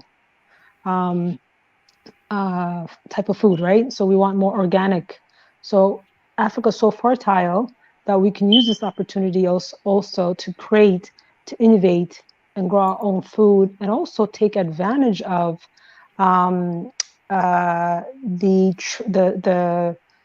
things called free trade, something that we have across the continent that was passed in I believe last year, right? So that's basically, you can, if you have a business in, let's say, Tanzania, you want to trade with Kenya, or in the West, like, it's open, you can do it, it's tax free.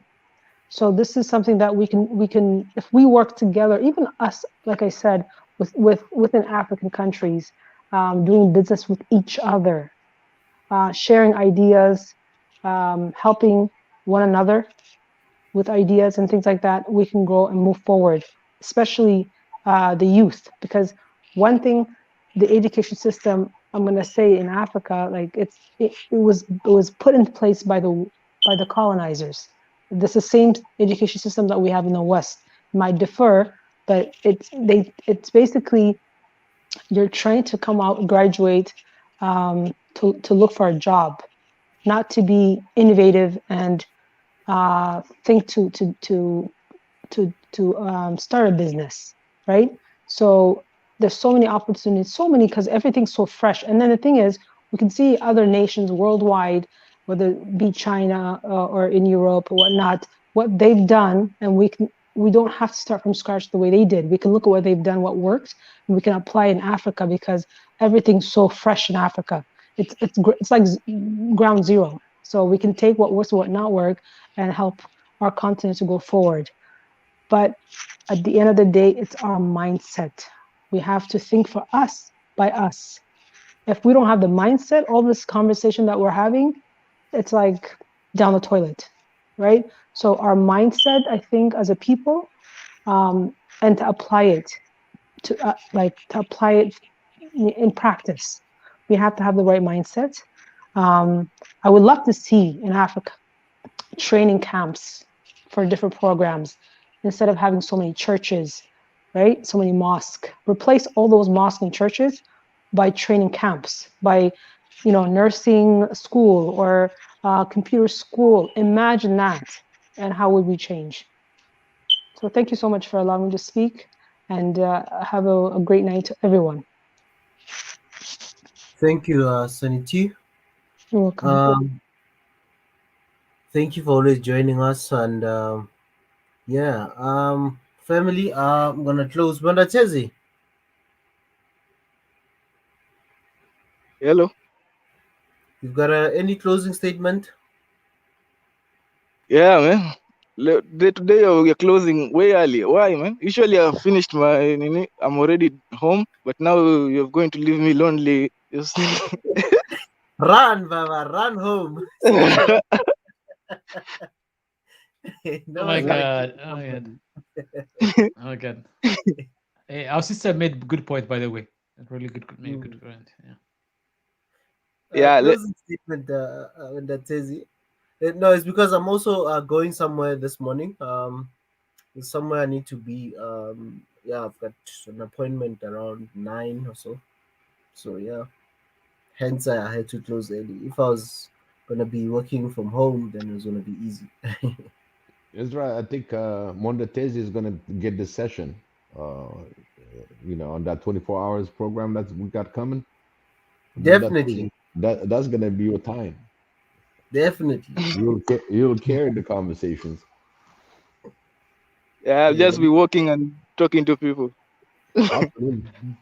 Absolutely. I mean, please do not cross the border without visa and passport. You're near. He doesn't need a visa to Ethiopia, by the way. So they have a special agreement with Kenya. They don't need a visa. Yeah, some sort of identification. Yeah, don't forget his passport. I'll just be on the live stream and say, hey, talk to Biggie. Yeah? No, I know Biggie. You know that guy? I know Biggie. Yeah, he's here. Talk to him. You're like, no, we don't know him. But you find a subscriber, You find a subscriber, you meet a subscriber that side, You'll meet African farmer that side. You're like, you. Yeah, African farmer wanted to get him. I think he'd been asking for. Hey, we should have that topic though. We should have that topic of really government failing to protect the people. That we should really cover that separately. Like he's been saying that. We promised him before. We should have that topic. Really let him have his space in time. Now we'll definitely do. We just need facts. We don't want non-fact-based discussions. Yeah, because it'll really, if we just go with emotions and all that, then we're gonna have problems that we, I know. So that's the only thing. If he's ready to. But he's coming along. African farmer is coming along. He understands the platform. He understands everybody that's on the comment section. Yeah. And I think that would be a great opportunity.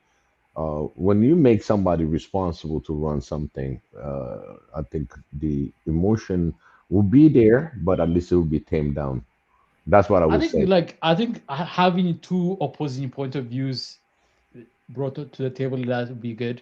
Mm-hmm. So you can balance it. You don't have so you just become the moderator, and you don't necessarily have a say in it. But let them have it, let them spar, and then just respectfully, gently, in the style of One Africa, but really have their perspective aired out. Okay, really in different perspectives. There are definitely different perspectives out there, and really, and that discussion should not be somewhere else that you don't have any control over. It would be good to have it in a place like this, but it needs to be very, very heavily moderated, because emotion can run high, and then when emotion can run high, it's just it goes out of control. So exactly. Mondatezi. I want Mondatezi to speak. I just hijack your border talk. You know what I mean? No. I'm happy the conversation is getting delayed. Just a few more minutes of it. That's what I'm saying. He's Yeah, scared to baby. go home alone, you know. That's why I gave him a trick. Just run home, you know. Just run home when you somewhere you know. Just run home, you know. Session closing. Session is closing. No, his closing remark is his signature laugh. Have you noticed that? He has a signature laugh. That's his closing remark. Take it as a closing remark, Ezra, and then pray and close. I hear you, Brain. He got a Robusto coffee. That's why. Yeah. 2 cups of coffee. Drinks 2 cups of coffee while connecting the brain. That is. Yeah. That's the only Kenyan that I know. He drink coffee, start walking. He's out of there. Yeah. My God, it's like what time is it? 5:28 your time? Yeah, it's 5:28. Yep. Ezra is falling asleep right in front of us. So let him go. Let him go. Let's talk about South Africa. Let's talk about South Africa before you fall asleep. Hey, by the way, I didn't say anything bad about South African education system, and I intentionally didn't say that because I didn't say anything good either.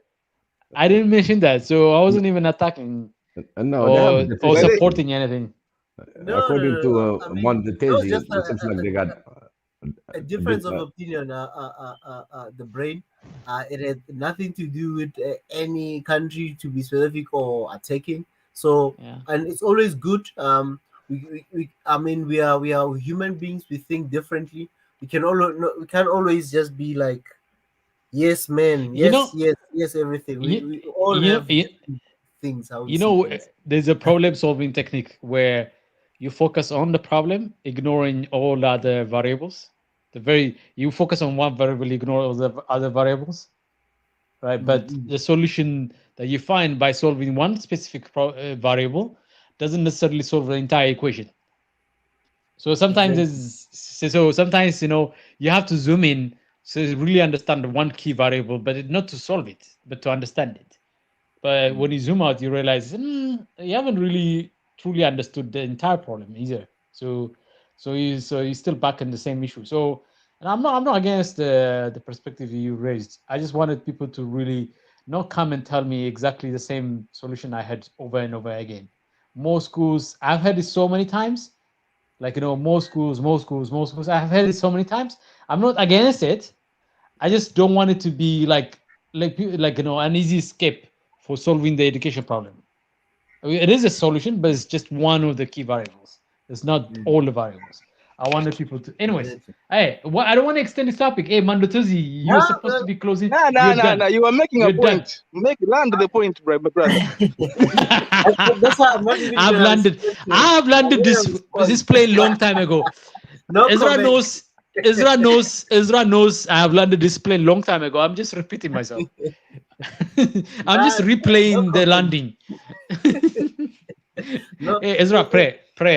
Just pray. Just take over and pray. No. Wait, let me make my final comment then. Okay. First of all, although I really had a question, I don't know if it's appropriate for me to ask my brother Ezra, because the brain has brought it up, and I was kind of curious. Is there like segregation in South Africa's education system right now? Not by law. You can answer it yes or no, or No. maybe. No, there's no segregation on education. There's no. So not by law. I'm not saying by law. Yeah, not by law. Reality. Yeah, even. Yeah. I think education is also. I think it just like any country or in the world. I'll generalize in this case. that education if you're asking about South Africa, it all boils down to how much you have. You can get the best education because of how much you have. Just like in any country, there's high schools that you are very expensive. They're considered good schools, and there's public schools that are also considered good schools and bad schools. So I think it just Oh, depends. wait.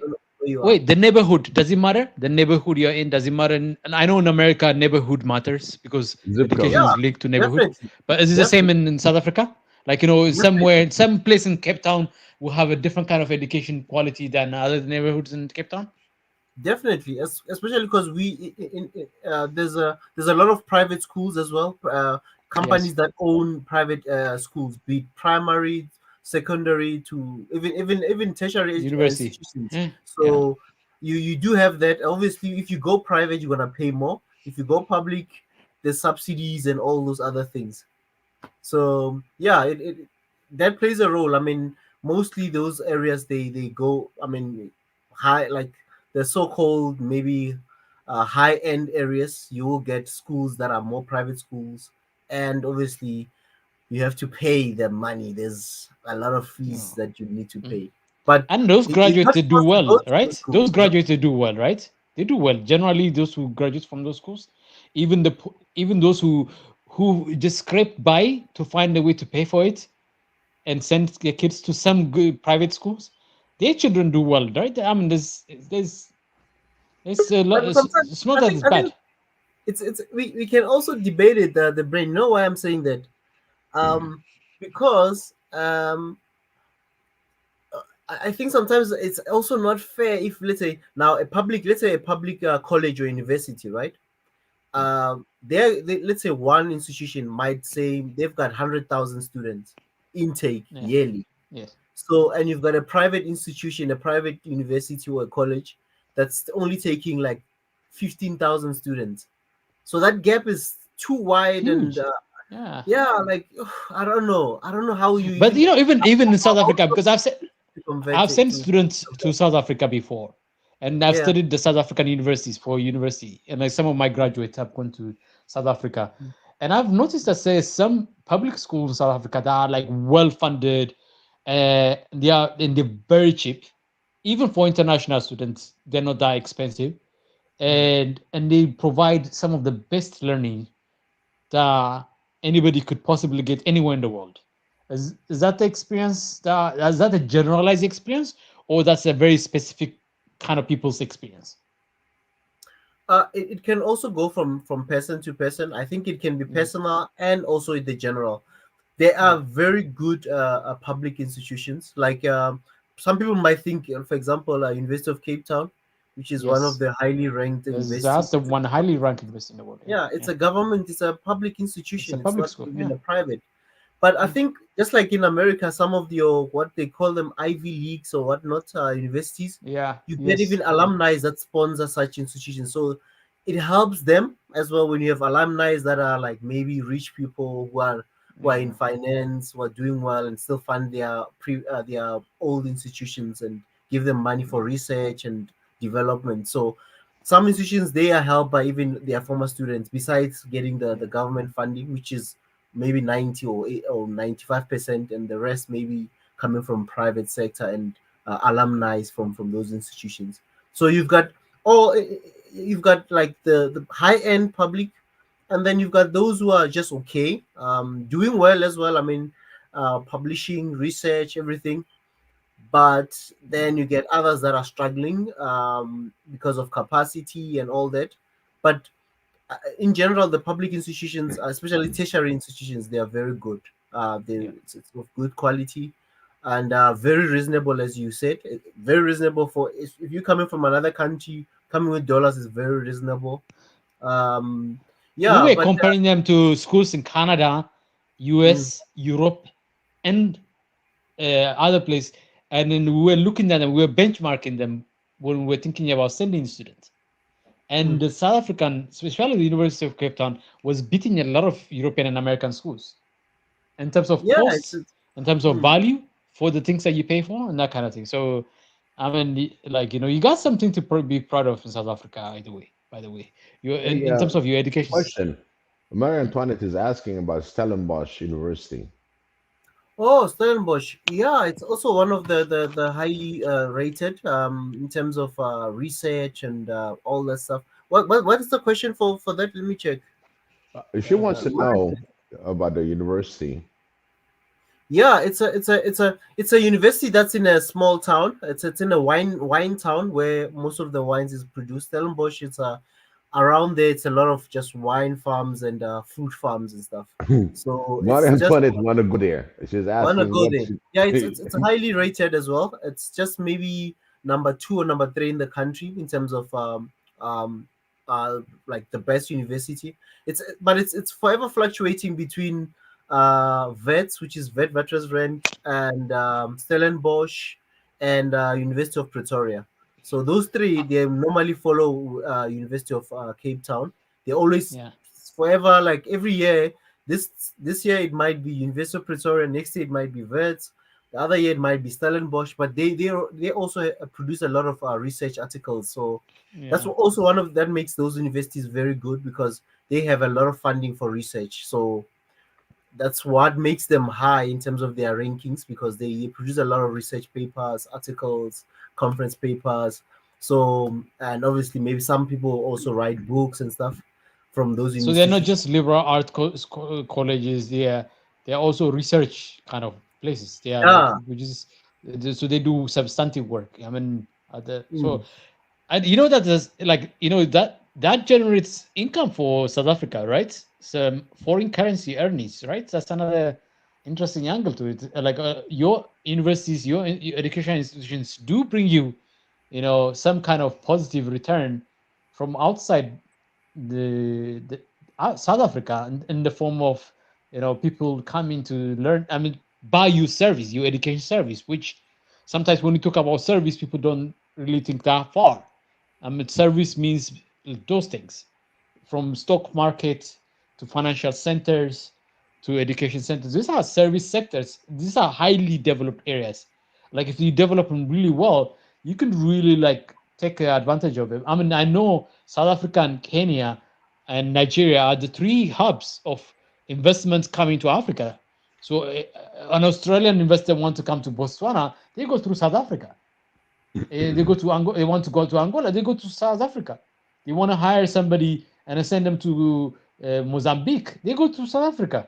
I mean, that brings in a lot of clout for South Africa that we don't see in regular news, but it makes a difference in the kind of economy that is robust. Is the economy robust or not? So, I mean, that's one of the reasons why South Africa is fairly successful economically and has brought in quite a lot of opportunities for non-whites as a result of that. Yeah, there's a lot, man. There's a lot. Yeah, in terms of education, yeah, we can talk about it some other day. But in Yes, general, definitely. yeah, it's just yeah. I mean, as I said, with every country, it depends on your pocket. You can go to and also your academics if you've done well. Especially like another thing, you since you've asked, you talking about universities, University of Stellenbosch, your University of Pretoria, even UCT. It's not easy to just enter. You don't just come with like mediocre marks or just average marks No. to enter those to do Yeah. courses there. So they've also put a standard in terms of the intake of the type of student they take.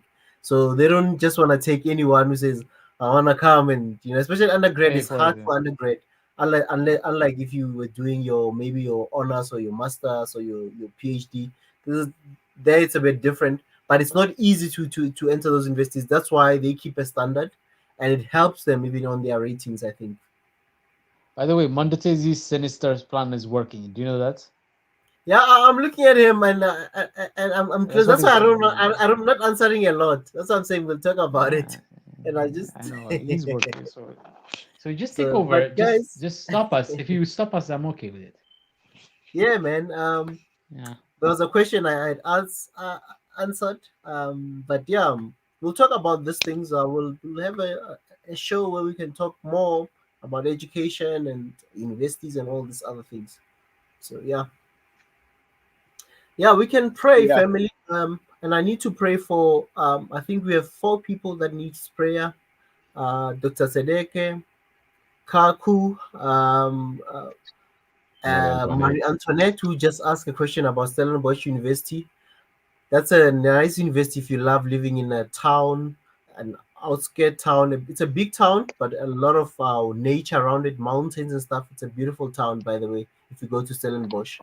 And again, what's the other person? Dr. Sedeke, Marie Antoinette, Kaku, Kaku. and our Kuku. sister Kuku. Yeah. So we want to pray for them. They have not been feeling well, and we pray for speedy recovery over their lives.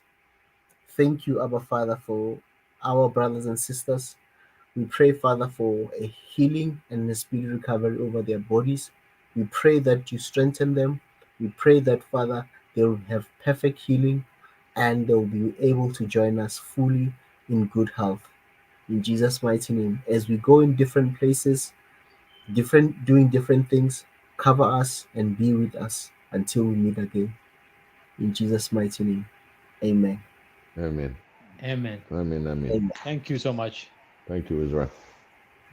Thank you, guys. Thank you very much. Let's meet tomorrow. Yeah, I'm here, man. Yeah.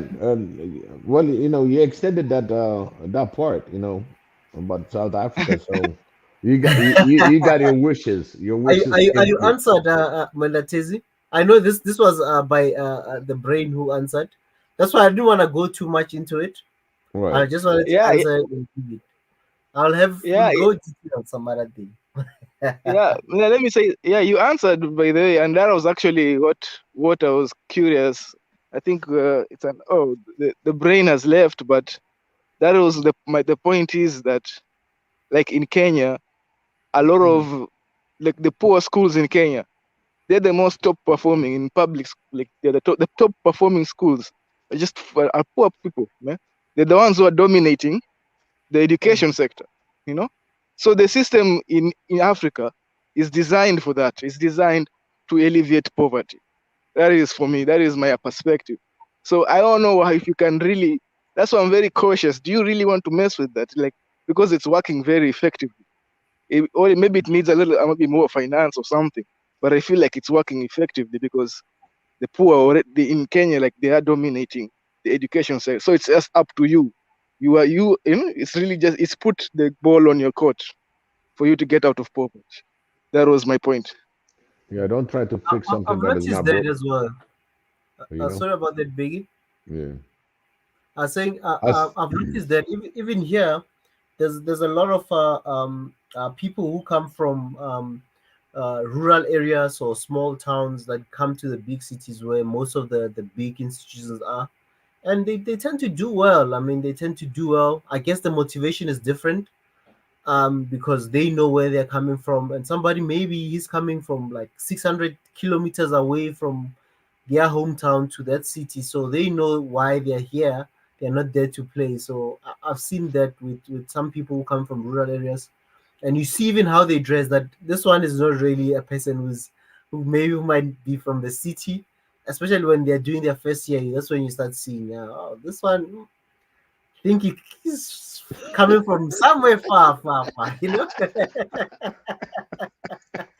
Attire can really expose you. Attires can really expose that. No, this man is either come from a village or a small town somewhere. And you see, after 6 months, after a semester or so, this person is changing now into jeans, shades, and like, oh, this guy is. The city has kept him well, eh? Yeah. The beauty is people that comes from a different area, and you approach them and you learn a lot. You learn a lot that you didn't see if you are the city boy, versus the village is totally different. You learn a lot more, and then they learn a lot faster than you. They get quick. Absolutely, because they're learning. There's so much information. Exactly. Anyway, Israel, Mendetezi, thank you so much, guys. And I think it's a wrap for tonight. Yeah. Before you guys leave, since you're talking about rural and moving from a rural to what do you call this, cities, I think a lot of us as Africa is going through urbanization. A lot of people, if you go to companies today and you ask them where they come from, you hear different stories. You can have a really powerful testimonies of some people. If they tell you that, hey man, when I came to the city, I came here with only a shirt and my pants and my shoes. That's the only thing I had coming to the city. And today he's a CEO, he's a chartered accountant, he's an engineer or something.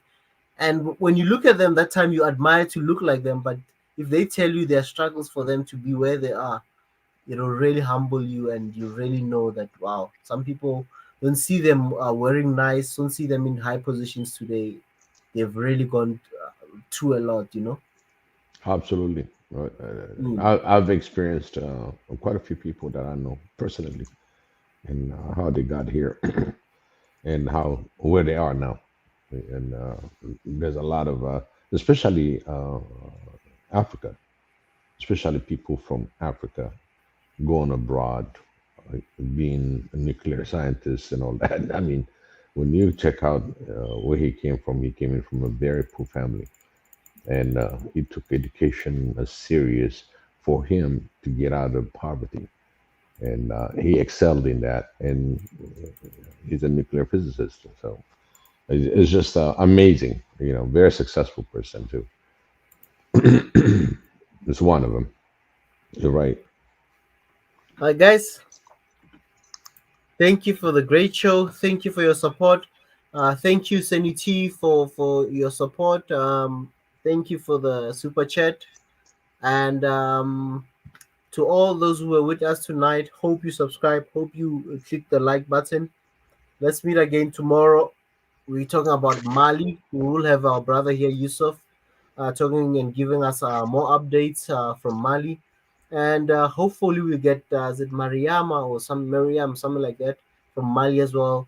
She's in the country. She can even give us even more information. Hopefully more Malians will come tomorrow and they can give us more updates. So from my side, gentlemen, let's meet again tomorrow. And it's a wrap, and it's shalom from my side. And God bless you guys. I mean, God bless you all. Amen. Amen. Amen. Amen. Amen. Amen. I'm Before I home. leave, Thank you. you're home now. He must be running. Thank God you're He home. must be running. Yeah, I came running because he kept quiet for a while. I thought he was running and running. Like, yeah, guys, I'm here. he ran to he just ran to put like, subscribe. Yeah. When I was about to close, he like finished all his sprint. I have to make sure that when they close the stream, I'm home. Yeah. So I've also, I thank God I've gained in this stream. I've gained exercise. I've gained good fitness, and I've also gained mentally and physically. Also the prayers gave me gaining spiritually. I'm really the one who's benefiting from this stream. You guys are just gaining in a third only. We love you, man. Daisy. We love you, man. Love you, man. Yeah, Love you're you. I good. love you guys. It's a blessing. It's a blessing. It's a blessing. And for some people, before we leave, I just remembered now, Mika is meeting some people tomorrow. Join the stream this morning, Urban Center, live in Ethiopia, with some of the fans, subscribers, members and stuff. So join tomorrow morning, as there'll be a meetup. Probably he might go live in and out, or he might just do a video after of the whole event. For in fact today, let me not say tomorrow, today, this morning at 8, around 8, between 8 9 there, somewhere there.